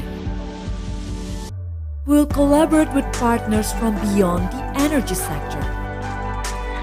Together, we will enable transformation towards a better society.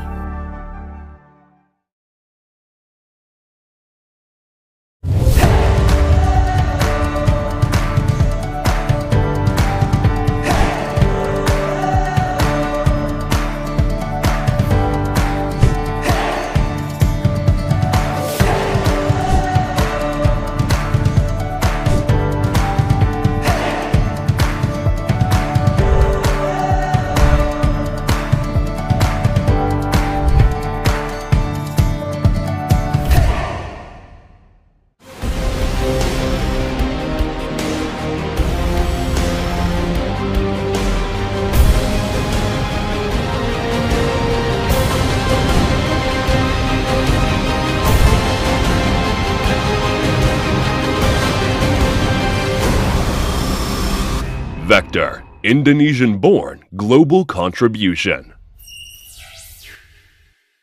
Energi selalu ada dimanapun itu, membawa yang baik menjadi hebat. karena tidak ada lagi batas. Manapun lintasan masa membawa, hingga ke masa depan. Sejauh mana kamu bisa bermimpi? Jawabannya, sejauh yang hati kamu inginkan. Dengan energi yang menggerakkan kamu Dan kamu. Pertamina, energizing you. Transformasi BUMN menjadi keharusan agar BUMN-BUMN kita ini menjadi BUMN yang kelas dunia. Dengan transformasi menjadikan PLN lebih kuat dan menjadi jantung perekonomian Indonesia. Hari ini PLN jauh lebih sehat. Transformasi ini membawa perubahan besar. Kualitas layanan meningkat, ekosistem industri dalam negeri menggeliat, dan daya saing di kancah global menguat. The new PLN 4.0, Unleashing Energy and Beyond. Our plan encompasses three folds of strategy. For thriving environment, to empower people, and to become a trusted partner. We'll do it because we want to coexist with our planet and the people that live on it. We'll do it because we owe it to the ones who come next. And to achieve this, we cannot do this alone. We'll collaborate with partners from beyond the energy sector. Together, we will enable transformation towards a better society.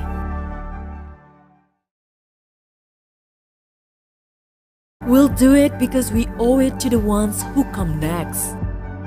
And to achieve this, we cannot do this alone. We'll collaborate with partners from beyond the energy sector. Together, we will enable transformation towards a better society.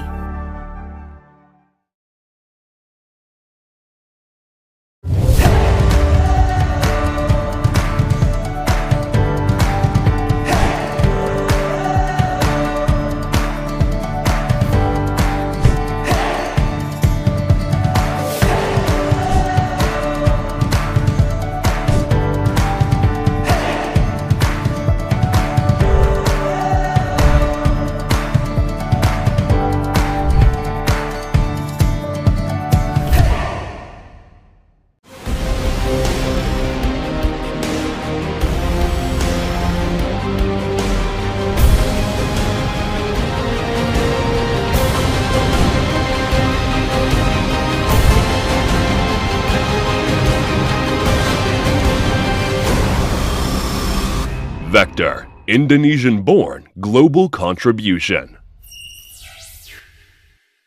Energi Selalu ada dimanapun itu, membawa yang baik menjadi hebat. karena tidak ada lagi batas. Kemanapun lintasan masa membawa, hingga ke masa depan. Sejauh mana kamu bisa bermimpi? Jawabannya, sejauh yang hati kamu inginkan. Dengan energi yang menggerakkan kamu Dan kamu. Pertamina, energizing you. Transformasi BUMN menjadi keharusan agar BUMN-BUMN kita ini menjadi BUMN yang kelas dunia. Dengan transformasi menjadikan PLN lebih kuat dan menjadi jantung perekonomian Indonesia. Hari ini PLN jauh lebih sehat. Transformasi ini membawa perubahan besar. Kualitas layanan meningkat, ekosistem industri dalam negeri menggeliat, dan daya saing di kancah global menguat. The new PLN 4.0, Unleashing Energy and Beyond. Our plan encompasses three folds of strategy. For thriving environment, to empower people, and to become a trusted partner. We'll do it because we want to coexist with our planet and the people that live on it. We'll do it because we owe it to the ones who come next. And to achieve this, we cannot do this alone. We'll collaborate with partners from beyond the energy sector. Together, we will enable transformation towards a better society.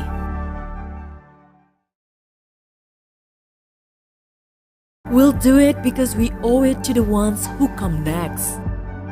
And to achieve this, we cannot do this alone. We'll collaborate with partners from beyond the energy sector. Together, we will enable transformation towards a better society.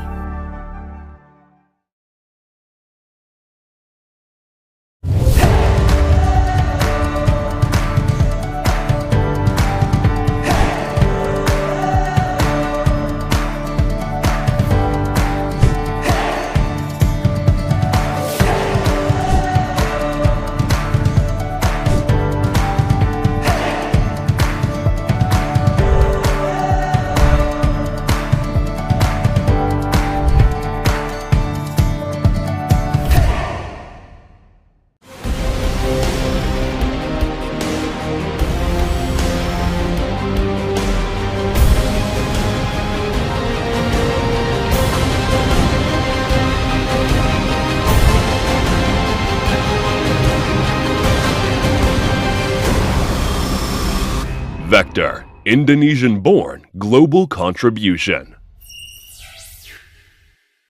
Energi selalu ada dimanapun itu, membawa yang baik menjadi hebat. karena tidak ada lagi batas. Kemanapun lintasan masa membawa, hingga ke masa depan. Sejauh mana kamu bisa bermimpi? Jawabannya, sejauh yang hati kamu inginkan. Dengan energi yang menggerakkan kamu Dan kamu. Pertamina, energizing you.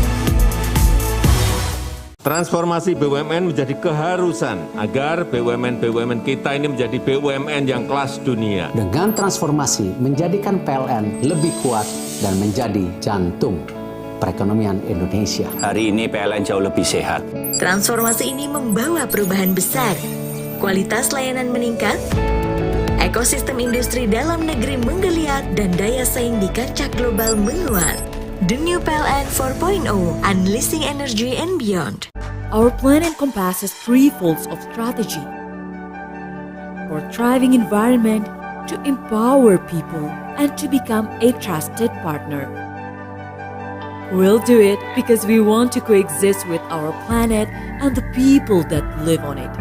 We'll do it because we owe it to the ones who come next. And to achieve this, we cannot do this alone. We'll collaborate with partners from beyond the energy sector. Together, we will enable transformation towards a better society.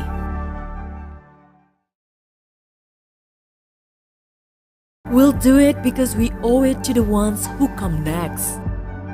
And to achieve this, we cannot do this alone. We'll collaborate with partners from beyond the energy sector. Together, we will enable transformation towards a better society.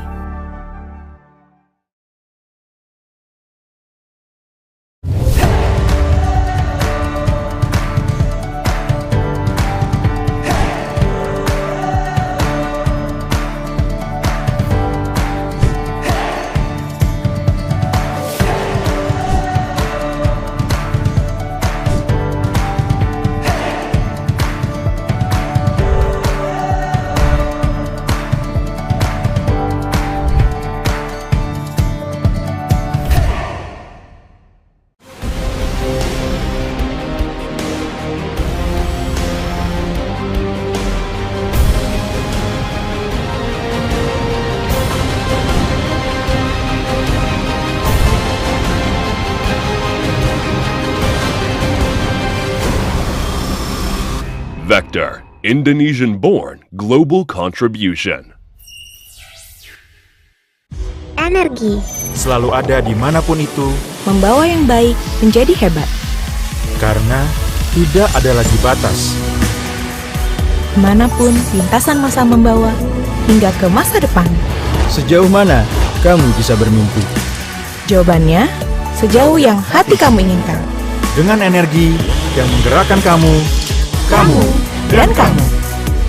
Pertamina, energizing you. Transformasi BUMN menjadi keharusan agar BUMN-BUMN kita ini menjadi BUMN yang kelas dunia. Dengan transformasi menjadikan PLN lebih kuat dan menjadi jantung perekonomian Indonesia. Hari ini PLN jauh lebih sehat. Transformasi ini membawa perubahan besar. Kualitas layanan meningkat, ekosistem industri dalam negeri menggeliat, dan daya saing di kancah global menguat. The new PLN 4.0, Unleashing Energy and Beyond. Our plan encompasses three folds of strategy. For thriving environment, to empower people, and to become a trusted partner. We'll do it because we want to coexist with our planet and the people that live on it. We'll do it because we owe it to the ones who come next. And to achieve this, we cannot do this alone. We'll collaborate with partners from beyond the energy sector. Together, we will enable transformation towards a better society.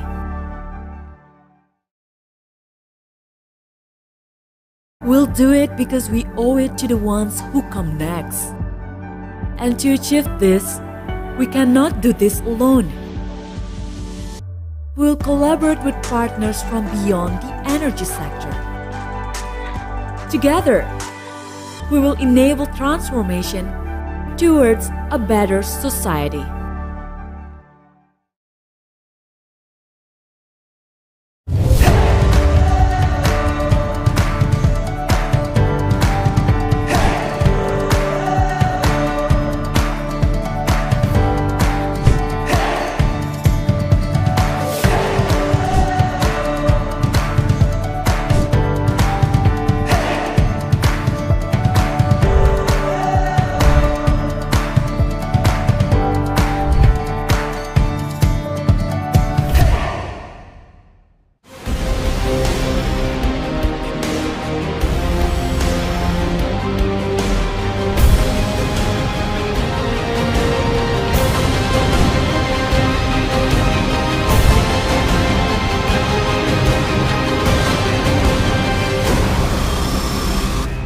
Vector, Indonesian-born global contribution.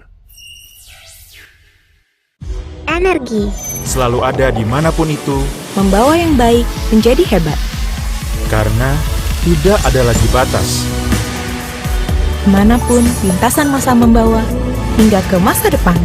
Sejauh mana kamu bisa bermimpi? Jawabannya, sejauh yang hati kamu inginkan. Dengan energi yang menggerakkan kamu, Dan kamu. Pertamina, energizing you. Transformasi BUMN menjadi keharusan agar BUMN-BUMN kita ini menjadi BUMN yang kelas dunia. Dengan transformasi menjadikan PLN lebih kuat dan menjadi jantung perekonomian Indonesia. Hari ini PLN jauh lebih sehat. Transformasi ini membawa perubahan besar. Kualitas layanan meningkat, ekosistem industri dalam negeri menggeliat, dan daya saing di kancah global menguat. The new PLN 4.0, Unleashing Energy and Beyond. Our plan encompasses three folds of strategy. For thriving environment, to empower people, and to become a trusted partner. We'll do it because we want to coexist with our planet and the people that live on it. We'll do it because we owe it to the ones who come next. And to achieve this, we cannot do this alone. We'll collaborate with partners from beyond the energy sector. Together, we will enable transformation towards a better society.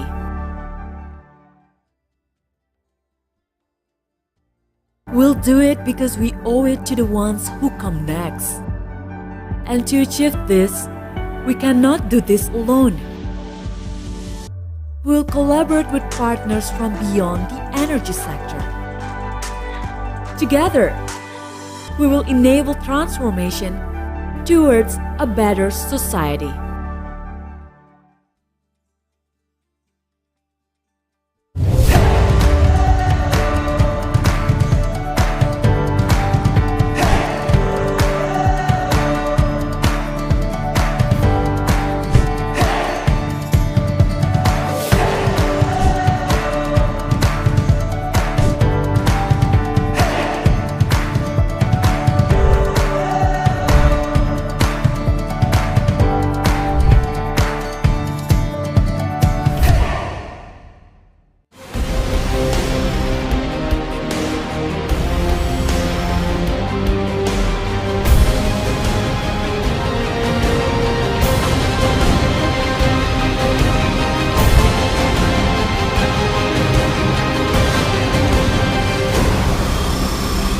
Vector, Indonesian-born global contribution. Energi. selalu ada dimanapun itu, Membawa yang baik menjadi hebat. karena tidak ada lagi batas. Kemanapun lintasan masa membawa, hingga ke masa depan. Sejauh mana kamu bisa bermimpi? Jawabannya, sejauh yang hati kamu inginkan. Dengan energi yang menggerakkan kamu, Dan kamu. Pertamina, energizing you. Transformasi BUMN menjadi keharusan agar BUMN-BUMN kita ini menjadi BUMN yang kelas dunia. Dengan transformasi menjadikan PLN lebih kuat dan menjadi jantung perekonomian Indonesia. Hari ini PLN jauh lebih sehat. Transformasi ini membawa perubahan besar. Kualitas layanan meningkat, ekosistem industri dalam negeri menggeliat, dan daya saing di kancah global menguat. The new PLN 4.0, Unleashing Energy and Beyond. Our plan encompasses three folds of strategy.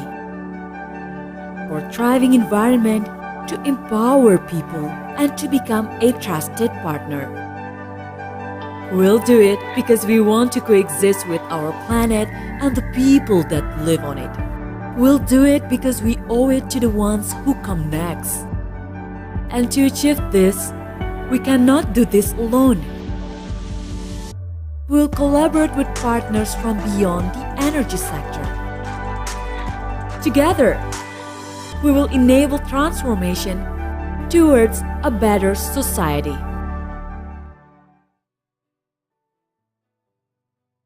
We'll do it because we owe it to the ones who come next. And to achieve this, we cannot do this alone. We'll collaborate with partners from beyond the energy sector. Together, we will enable transformation towards a better society.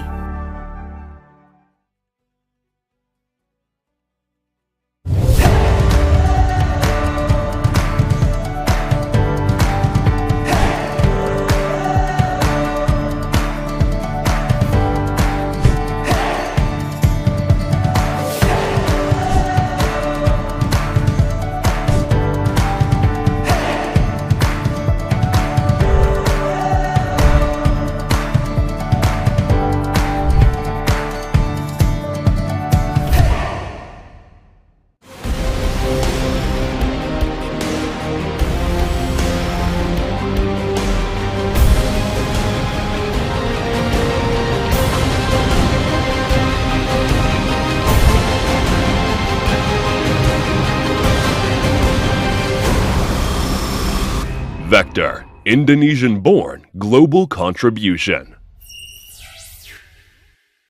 Energi Selalu ada dimanapun itu, membawa yang baik menjadi hebat.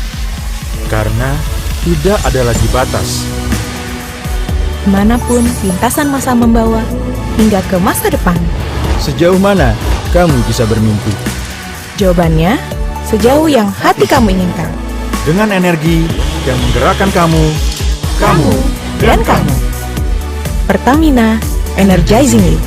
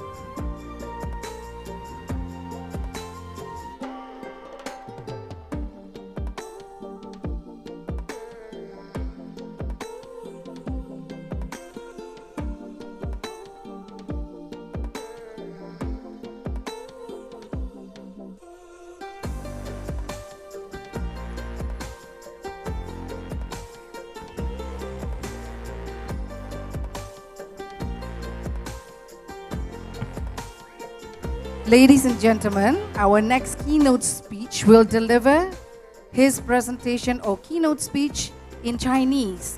So ladies and gentlemen, don't forget to obtain your headsets for simultaneous translation. Again, we would like to remind distinguished ladies and gentlemen please obtain your headsets for simultaneous translation over at the table on the right-hand side of the stage. Ladies and gentlemen, again, we hope that you have enjoyed your lunch, and we will now continue with a keynote speech by Mr. Xu Shunrong, Director General of Equipment Industry of the Ministry of Industry and Information Technology of the People's Republic of China. He will be representing Minister of Industry and Information Technology of China, His Excellency Mr. Qin Shuanglong, who is unable to attend due to a high priority event. So ladies and gentlemen, please join me in welcoming His Excellency Mr. Xu Shunrong.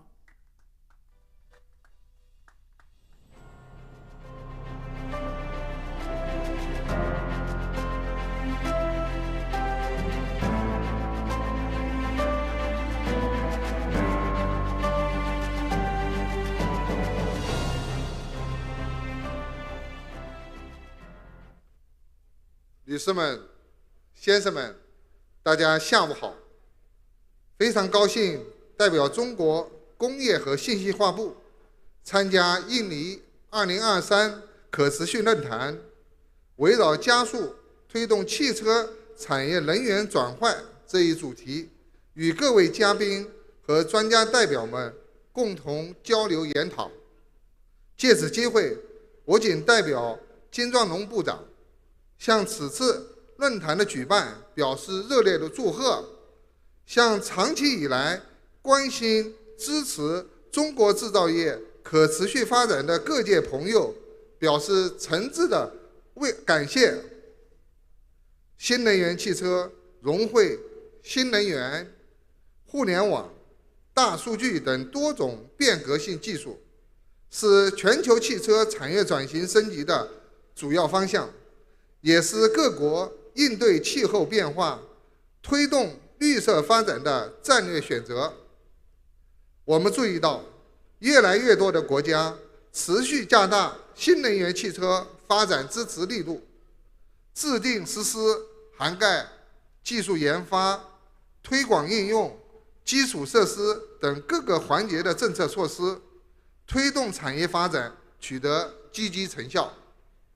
今年上半年，全球新能源汽车销量达到582.3万辆，同比增长40.2%，累计保有量超过3000万辆，为减少温室气体排放、促进产业可持续发展做出了重要贡献。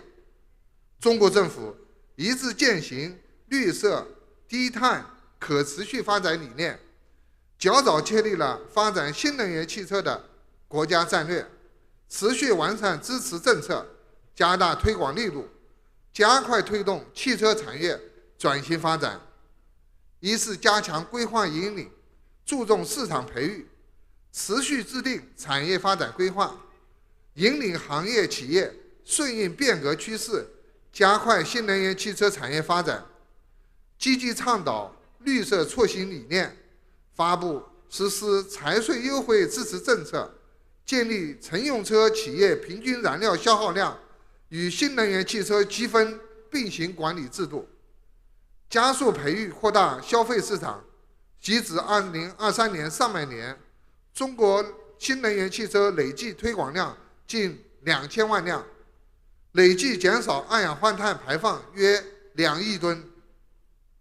二是支持科技创新，提升供给质量，支持建设动力电池、智能网联汽车等制造业创新中心，推动构建跨行业、跨领域的产学研用科技创新体系，引导产业链上下游企业联合攻关，持续提升产品质量水平。2012年以来，中国新能源汽车平均行驶里程从150公里左右提高到400公里以上。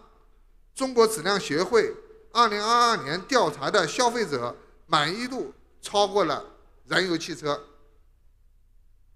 三是建设基础设施，优化配套环境，制定发布推进充换电基础设施发展的系列政策文件，鼓励和支持智能有序充电、车能互动等新技术研发，开展换电新模式试点应用，加大力度推动居民社区、高速公路沿线、农村社区等重点区域充电基础设施建设。截至2023年上半年，中国累计建成充电桩665.2万个，换电站2266座，初步构建起10度超前、智能高效的充换电基础设施体系。4是深化开放合作，促进互利共赢，努力打造市场化、法治化、国际化一流营商环境，实施新一轮高水平对外开放，在新能源汽车领域率先放开外商投资股比限制，吸引一批外商投资新能源汽车项目落地中国，与东盟及其成员国等多个国家和地区建立汽车产业合作对话机制，搭建政府与行业间的沟通交流平台，持续深化与相关方在贸易、投资、技术、标准等领域的务实合作。各位嘉宾、各位朋友，当前全球汽车产业已进入电动化加速、智能化演进、低碳化融合的新阶段。如何共享发展机遇、共破发展难题，需要有关各方进一步加强沟通、务实合作，加快推动汽车产业绿色转型，为全球经济可持续发展和建设清洁美丽世界贡献积极力量。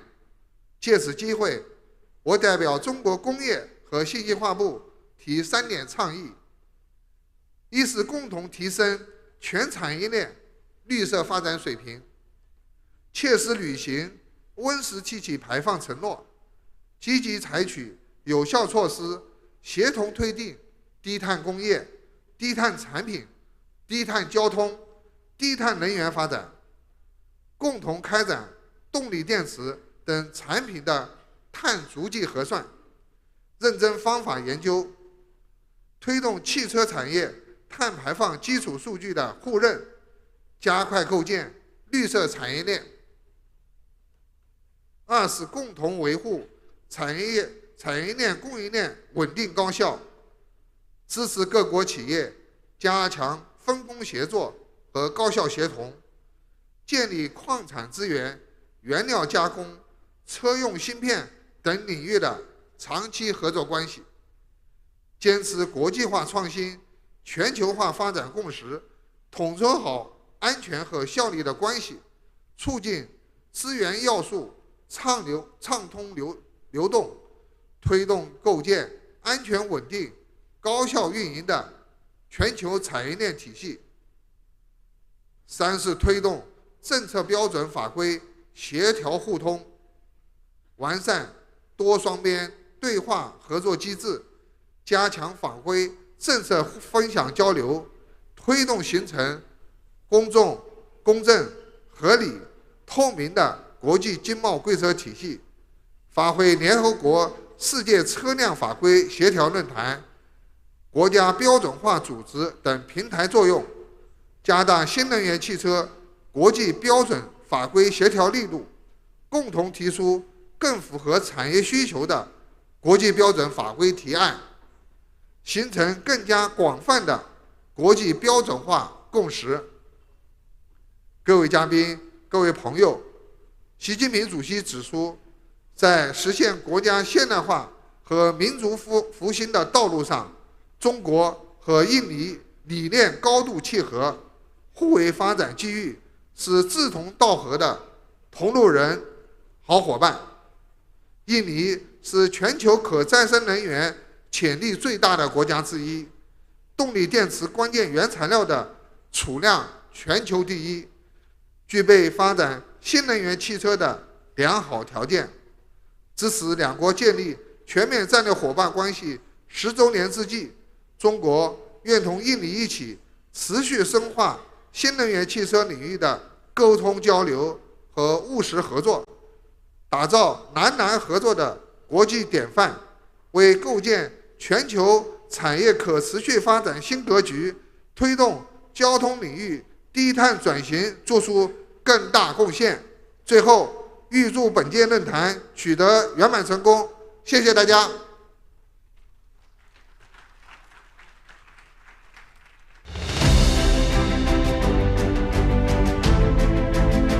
谢谢, thank you very much, Mr. Xu Xuanrong, Director General of Equipment Industry of the Ministry of Industry and Information Technology of the People's Republic of China. Thank you so much for delivering us a number of important priorities, especially in relations to our relationship between the two countries of Indonesia and China. And now, ladies and gentlemen, we will continue with the fourth session, accelerating the new energy vehicle to transform the automotive industry. I would now like to invite the moderator to kindly come up on stage, Shuhaila Hakim. Ms. Shuhaila Hakim, Indonesia Country of Tony Blair Institute for Global Change.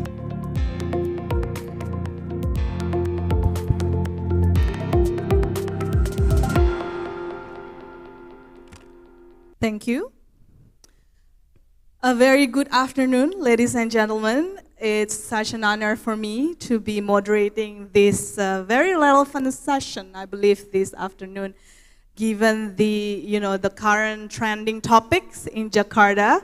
I believe some of you who may have noticed that the sky is not as blue as what we would have expected, and a bit of haze in this room. I hope this is not like an indoor pollution. It's rather sort of like the humidifier, right?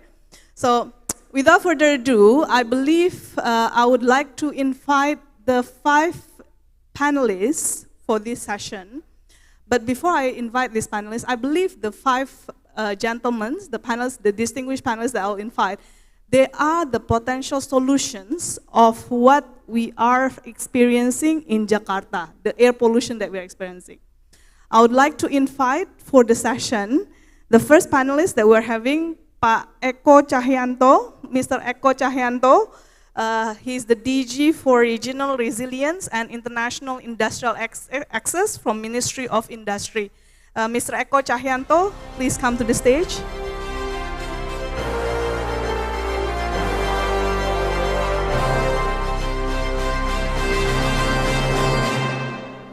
The second distinguished panelist with us, we will have Mr. Toto Nugroho, the CEO of Indonesia Battery Corporation.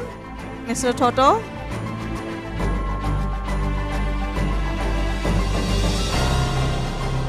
The third panelist with us, Mr. Franciscus Surjo Pranoto.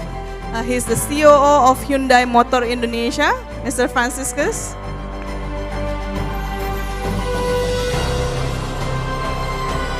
The fourth one,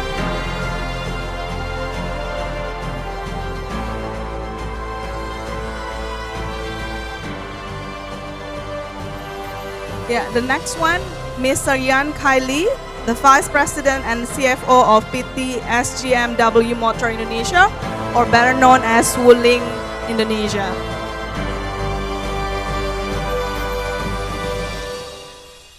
Last but not least, Mr. Nandi Julianto, the President Director of Toyota Indonesia.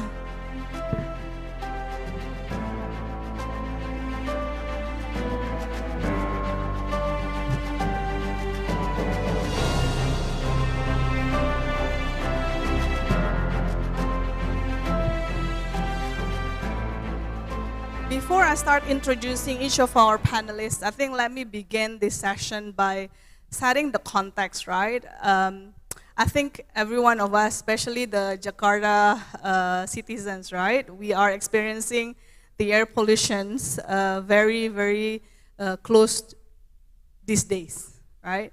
And based on the report from the International Energy Agency in 2021, the transportation sector is actually contributing to 23% of the CO2 emissions, right, from the fuel combustions. So, and majority of this is actually driven by the road transport. The topic that we are discussing in today's session is about the new energy vehicles. And this, or it's normally called the NEVs. These NEVs actually can bring environmental benefits through reducing carbon emissions and urban air pollutions. And I assume majority of the audiences also come from private sector. Commercially, right, Indonesia is the largest automotive market in ASEAN with the highest vehicle and motorcycle sales in the region. Automotive industry in Indonesia contributes to 4% of our GDP and employs around 1.5 million people in the country. Another context that I would like to give is that the global market adoption of new energy vehicles is accelerating in the key markets like China, EU, and the United States. Hence, for Indonesia to follow these trends is inevitable. However, we know that the challenge remains, right, for us. Two issues, affordability and infrastructure. These will be the key questions that we'll be asking to the key panelists here. And we are lucky enough to have such a relevant panelists here, the real key players in the market. So without further ado, I would like to invite Mr. Eko Cahyanto. A bit of introduction of Mr. Eko. Mr. Eko is an award-winning Indonesian government professional. He is honored with the Satya Lancana Karya Satya, awarded by MOSOE in 2019. He has extensive career, includes various roles within the Cabinet Secretariat before he's holding his current role. With that, Mr. Eko, I believe you have your presentation. Please have the stage for you, sir. Please.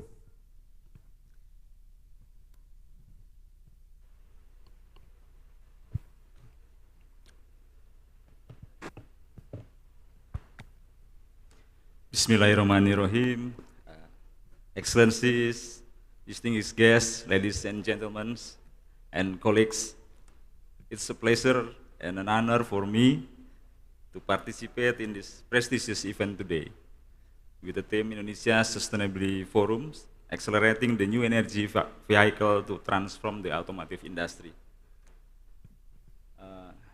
Should be a presentation, please. Ladies and gentlemen, climate change is a global issue that has a big impact to human beings over the world. In general, the concept of green industry is seen as a step toward the strategic priority program, including the clean productions and resource efficiency, green product development, decarbonization and energy transitions.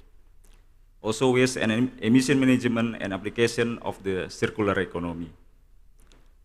One of the practical measures that may be implemented to overcome the climate change crisis to limit the use of conventional energy resources and change people's behavior to use renewable energy sources, including e-mobility.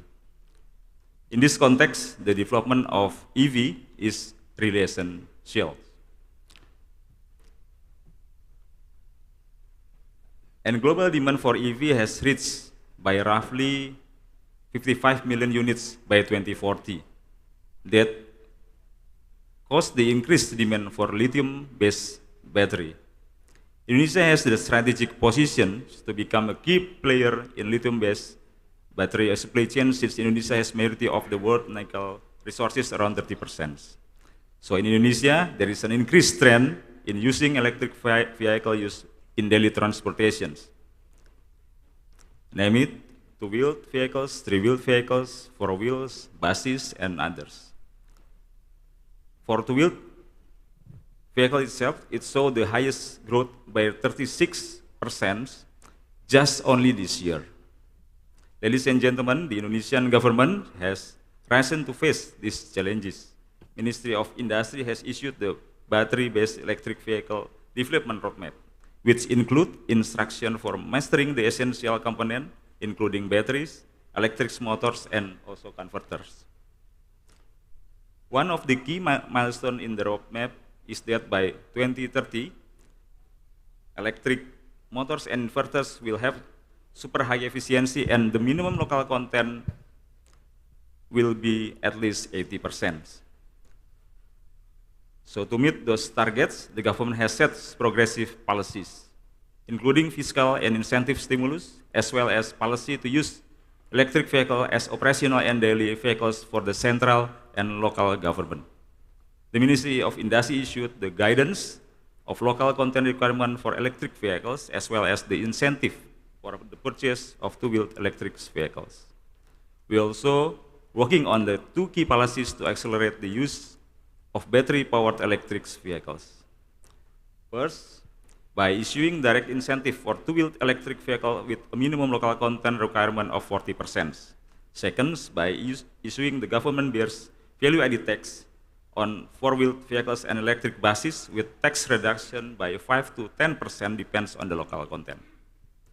Ladies and gentlemen, currently Indonesia has more than 50 companies developing electric vehicles with a total investment of more than 200 million US dollar. There are many government incentives issued in order to promote the usage of battery-powered electric vehicles, which link to reduce greenhouse gas emissions. Indonesia has also put target to reach more than 1 million four-wheeled electric vehicles on the road by 2035, which is equal to save around 12.5 million barrels of petroleum or 4.6 tons of carbon dioxide. The government also has put the target for two- and three-wheeled electric vehicles by 12 million units in 2035, which is equal to save 18.86 million barrels of petroleum or 6.9 million tons of CO2. The Indonesian government is optimistic that the objective can be met. That is shown by 176 increase in EV sales since the implementation of the incentives in April 2023. There are currently 14 EV manufacturers that receive the incentive with 30 models. On these occasions, we welcome companies to take advantage of these incentives. Since there is still a significant quota remaining, total quota around 200,000 units. It's more than enough for all of you here. Ladies and gentlemen, the Indonesian domestic industry is well prepared to meet the electric vehicle component needs, particularly for two and three wheels. This is shown by the high comparative average of local content of the models developed. Although the lowest threshold for earning the incentive is 40% local content, most models now have a value of more than 50% local content.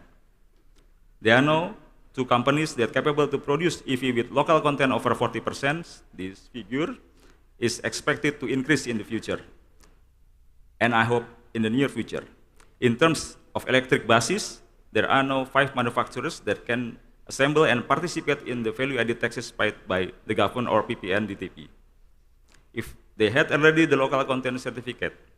So, as the result, we are optimistic that the roadmap will be gradually achieved by 80% of the minimum local content at the end of 2030. Finally, I would like to express our gratitude to the Coordinating Minister for Maritime and Investment Affairs and KADI Indonesia for hosting the Indonesia Sustainability Forum today. I do hope that we will continue to collaborate to build a more sustainable economy growth in Indonesia. Wassalamualaikum warahmatullahi wabarakatuh. I thank you. Waalaikumsalam warahmatullahi wabarakatuh. Thank you, Mr. Eko. A very useful information to know. So there is remaining 200,000 quota with 300 million US dollar subsidy will be provided by 2024. That's a great news, everyone. So next, Pak Toto Nugroho, Mr. Toto Nugroho, CEO of Indonesia Battery Corporation. Mr. Toto is a prominent figure in Indonesia's energy sector with over 25 years of experience in Pertamina, our largest oil and gas state-owned enterprises. So the question to you, sir, we know that battery is the most, if not the most important factor in the NEV industry. What is the Indonesia Battery Corporation's role in the battery value chain? Thank you, Ella. So again, it's really an honor for us to be here with the distinguished panelists. Just a little bit background of IBC. IBC is Indonesian Battery Corporation. We are an SOE. Our main shareholders is Minority Group, Pertamina, and PLN. We are created to create the end-to-end battery production in Indonesia. So we actually have a cooperation with two of the biggest EV battery producers in the world, one from China and one from South Korea. And actually what we are doing is developing the mining side, smelting, precursors, cathode, anodes, and battery cells. Even in the corporation, we also have the battery recycling, which is very good because once we have the spent batteries, then we will have that recycled to be used as batteries. So this is in essence what is very important and strategic for the country because we are downstreaming all the natural resources according to the needs of Indonesia. And especially if these batteries is very crucial to support the industry that we are going forward, of course, for the 4-wheels EV and the 2-wheels EV. So in essence, what we are doing is actually to have the downstreaming process, and we have the production of battery in Indonesia. Our target that the production of the nickel-based battery in Indonesia will be in 2026, although we do have a production with Hyundai and LG in 2024. This is going to be inaugurated hopefully middle of next year, Pak. So that's also a breakthrough because this is one of the biggest investment from foreign companies in Indonesia for batteries. This is about 1.1 billion US, but the entire chain-to-chain investment that I've mentioned before from these two companies is close to 10 billion US dollars because it's not simple to create a battery. You need, from the upstream, you need the mining side, smelting, cathodes, anodes, processing. So it will take some time, but it will take some large investment, but this is something which is very strategic for Indonesia to have its battery production from our nickel in the next few years. Wow, that's a very encouraging news. $1.1 billion of investment, and that brings me to Hyundai as well. Pak Franz, if I may, building from a question to Pak Toto earlier, what are the key technologies that Hyundai is focusing on now for the new energy vehicles, and what are some of the applications that you have put here? Okay. Thank you, Bu Ella, for the question. So before I touch that particular point, so I would like to say thank you for this opportunity as a Hyundai representative. Yeah, for sure, Hyundai has a vision as a global company. So we would like to have a progress for humanity. So we would like to provide the best solution for the all human, including the automobiles. So that's why for the Indonesia automotive industry, we would like to provide the best product. So for Hyundai, the best technology, there are three. Number one is about the vehicle design and performance. So that's why we invest in Indonesia around 1.5 million US dollar, starting from 2020. There's a huge investment in here, I think, thanks for Pak Eko to let us invest in Indonesia. And then the second one, Pak Toto already touched the point about the battery technology. So we would like to have also collaboration with the battery supplier together with the LG and then also IBC. So I think the total investment already explained by Pak Toto. I don't need to explain more about that one.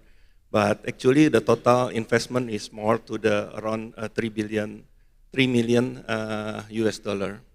And then the final one, I think this is the most important one, and this is still some question from our customer, definitely, about the charging station.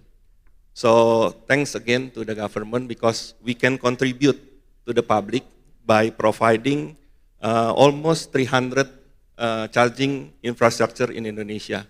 So there's a technology that we would like to enter because not only for the AC it means slow charging, but also we would like to also invest for the fast charging.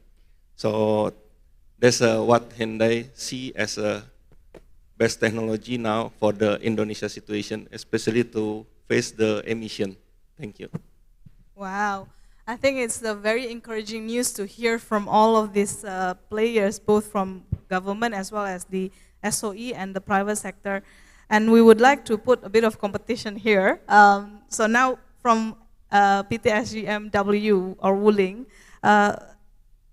Mr. Yan, what are the key technologies now that is being focused on from the Wuling side on the new energy vehicles, and what are some of the applications that you have put here? Thank you for the question. It's a pleasure to be here to see everyone fully engaged in this conversation. So from a Wuling perspective, maybe you are well aware that we have this product of Air EV that's launched in the market in August last year.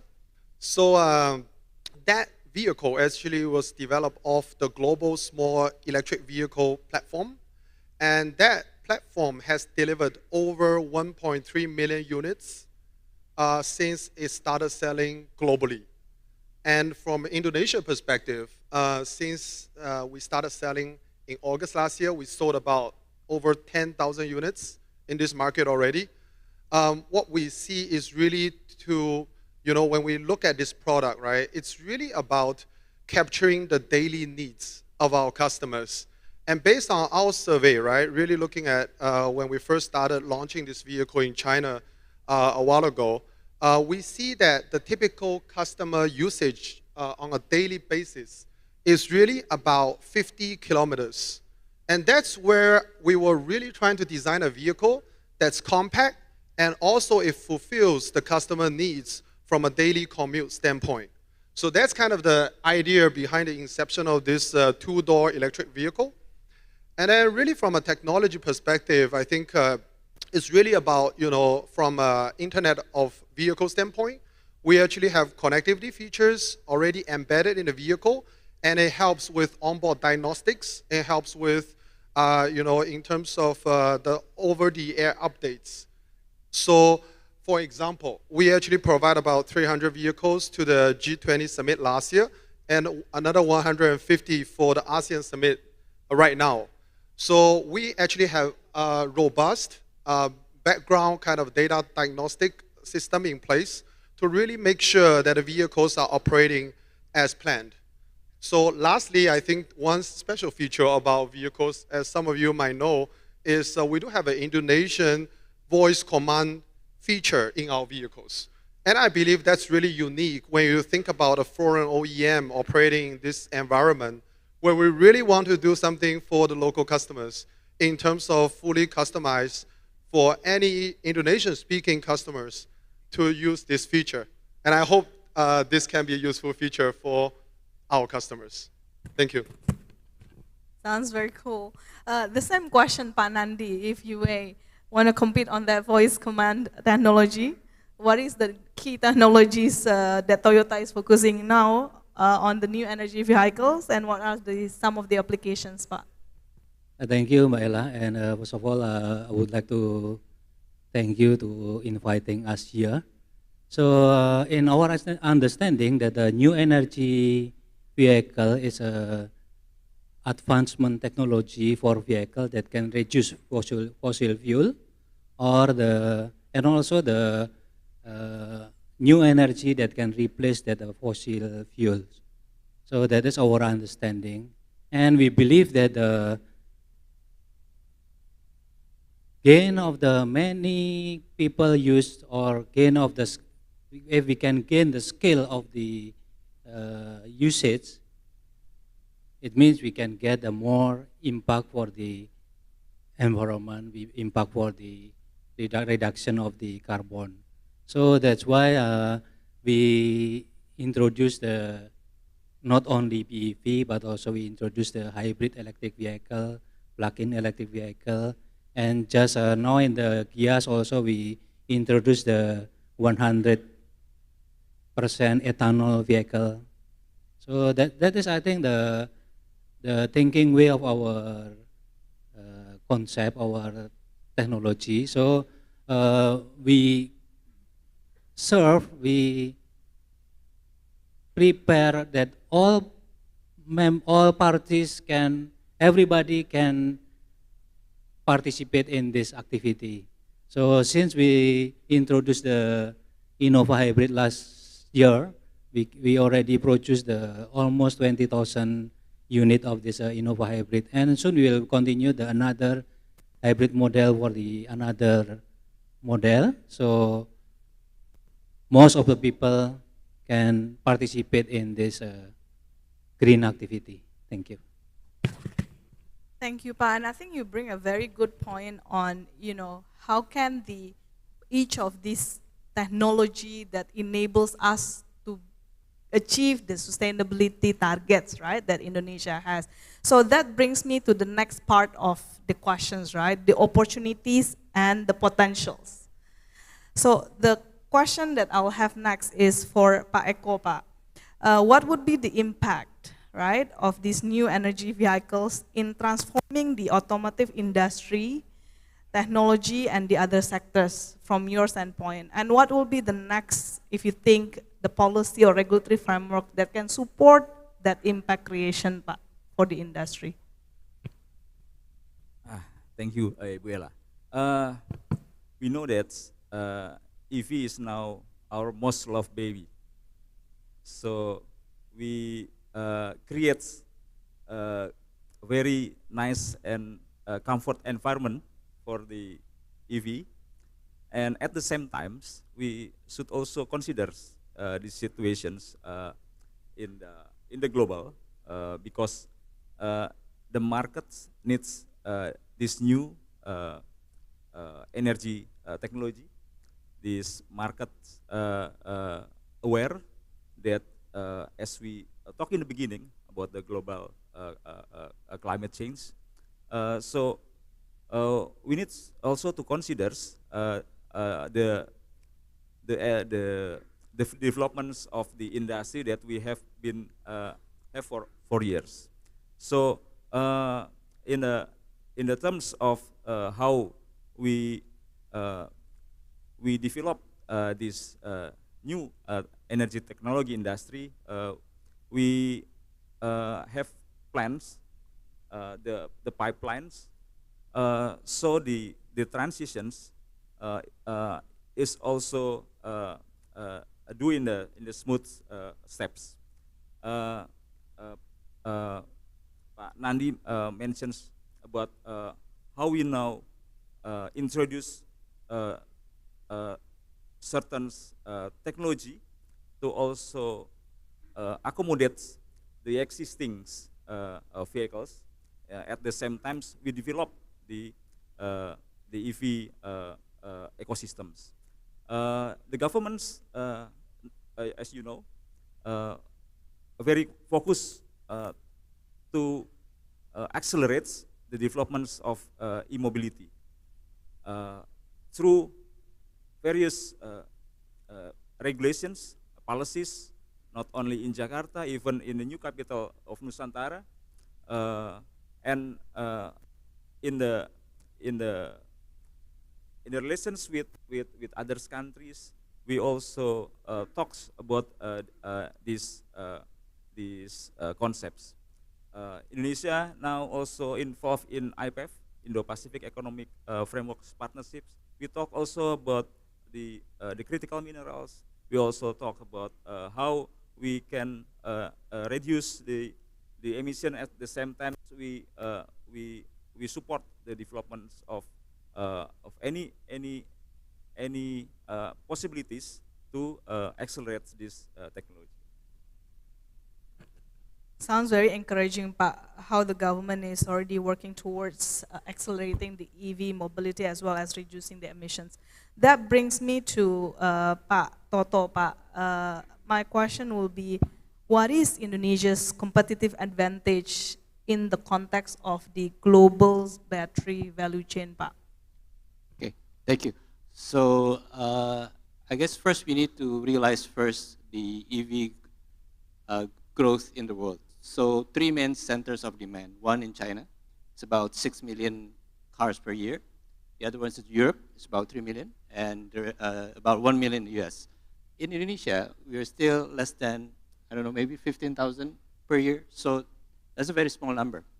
But we do have enough resources in terms of nickel to actually supply half of the entire EV cars. So at this point in time, our position is that we will convert our nickel to battery materials and batteries for the car. But with the current demand in Indonesia, again, we need to push forward not just to supply the batteries, but also to supply our battery materials going into the global supply chain. So one of our advantages that we have, because we have nickel, one of the most sought after battery materials is nickel sulfate. And Indonesia currently is producing about 40% of the entire world's nickel sulfate.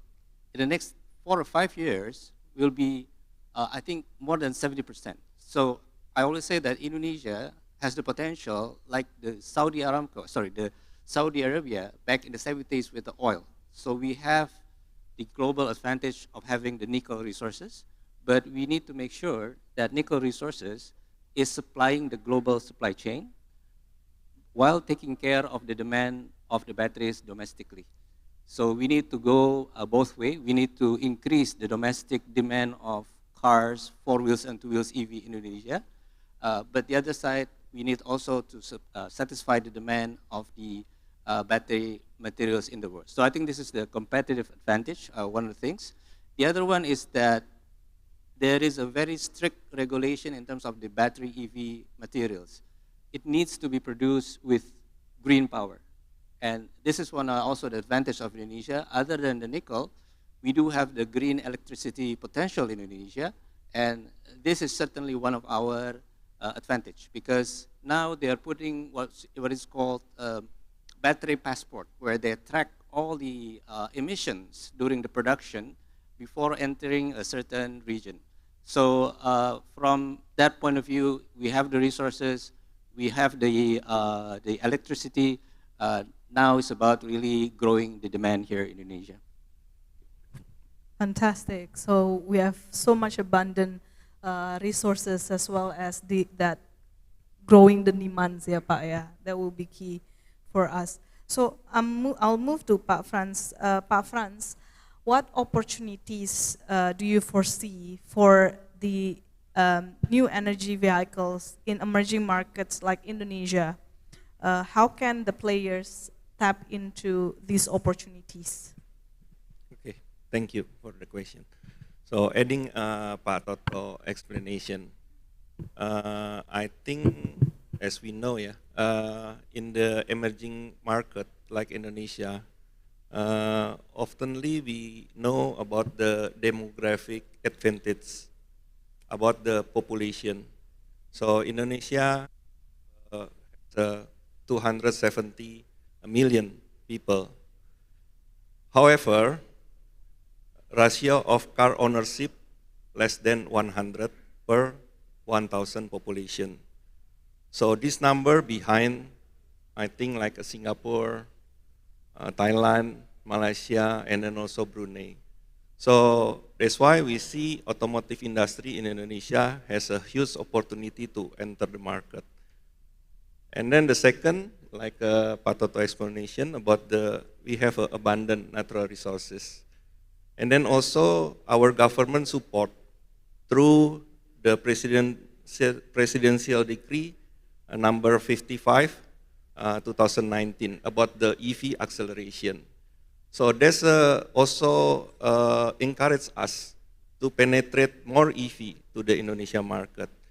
So and then now we are aiming for the EV share around 20%, if I'm not mistaken, Pak Eko, in 2025. So that's why, as one of the player in the automotive industry in Indonesia, I think the keyword is co-opetition. So why I said the co-opetition? Because we need to collaboration with the new player, which is battery industry, like Pak Toto, and then also the charging infrastructure. So two main business will come to the automotive industry. And then the second one, I said we cannot avoid competition among the brand. So I think Wuling here also introduced a very fascinating vehicle with the low price, and then also the range is okay for Indonesian market. And then also Panandi as a Toyota would like to introduce about the multi-pathway to enter the Indonesian market. I think that's a good competition among us. So that's what I would like to say in front of the audience. So thank you very much to say this one. A very interesting panelist. Round of applause, audiences, please. So I think building from what Franz is saying, he touches a bit on Wuling, Mr. Yan. How does Wuling support the development of domestic EV manufacturing capabilities in Indonesia? We are keen to know your recipe here.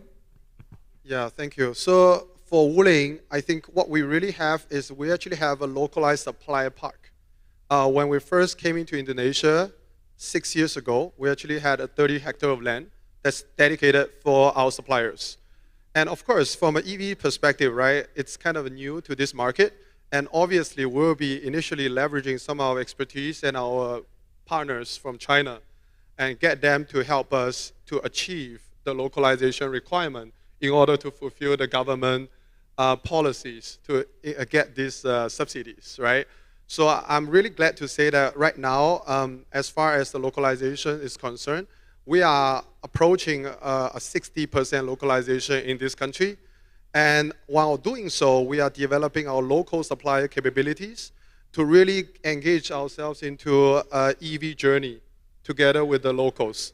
So in terms of battery production, we currently have our Chinese partner investing in Indonesia as well. And they actually have a battery assembly capability already in the country. And going forward, we'll be looking to cell manufacturing in the country. And beyond that, we are now also engaging our Chinese partners with a strong presence, of course, in China, to really come here and help us with the electric motors and also the power electronics, which are the key components in an electric vehicle.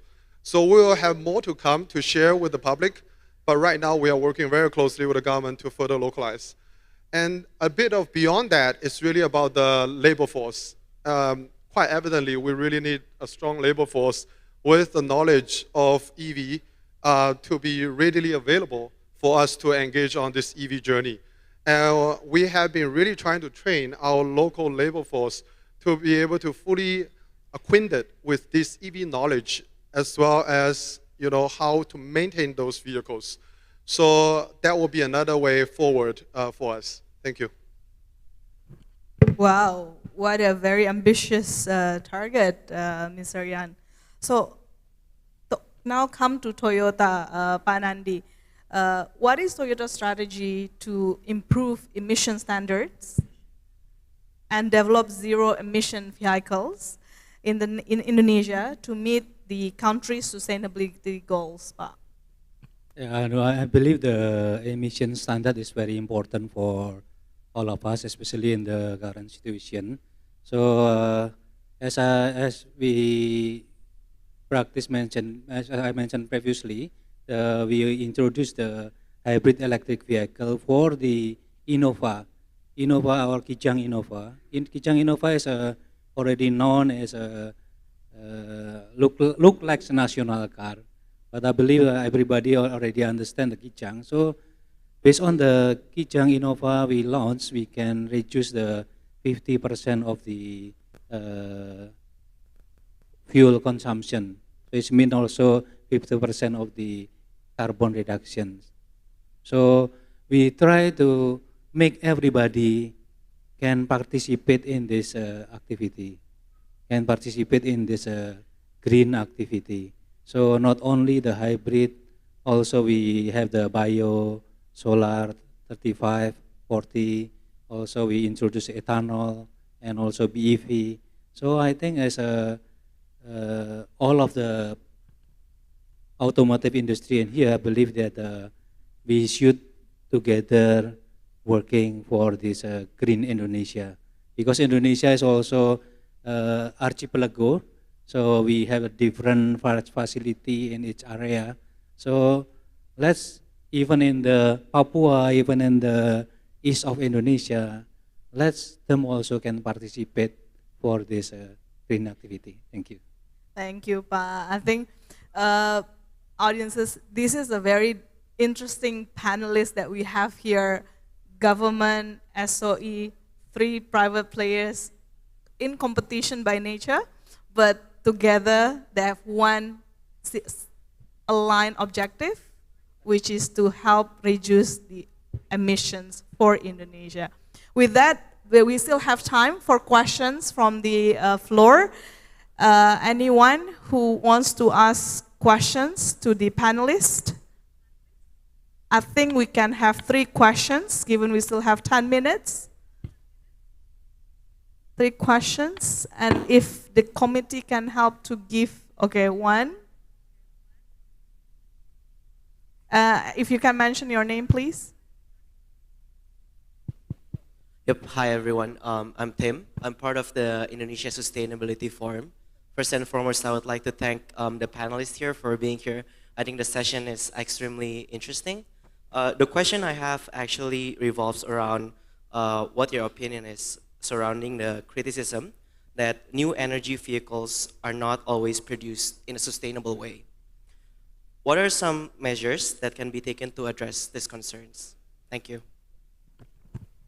So there are obviously some criticisms, right, for the new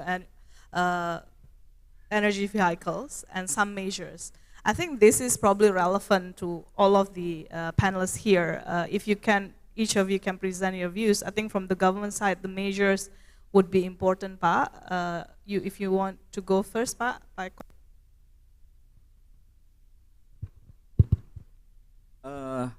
In the beginning, I mentioned about the green industry. Why does green industry matters? Because we know that market demands for green products continues to increase. The export destination countries' regulations require sustainable practices. The contributions to country commitment on international conventions as Paris agreements we have to concerns. And there is vulnerability of climate and disasters that disrupt.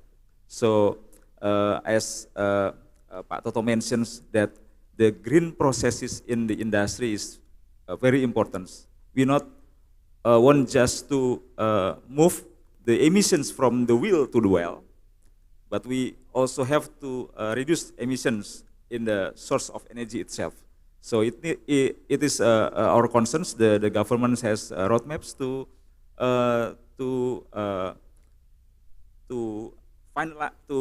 be in the final journey through the trends, the energy transitions. So it's also our concerns. The government's very focused to balance these situations. So the key is balancing the various stakeholders' aspirations. Yeah, Pak Eko. Pak Toto, if you want to take that questions. Yeah, maybe relating to the battery production, I can share that even from the mining side, when we extract the nickel, we have to adhere to the good mining practices standards that has already been set. On the other side, the power generation must be based on renewable energy. That's a requirement for the batteries to be, especially going to Europe and the US. And the other one, also the environment in terms of any potential industrial waste must be going into a very strict standard. This is why we are fortunate in terms of working with the number 1 and number 3 biggest players of batteries EV in the world, because they have already very strict standard on environment issues. So having that standards, actually, international standards, makes the production of the batteries for the EV is really green, right? And I think this is what is positive of an EV battery, because the market dictates it needs to be of renewable or green product. Thanks for highlighting that, Pa. So for our colleagues from EU who have imposed the CBAM and DR, hopefully now Indonesia can also prove that we are actually working on adhering to that level of standards as well. From the private participations here, Mr. Yan, you probably want to also share on the measures that has been taken to address this criticism around NEVs. Yeah, I think what I will add on top of what the other panelists have said, I think is really around one is closed loop manufacturing. It actually has to do with to make sure that you reduce waste and you recycle, and also you need to be very conscious about energy conservation whenever you're running a plant. So we are trying to do further optimization in terms of manufacturing activities in Indonesia. To do that, that's one piece. And the other piece, I think I'll coming back to the battery side. I think as we approach the end of a useful life for electric vehicle, and obviously the next thing will be about the battery recycling, because I guess most of people know recycling to get the materials out of the battery will be a much energy efficient way to reuse the minerals instead of extracting from a new mining site. So I think that will be the key that I will advocate for. Yeah, I think this is a tricky question for the industry players, right? But I think that's a very good point that you highlighted there. We still have 5 minutes. If I may take just one more question, if that's okay. Any other question? There's one there. The committee, please. Yeah, hi everyone. Thank you so much for all the panelists for such an insightful discussion today. I'm Intan from Korean Partners, and my questions would be maybe much more relevant for Pak Toto and also Pak Eko. What will be the impact of trade policies such as US's Inflation Reduction Act and EU's Critical Minerals Act, as well as the Net Zero Industry Act on the EV industry, especially for Indonesia? Thank you.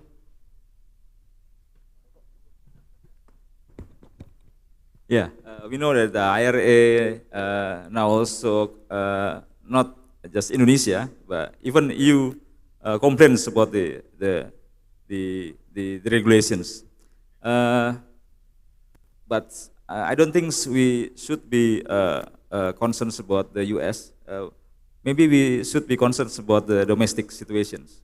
You can see clearly the markets, you can see clearly the potentials, you can see clearly the policies and the focus of the governments, and this potentials is very huge. It's extremely huge. About the IRA, we talked deeply through the IPF.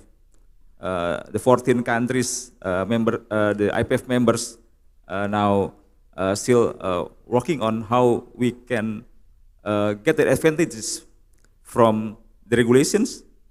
I also mentioned about the critical mineral we have.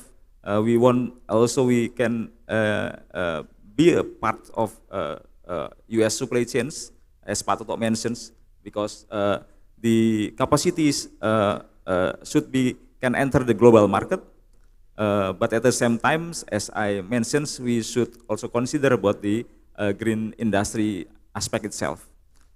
The other things we should consider also the affordability. This is very important because the transition to the new energy technology needs the considerations of the affordability. We should balance, as I mentioned before, how we can use the potentials, and at the same time we can get benefits from the cooperation we have, as for example, through the IPF. Thank you. Thank you, Pak. You highlighted a very on-point information there. Domestic, right? Focus on domestic. Pak Toto, you may want to quickly touch. Yes, thank you. It's a very good question in a sense that the government of Indonesia, or Indonesia, would really like to work with all the major demand centers. So we really like to supply the global demands. So we really need to find a way to go to the US market and to the EU market. For China market, actually, it's not a problem because they will take. They have such a huge demand, and we have no limitation going for our battery materials. But for the US and EU, there is a challenge, of course. But what we really need is that showing where if we are enforcing this kind of policy, it's the consumer is going to suffer because they will have to add this logistic supply chain costs, which not necessarily needs to be there. And at the end of the day, because when you do the supply-demand balance, the material balance, actually close to 70%, 65% is coming from Indonesia, right? And lithium is coming more from Australia and Bolivia, and cobalt is from Congo. So if we are enforcing these kind of areas where you do not have battery materials flowing easily, then at the end of the day, the consumer will actually be the one which is going to be at a disadvantage, especially the OEM producers also. So hopefully by opening, let's say, a limited bilateral FTA with the US and holding communication with the CRM in the EU, hopefully our battery materials will be able to find its spot in the global supply chain. Hopefully that's my take on it. Thank you so much, Pak Toto, Pak Eko, Pak Franz, Pak Yan, Pak Nandi. It has been a great session. Audience, please give your warm applauses for all of these distinguished panelists here. We managed to get this session on time. I give it back to the MC to close the session. Thank you. Thank you. I'd like to also convey my heartfelt appreciation to the moderator and all the speakers. We will have a photo session together. So please, kindly stand up and let's look at the camera. Thank you to Ibu Suhaila Hakim, Indonesia Country Director of Tony Blair Institute for Global Change. Ladies in the middle.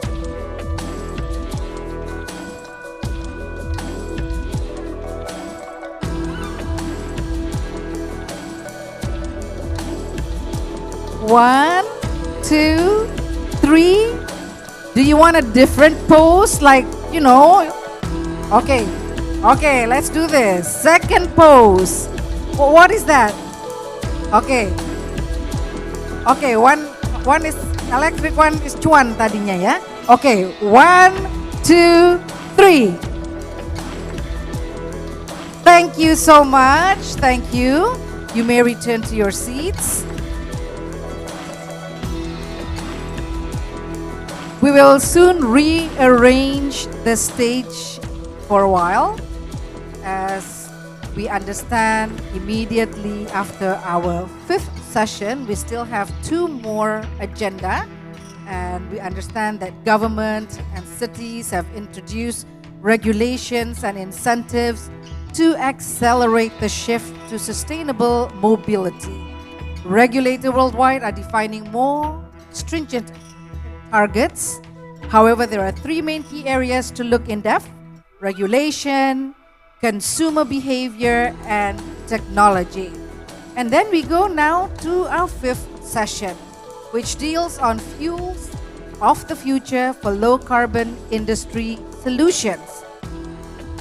We will be joined by Mr. Rabin Hattari, Secretary of the Minister of State-Owned Enterprises, Mr. Anand Stanley, President Airbus Asia Pacific, Ibu Nike Widiawati, President, Director and CEO of Pertamina, Mr. Frankie Wijaya, Chairman of SMART, Mr. Ren Hongbin, Chairman of China Council for the Promotion of International Trade, CCPIT, and China Chamber of International Commerce, CCOIC. We are still awaiting for the stage to be rearranged for our 5th session on fuels of the future for low carbon industry solutions.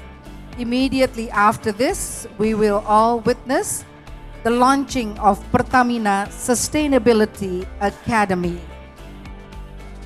And after the Pertamina Sustainability Academy launching, we will also witness the joint declaration between the Ministry of Energy and Mineral Resources of the Republic of Indonesia with PT PLN Persero. This joint declaration supports for infrastructure of charging and battery swap ecosystem for battery electric vehicles. Are we ready? We would like to invite everyone to take their respective seats one more time, please. Please be seated, ladies and gentlemen.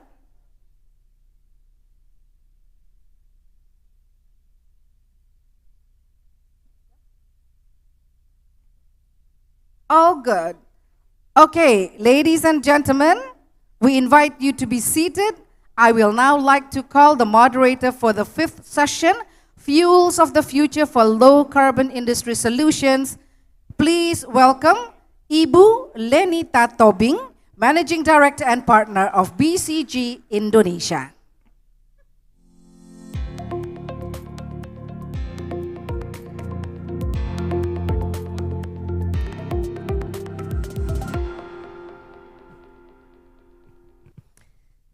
Good afternoon, distinguished head of states, distinguished ministries, and delegates.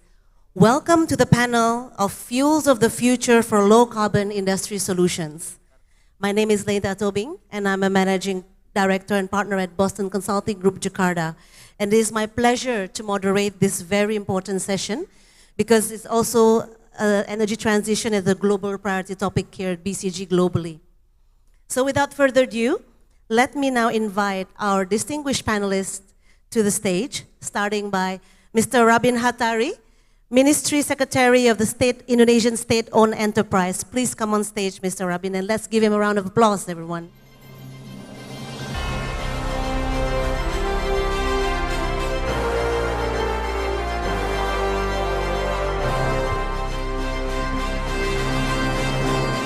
Our second panelist, I'd like to invite on stage Mr. Ren Hongbin, Chairman of the China Council for the Promotion of International Trade, or CCPIT.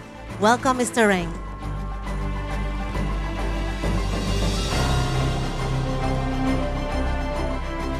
Our third panelist is Mr. Anand Stanley, President of Airbus Asia Pacific. Welcome, Mr. Anand.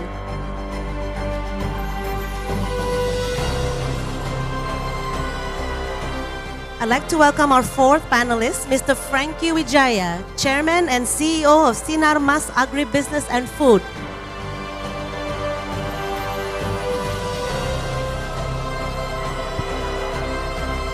Welcome, Pa Frankie. And last but not least, I'd like to invite Mrs. Nika Widyawati, CEO of Pertamina.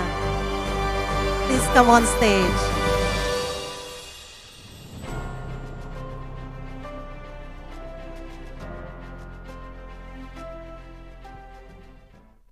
Thank you, and it is a privilege to have these 5 prominent panelists in this topic.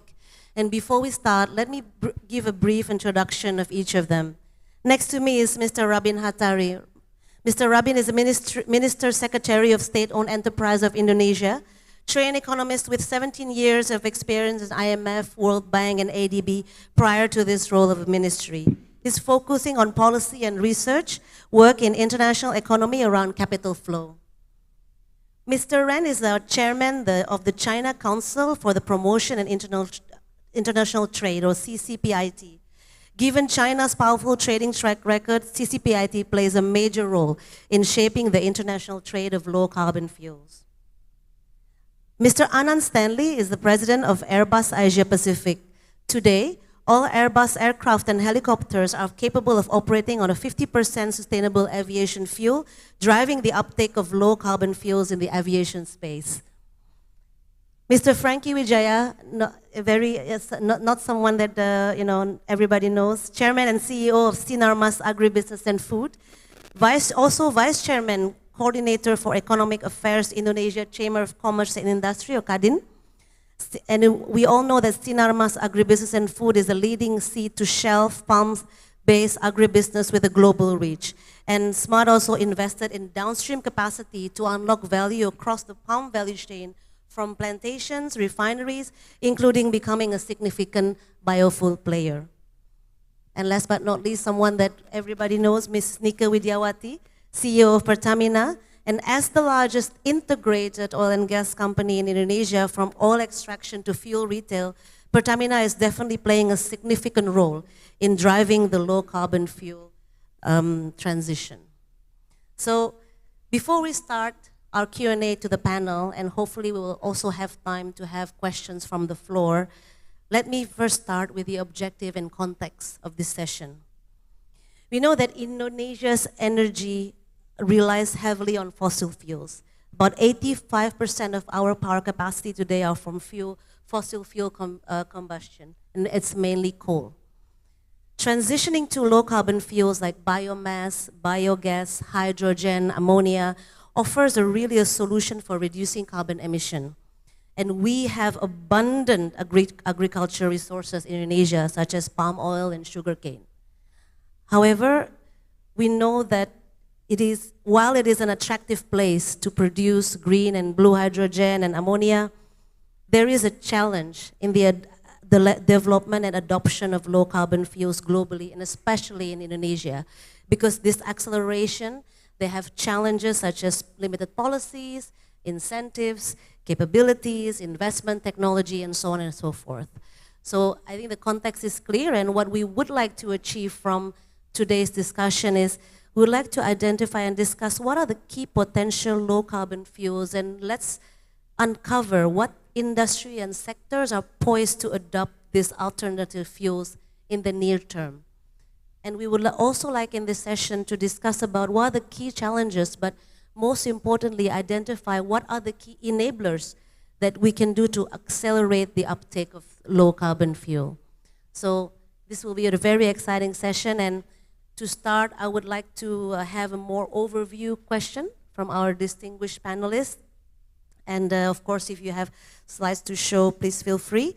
But I think if you want an overview, I would like to put Mr. Rabin on the spot from the government side, because this is where we always start, right, Pa? So we know that there are some criticism weighted against alternative fuels such as biofuel, that the production process may raise concern about land use and also food security. In your view, Pa, how can these concerns be mitigated? Thanks, Lenita. That's a very good question. From a government point of view, we have learned a lot from a number of our partners in the regions and also from outside the regions, in particular about the alternative biofuels. I think when you talk about biofuels, there's first generation biofuels and there's also second and third generation biofuels, right? When one talks about first generation biofuels, right, which derive from food crops like corn, sugarcane, and soybeans, which has been facing a number of criticisms, right, concerning related to what you said, land use and food securities. You know, one can take a look at the examples of Brazil, for instance, right? Diversions of agricultural land, right? Deforestation, water usage, impact on small farmers. Those are some of the key criticisms that Brazil has been facing, right? When one talk about the first generations of biofuels. So those are some of the things that we in the government have been concerned about of using the developing first generation of biofuels, right? That comes out of converting crops to fuels, right? Now, on that front, the government also been encouraging government's assets, such as state-owned companies, like Pertamina, to develop second and third generation biofuels that comes from other non-food sources, right? Such as the one that derive from feedstocks, right? Or agriculture residues, right? A good example in here is something that the Pertamina has been developing since 2021. Pertamina, our national oil company, has been developing second generation biofuel that derive from empty fruit branch. This research has been carried out by Pertamina Subholding Refining and Petrochem, called PT Kilang Pertamina International. And, it's been quite successful, and hopefully that in the next 2 to 3 years, it'll be come to the market. So these are some of the examples that our state-owned enterprising has been doing in research in hopes that providing a new biofuels that is environmentally friendly, right? Pertamina also has been looking into third generations, which is more in line with looking for something that is even more advanced using algae. Now, this is much more advanced. It'll take more time. It's still under considerations. Much more research needs to be done. But this is something that's also encouraged by the governments for us to look into it.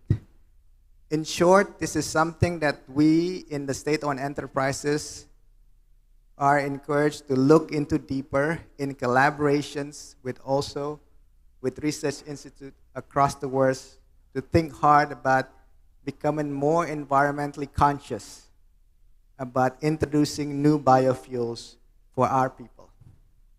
Thank you.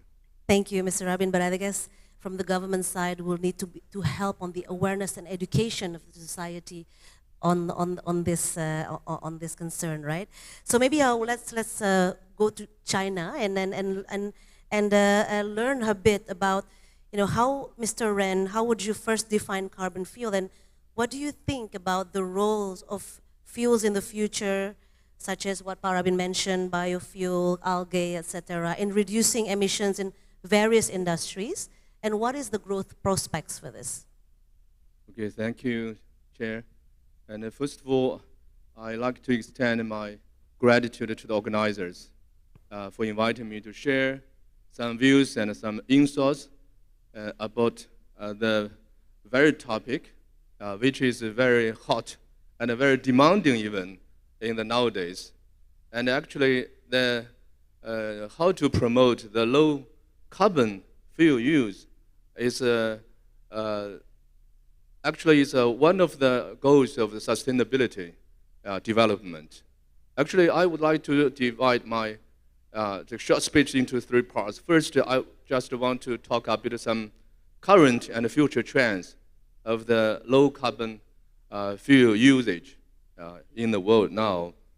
So actually, studies show that the carbon emissions associated with the energy use account for over 70% of the global total emissions.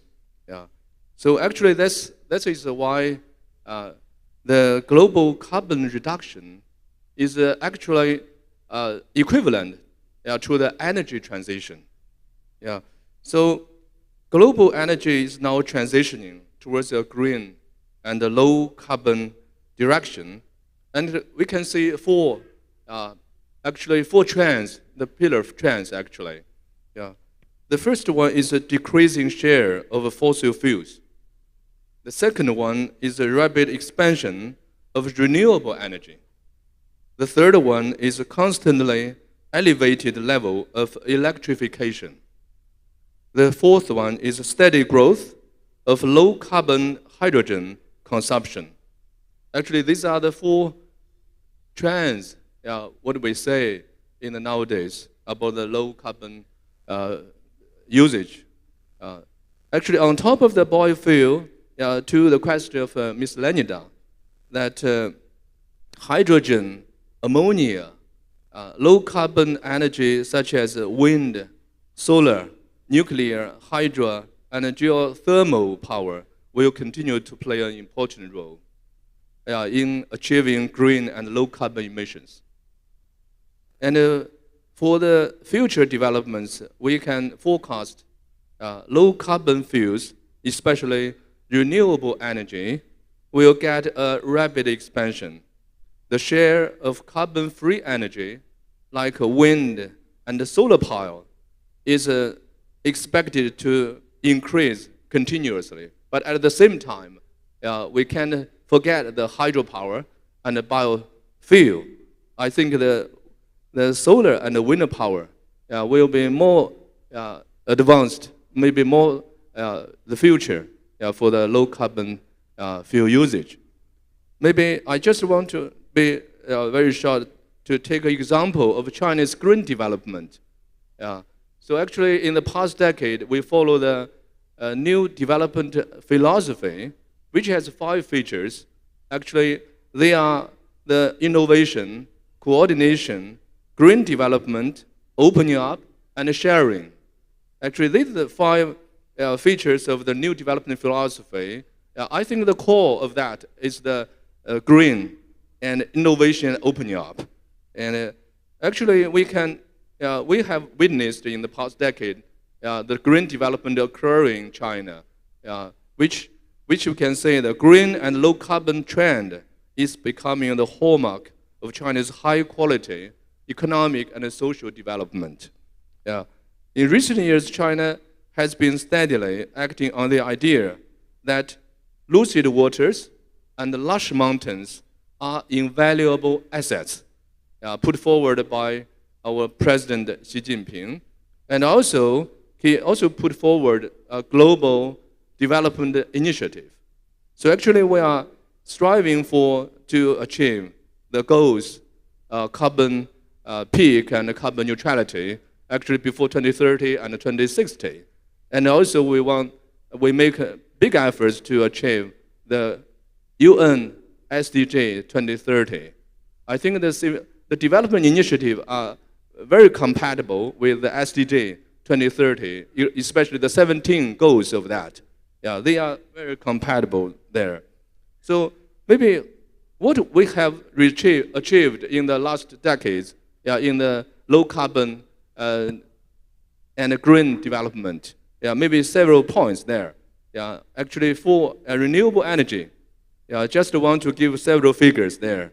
The total installed capacity of renewable energy power has exceeded 1.3 billion kilowatts. 1.3 billion kilowatts, surpassing that of coal power already. The installed capacity of hydropower, wind power, solar power, and under construction nuclear power all rank the top in the world. Second one, the new energy vehicles. So China has the world's largest production and sales of the new energy vehicles for 8 consecutive years. Actually, China is also open to cooperate with any countries in this way. So this actually during this visit, actually I met with several the Indonesian companies who are very interested in cooperating in the manufacturing of the new energy vehicles with Chinese companies. I think that will be also a new trend for the bilateral economic relations. The third one is the air quality improvement in China. So over the past decade, the share of the coal consumption in China's primary energy consumption has dropped from 68.5% to 56.2%. So actually it's a very significant change. And the clean energy consumption takes up 25.5%. So far. So actually carbon dioxide emissions per unit of GDP has fallen by 34.4%. And so the last one I want to stress that, so thanks to the large scale afforestation and ecological conservation efforts over the past 4 decades, so China has sequestered nearly 400 million tons of carbon dioxide per year through carbon sinks, so effectively reducing land use carbon emissions. So these are the several factors and the features I just want to share what China had achieved in the past decade in the low carbon fuel usage. So actually the the sustainable development is very important. But the low carbon fuel usage, I think, is the core of the one. Yes. Thank you very much. Thank you very much, Mr. Ren. I think this is a very outstanding achievement as a country, and I think that's why, I think the role in shaping the international trade of low carbon fuels is very, very significant in this case. So maybe from the macro, from the countryside, let's zoom in into what the big corporation, especially like global corporation like Airbus is doing. So Mr. Anand, same question, but from a corporate lens. So how would you define low carbon fuels in your case, and what is the role and how is its growth prospects? Bapak-bapak dan ibu-ibu undangan yang kami hormati, selamat sore. Selamat sore. Thank you very much for having us. I'm proud to represent Airbus. Airbus is not an aviation company. Airbus is a sustainable aviation company. Let's give a round of applause to that. So when we look at decarbonizing aviation and fuels, one of the first things we do is actually to reduce the consumption of fuel. So on Airbus aircraft in the past 50 years, per seat of travel, fuel consumption has been reduced 80% in the last 50 years, 80%. And when we look at the aircraft we have today versus the previous generation just 10 years ago, the current aircraft use 25% less fuel. But it still uses fuel. So what is decarbonized fuel? Decarbonized fuel is basically less emissions of CO2 and NOx, nitrogen oxides, not just when you burn the fuel, but the entire life cycle of the fuel. And the most promising fuel we're looking at right now is what we call sustainable aviation fuel, where it is basically having the same properties, chemical properties as fuel, but the carbon footprint is 80% less from the time you source the fuel from feedstock all the way to the end of the life cycle. The carbon footprint is 80% less. And in a country like Indonesia, which is so beautiful, but also rich in biodiversity, you can use feedstock sources such as cooking oil, municipal waste, forest residue. Even with an archipelago, you can use the oceans and the algae to create sustainable aviation fuel. But what I'm very excited, and I was even talking to Ibu Nika yesterday, is the concept of green hydrogen. Airbus has committed to put a hydrogen-powered aircraft by the year 2035. And the beauty about hydrogen is, if it's green, the carbon footprint is negligible right from the feedstock till the point of delivery. And when you burn hydrogen to fly an aircraft, the only emission and output that comes out is water vapor. So if we all work together, the future can not just be bright and beautiful, but also sustainable. Thank you. Thank you, Mr. Anand. This is very encouraging and very inspiring. So I think especially coming from a sustainable aviation company that is global, right? So I think you highlight a lot of the opportunities, and I think Mr. Rabin also mentioned what are the potential, especially in Indonesia, right, and the opportunities. But we all know that one of the key issues with increasing low carbon fuel usage is about the price parity with fossil fuel. And I think for that I would ask Ibu Nika, Mrs. Nika, the CEO of Pertamina, who is very much in the middle of this dilemma. We all know that affordability is one of the trilemma of the energy transition. And what actions, Ibu Nika, can be taken to achieve price parity and adoption at scale for the low carbon fuel? Yeah, thank you, Lenita. you are right. Energy trilemma is still there, but we have to take our priority based on our current situation. I mean, each country have a different situation, differing in economic development stage and also the social challenges will be lead to the different energy transition footprint and roadmap. So when we are talking about low carbon fuels or new and renewable energy, the price parity always come first in our mind, especially in Indonesia. I mean, developing country like Indonesia may be different in other countries around the world, in developed country especially. But we understand that we cannot give up just because there is a price parity on the low carbon fuel, and we try to identify several factors that lead to the high price. In our opinion, first is technology. We believe that technology development along the way, we can reduce the capex. We can see that solar PV technology, wind power technology, for the last 5-10 years could be reduced around 80%. So that's a lot.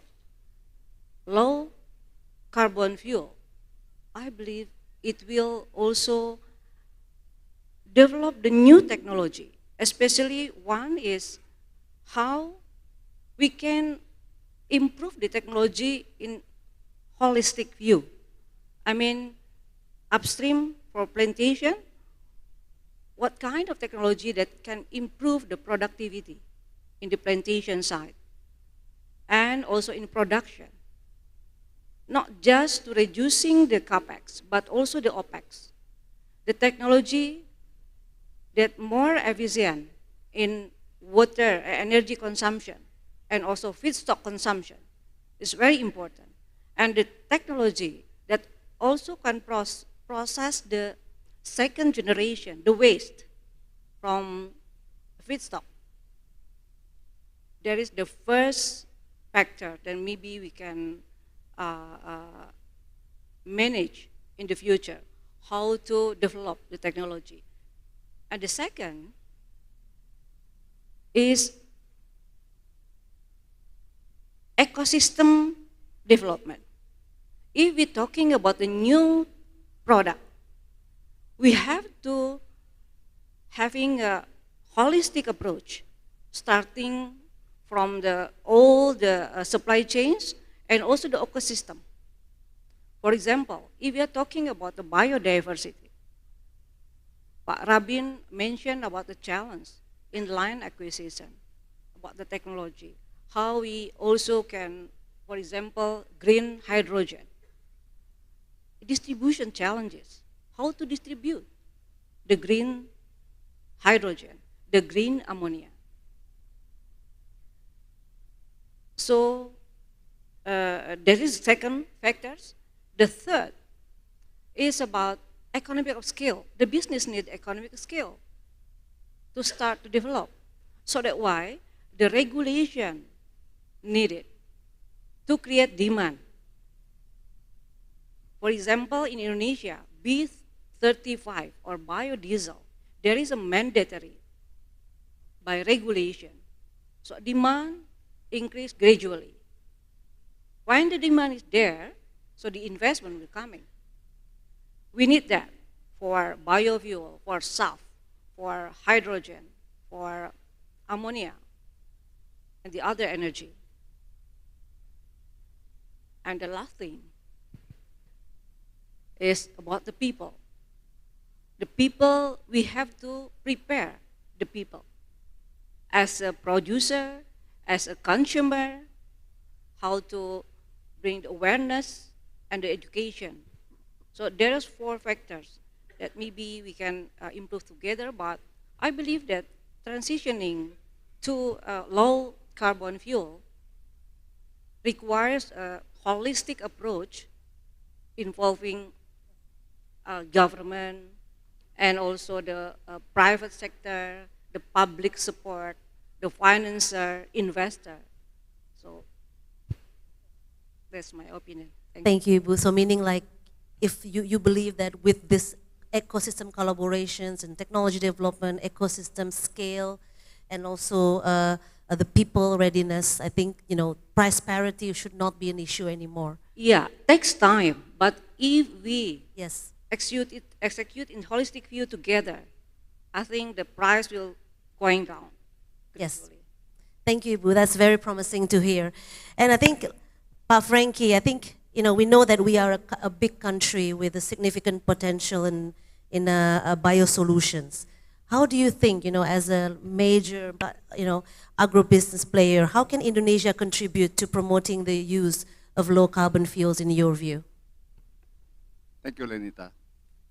First of all, I would like to appreciate Menko Pak Luhut, and also our Chairman Kadin and my colleague here in Kadin that organized this very important event, which really after the ASEAN Summit, I think this is very timely to address this very crucial issues.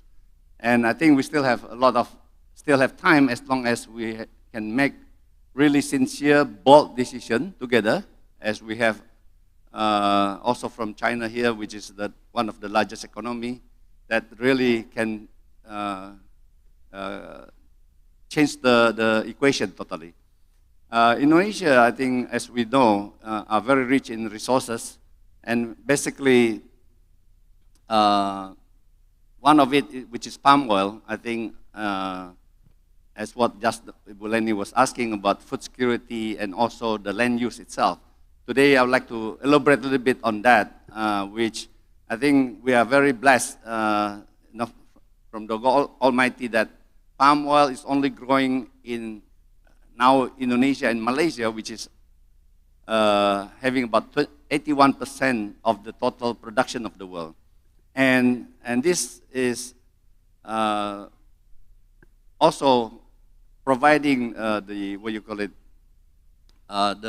livelihood for 17 million people, and mostly in the rural area, where we have also schools and clinics in there. So that is very, very useful. Number two, I think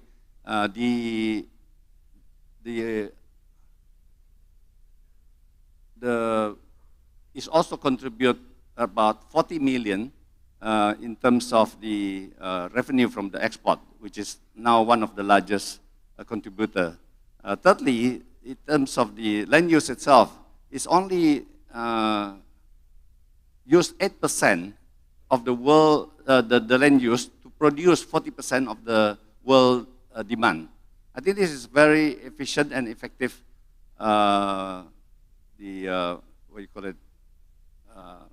in terms of the land use. And the beauty of that is by 2045, which is 100 years of Indonesia independence, we are now forecasting that we can reach also 100 million ton by cultivating the existing land, existing plantation without adding any additional land use. So these are the very, very crucial. And thanks to Ibu Nika and also all the stakeholders and the government, which supported the B35, which already the largest user in the world today. And certainly with the sustainable aviation fuel, which I sit down just now with Mr. Anil from Anand, from Airbus, that they can already utilize about 50% of that sustainable aviation fuel, which is very encouraging. I hope that all this can really contribute to the coming for the sustainable aviation fuel.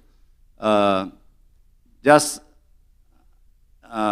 Indonesia, as what I said, we really appreciate the government can make a bold decision in terms of the making B35 now is already the largest utilization in the world in terms of biofuel. So just now about the land use itself is already proven to be the most what you call it, the most efficient in terms of the land use. Only 8% can provide 40% of the needs. Secondly, in terms of the food security, I think we can divide that. Of course, food is number one for the stomach, and then energy security, I think, is the second that we can allocate. Then I think this is a very sustainable way of what can we do. Thank you very much. Thank you, Pak Frankie. I think this is a first round to look at the overview from the various aspects. So let me go through the more specific questions. And again, because of time, I would like, maybe I'll ask more direct question and then maybe a 2-minute answer from each panelist so that hopefully we'll still have time for Q&A from the floor. So let me start again with Mr. Rabin. So as Pak Frankie mentioned, right, I mean, we are the world's biggest palm oil exporter and producer. I mean, at least one of the leading, right? And recently you have encouraged a lot of state-owned enterprise. One of them is Pertamina, but one of them is also Pupuk Indonesia, to accelerate the development of green ammonia as a form of clean fuel. In the view of the Ministry of State-owned Enterprise, what are the key fuels of the future that Indonesia is planning and or has the potential to develop from your portfolio of state-owned enterprises? I think in that context, there's a lot of potentials. When one's look at future fuels, I think we as a state assets, we're in the view looking at energy independence. I think that's the context that we look. So in that context, a number of things that we look at, geothermal, for instance, I think we see that potential of fuel of the futures. Hydropower, that's something that we also see, that's fuel of the futures. Solar, that's another fuel of the futures, something that we need to look even further. Another area that we can take a look at, biodiesels, bioethanols, something that Ibu Nika mentioned, something that we're also currently working on. LNG, liquefied natural gas. I think Indonesia is on the cusp, also an area that full of number of natural gas resources. Like I said in the beginning, second, third generation biofuels, and waste to energy. This is some of the area that we in the ministry are working together with a number of line ministries, especially Ministry of Energy, to better incentivize not only our SOE, but also our private sectors. Now, a key things in here that I like to mention, the Ministry of SOE, we are a tool to be able to execute government agenda. And the government agenda essentially is national energy policies, right? And the roadmaps. And from that national energy policy, that percolates to what needs to be done, not only by us, but also by the private sector, and that's very important. So what we do in collaboration with the private sector, we advocate and we provide inputs to the technical line ministry and what needs to be done in order for us to execute what needs to happen on the field in order for Indonesia to be more energy independent. That's very good. So the acceleration and the enablement of the state-owned enterprise to achieve that. Very good. So maybe I turn to Mr. Ren again. I think maybe sharing a bit from China, because I think China requires a tremendous effort, right, to achieve peak emission by 2030 and then carbon neutrality by 2060. And you already shared all the big achievements and initiatives. What are the enablers, in your view, to create a regional hub on low carbon fuels? So thank you for your this question. I think China so far is not only the participant in the global green development, but it's a contributor. But in some ways, it's the leader in the low carbon and green development. Actually, I just want to maybe show some experiences we have undergone, how to reach the goals of the low carbon development or energy saving and carbon reduction process. Actually, I think it's very important to, of course, to restructure the industry system, to make the new deployment or layout of the industry. But I think for in terms of the system and the regulation side, I think I just want to share several aspects in this kind. So maybe first to improve the legal system, and maybe you have to inject and also adopt new policies to incentivize this industry, this green development, to be successful. So there is the government leaders, government guiding the process.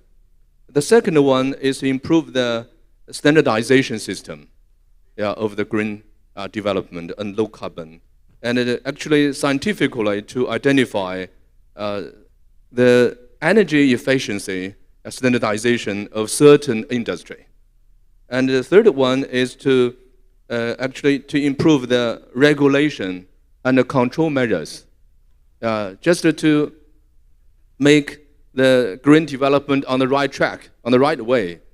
So I think these are the three from the systemic system and perspective.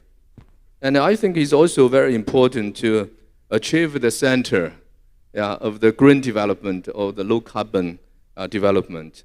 I think in order to, it's very important, maybe it's needed to strengthen the guidance of the green lifestyle. And the second one is to encourage the people to conduct green consumption. China in the e-commerce in China is very advanced. Actually, even you sit at home, you can get everything online.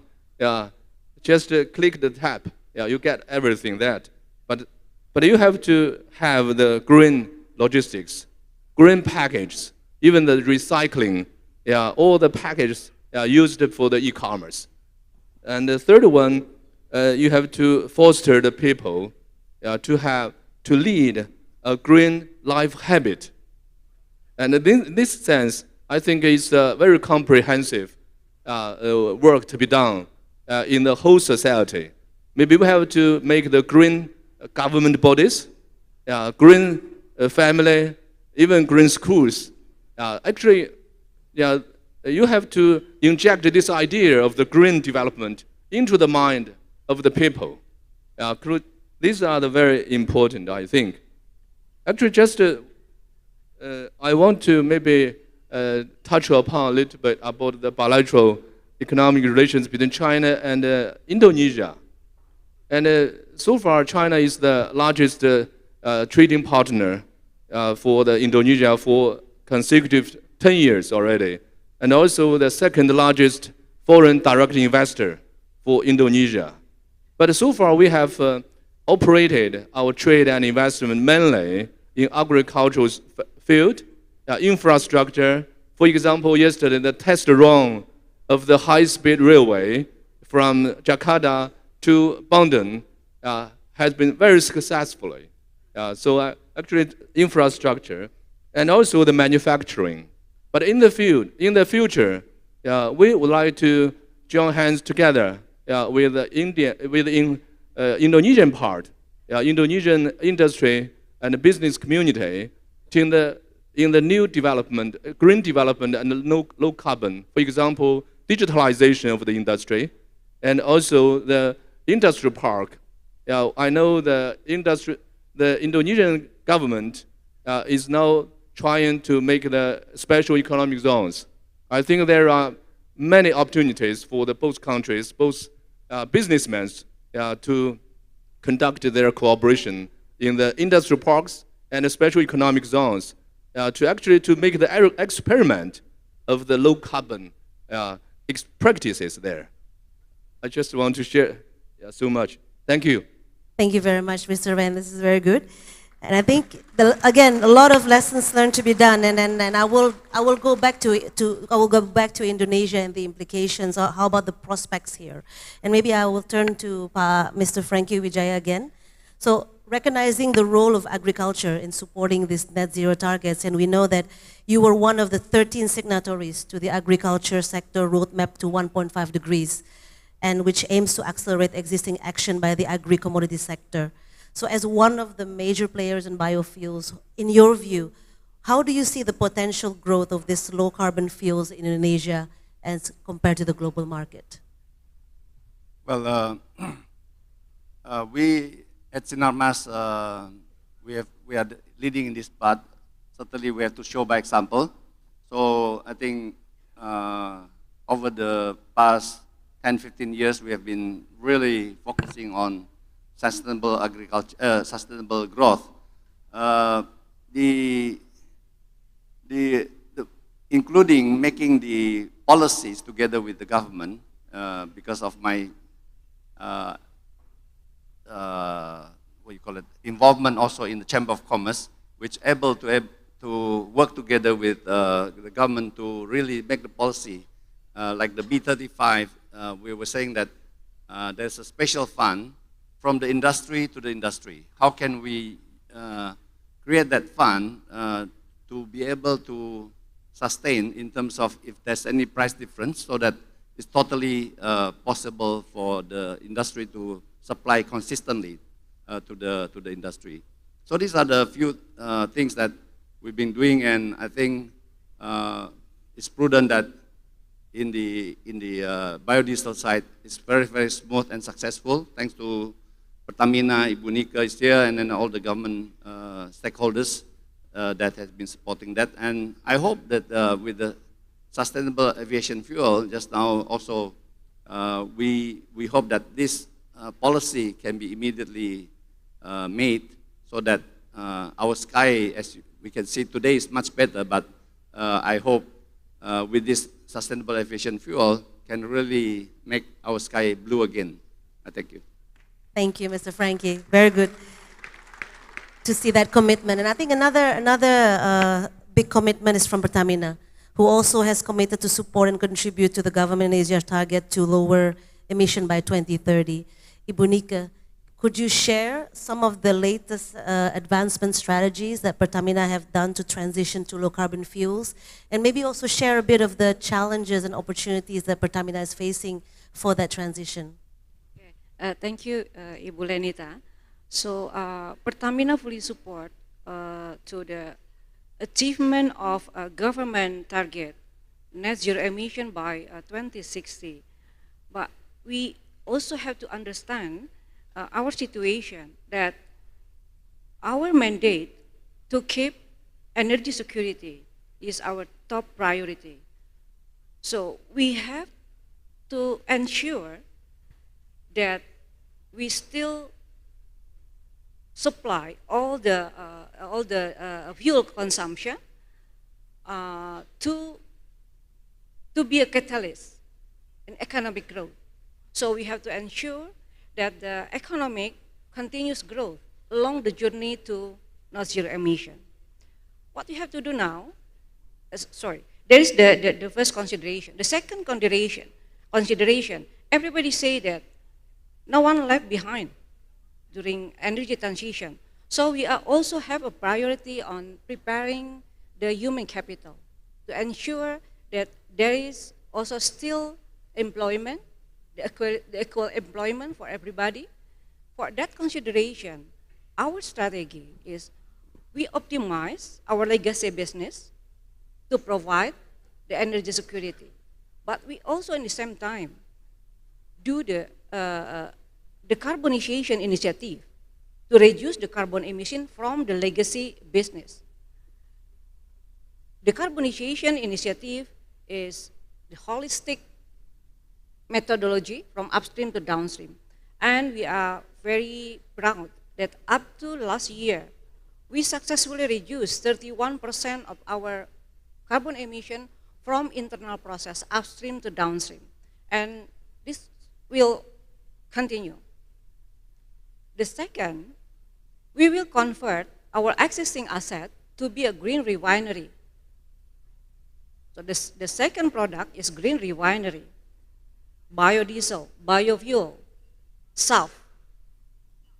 And right now, we're still progressing, improving our quality of our fuel to reducing SOx, NOx, COX, and something. So the third is we also reducing the carbon footprint from gas business. We implement carbon capture in all gas processing facility to produce blue LNG, blue hydrogen, blue ammonia. Third, we develop and increase our portfolio in zero carbon product, geothermal. We have abundant geothermal potential. So we will double up the capacity for the next 3-4 years from now. And lastly, since we still contribute to the carbon emission, the third initiative is carbon negative initiative, which is carbon capture and climate solution, natural based solution. So we will do 3 initiatives in parallel, and along the way, along the journey toward the net zero emission, the proportionality will be changed. Now, the major portion is still oil and gas, but the carbonization initiative there, and then carbon capture will increase the capacity. We have 400 gigaton CO2 storage capacity. The challenge is technology, finance, and human capital. So that's why we have initiative, not just transforming our business, transforming our organization, but beyond that, we prepare a sustainability academy to strengthening the talent to be prepared for the energy transition. Thank you, Bu Lenita. Thank you very much, Ibu Nika, and thank you for sharing the challenging path that Pertamina is facing, and especially that, as you mentioned, energy security is still number one as a national energy company. So I think now let's go more specific into, last but not least, Mr. Anand. I think sustainable aviation fuel, or SAF, is a very crucial step in the sector decarbonization. Although it accounts for a small portion of the total pie of total use of fuel, I think it's 0.1% at the moment. But still, that advancement and what you mentioned about the use of hydrogen in 2035, and we know that the Airbus latest generation aircraft can already operate up to 50% SAF and the likes, right? It's really highlighting significant untapped potential without the existing capabilities. Can you share how does the aviation industry transition into sustainable fuels, and maybe share also recent advancements that is happening in the sector that could give also a highlight to all of us? Thank you for that question.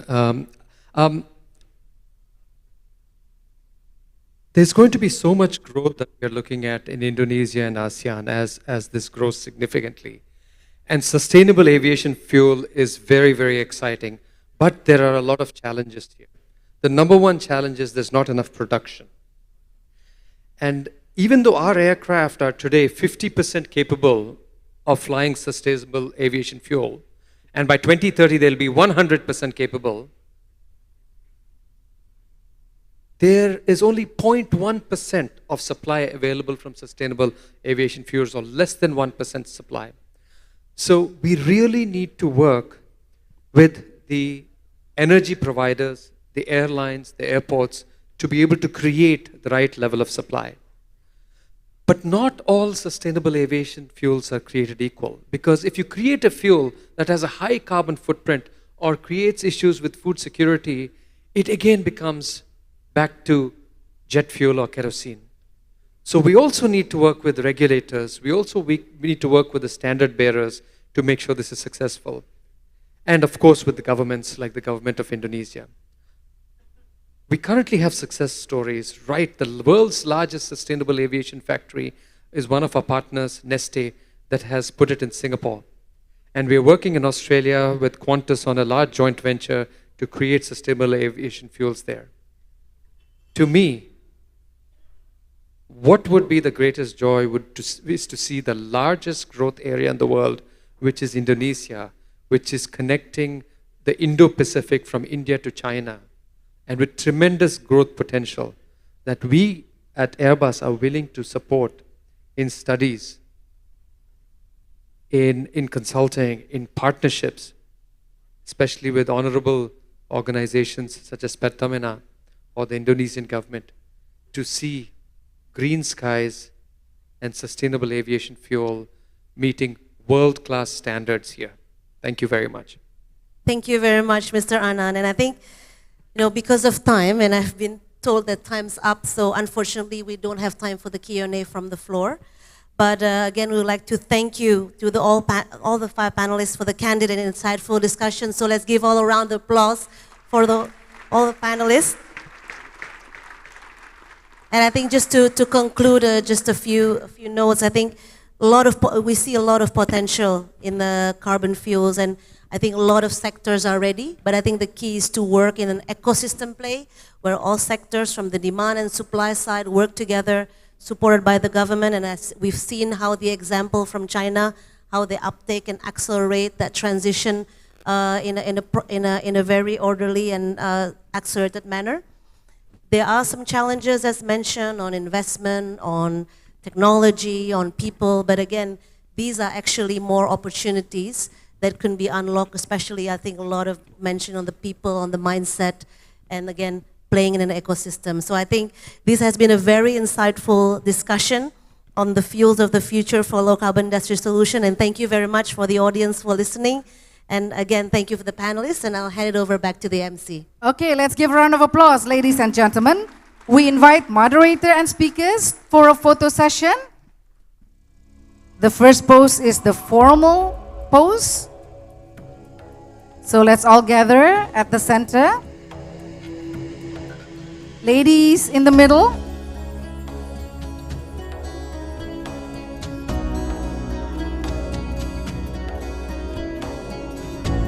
Facing the camera. This is the first pose, the formal pose. 1, 2, 3. The second pose, Pak Frankie in Kadin has a special symbol sarangyo, but this is not sarangyo, it's cuan cuan cuan. You have to move your fingers like this. You move your fingers, money coming, coming, coming, coming.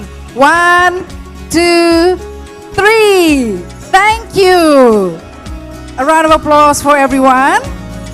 Pak Rabin Hattari and Ibu Nika Widiawati, we kindly ask you to remain on stage for a while. Please be seated.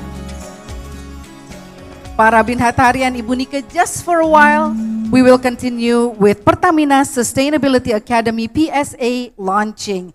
Meanwhile, moderator and remaining speakers, please return to your seats. Please be seated. Please be seated between Pertamina's logo on the left and on the right-hand side. Bapak, you can sit right on the right-hand side and Ibu on the left-hand side.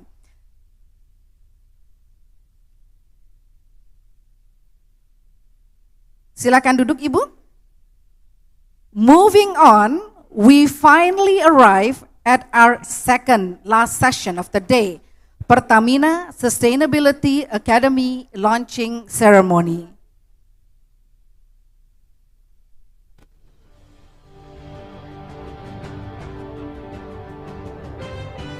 We will wait for a few minutes.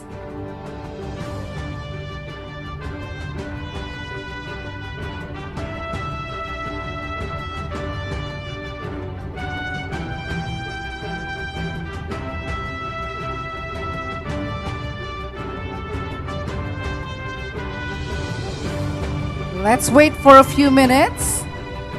Thank you so much, Pak Rabin Hattari, for lending your time. We know you're very busy, but this is important for Pertamina, for sustainability, for the future.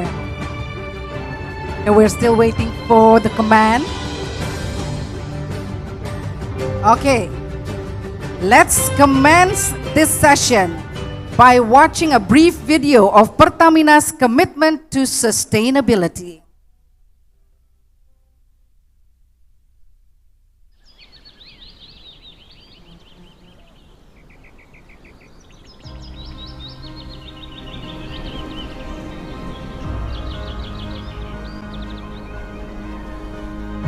Have we ever thought of a better way to achieve the things we want?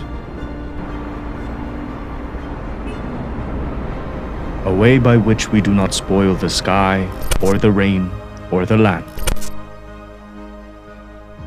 A way to meet our needs in the present without compromising on the ability of future generations to meet their own needs.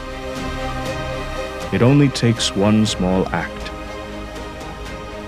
One act multiplied by billions of people to change the world. To make changes, we need to transform the way we think and act. So then us, the people, can foster our environment and abundant natural resource.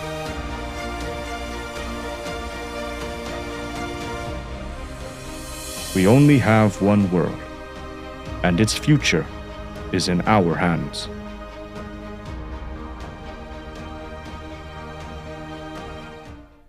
A round of applause for Pertamina Sustainability Academy.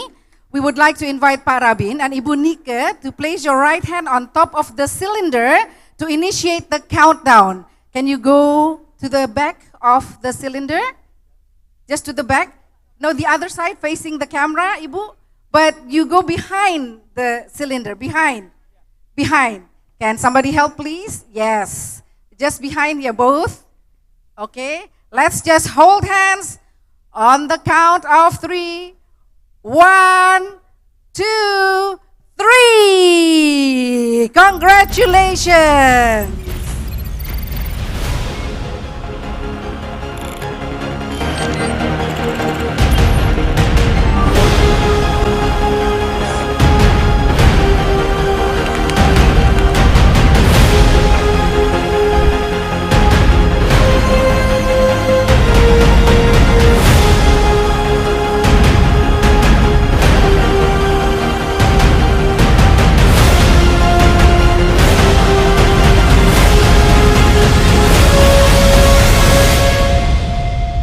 Pertamina Sustainability Academy, PSA, is officially launched.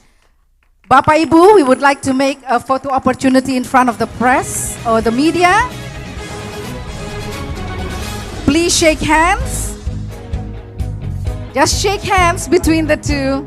Okay.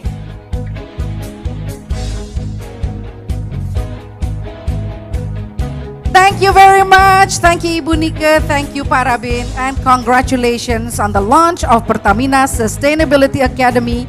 Please return to your seats. Thank you so much.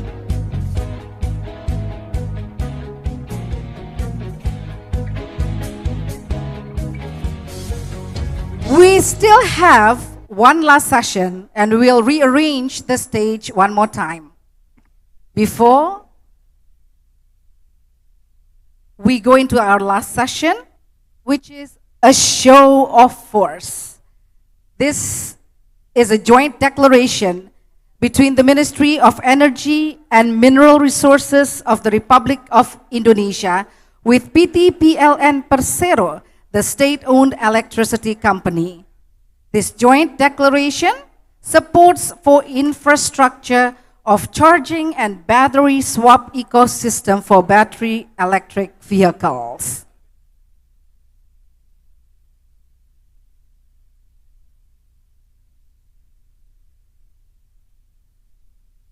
Are we ready?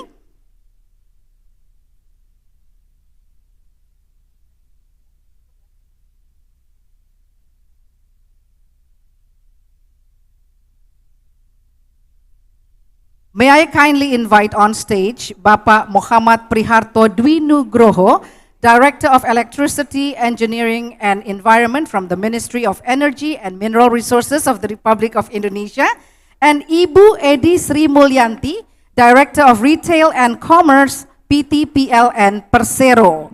Ladies and gentlemen, please stay with us to watch this very momentous event. We also would like to invite to witness the joint declaration Bapak Muhammad Rahmat Kaimuddin, Deputy Coordinating Minister for Infrastructure and Transportation, Coordinating Ministry of Maritime Affairs and Investment. The document will now be given to Mr. Muhammad Priharto Dwi Nugroho.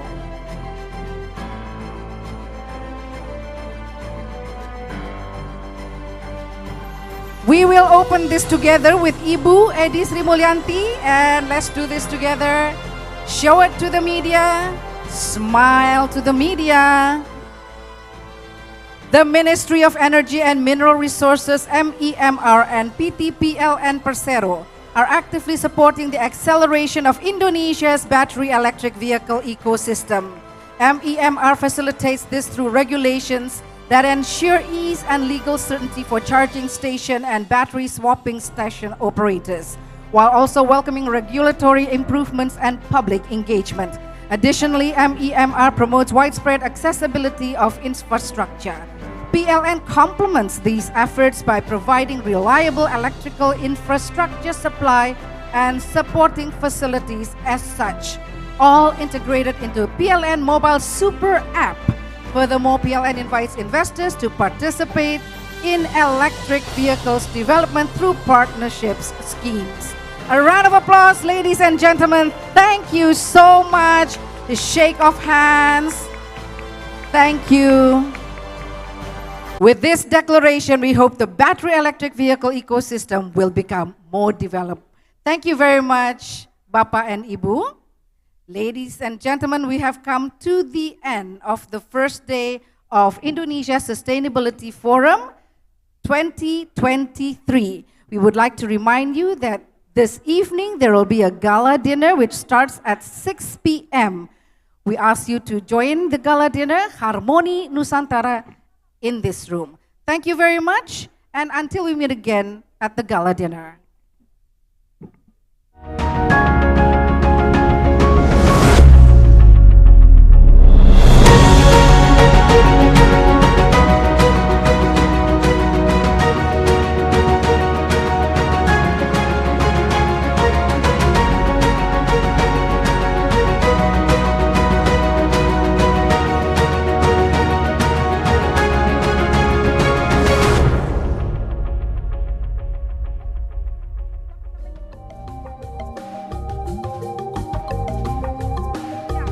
Panitia akan berfoto, silakan berfoto panitia. Yang bajunya kembar,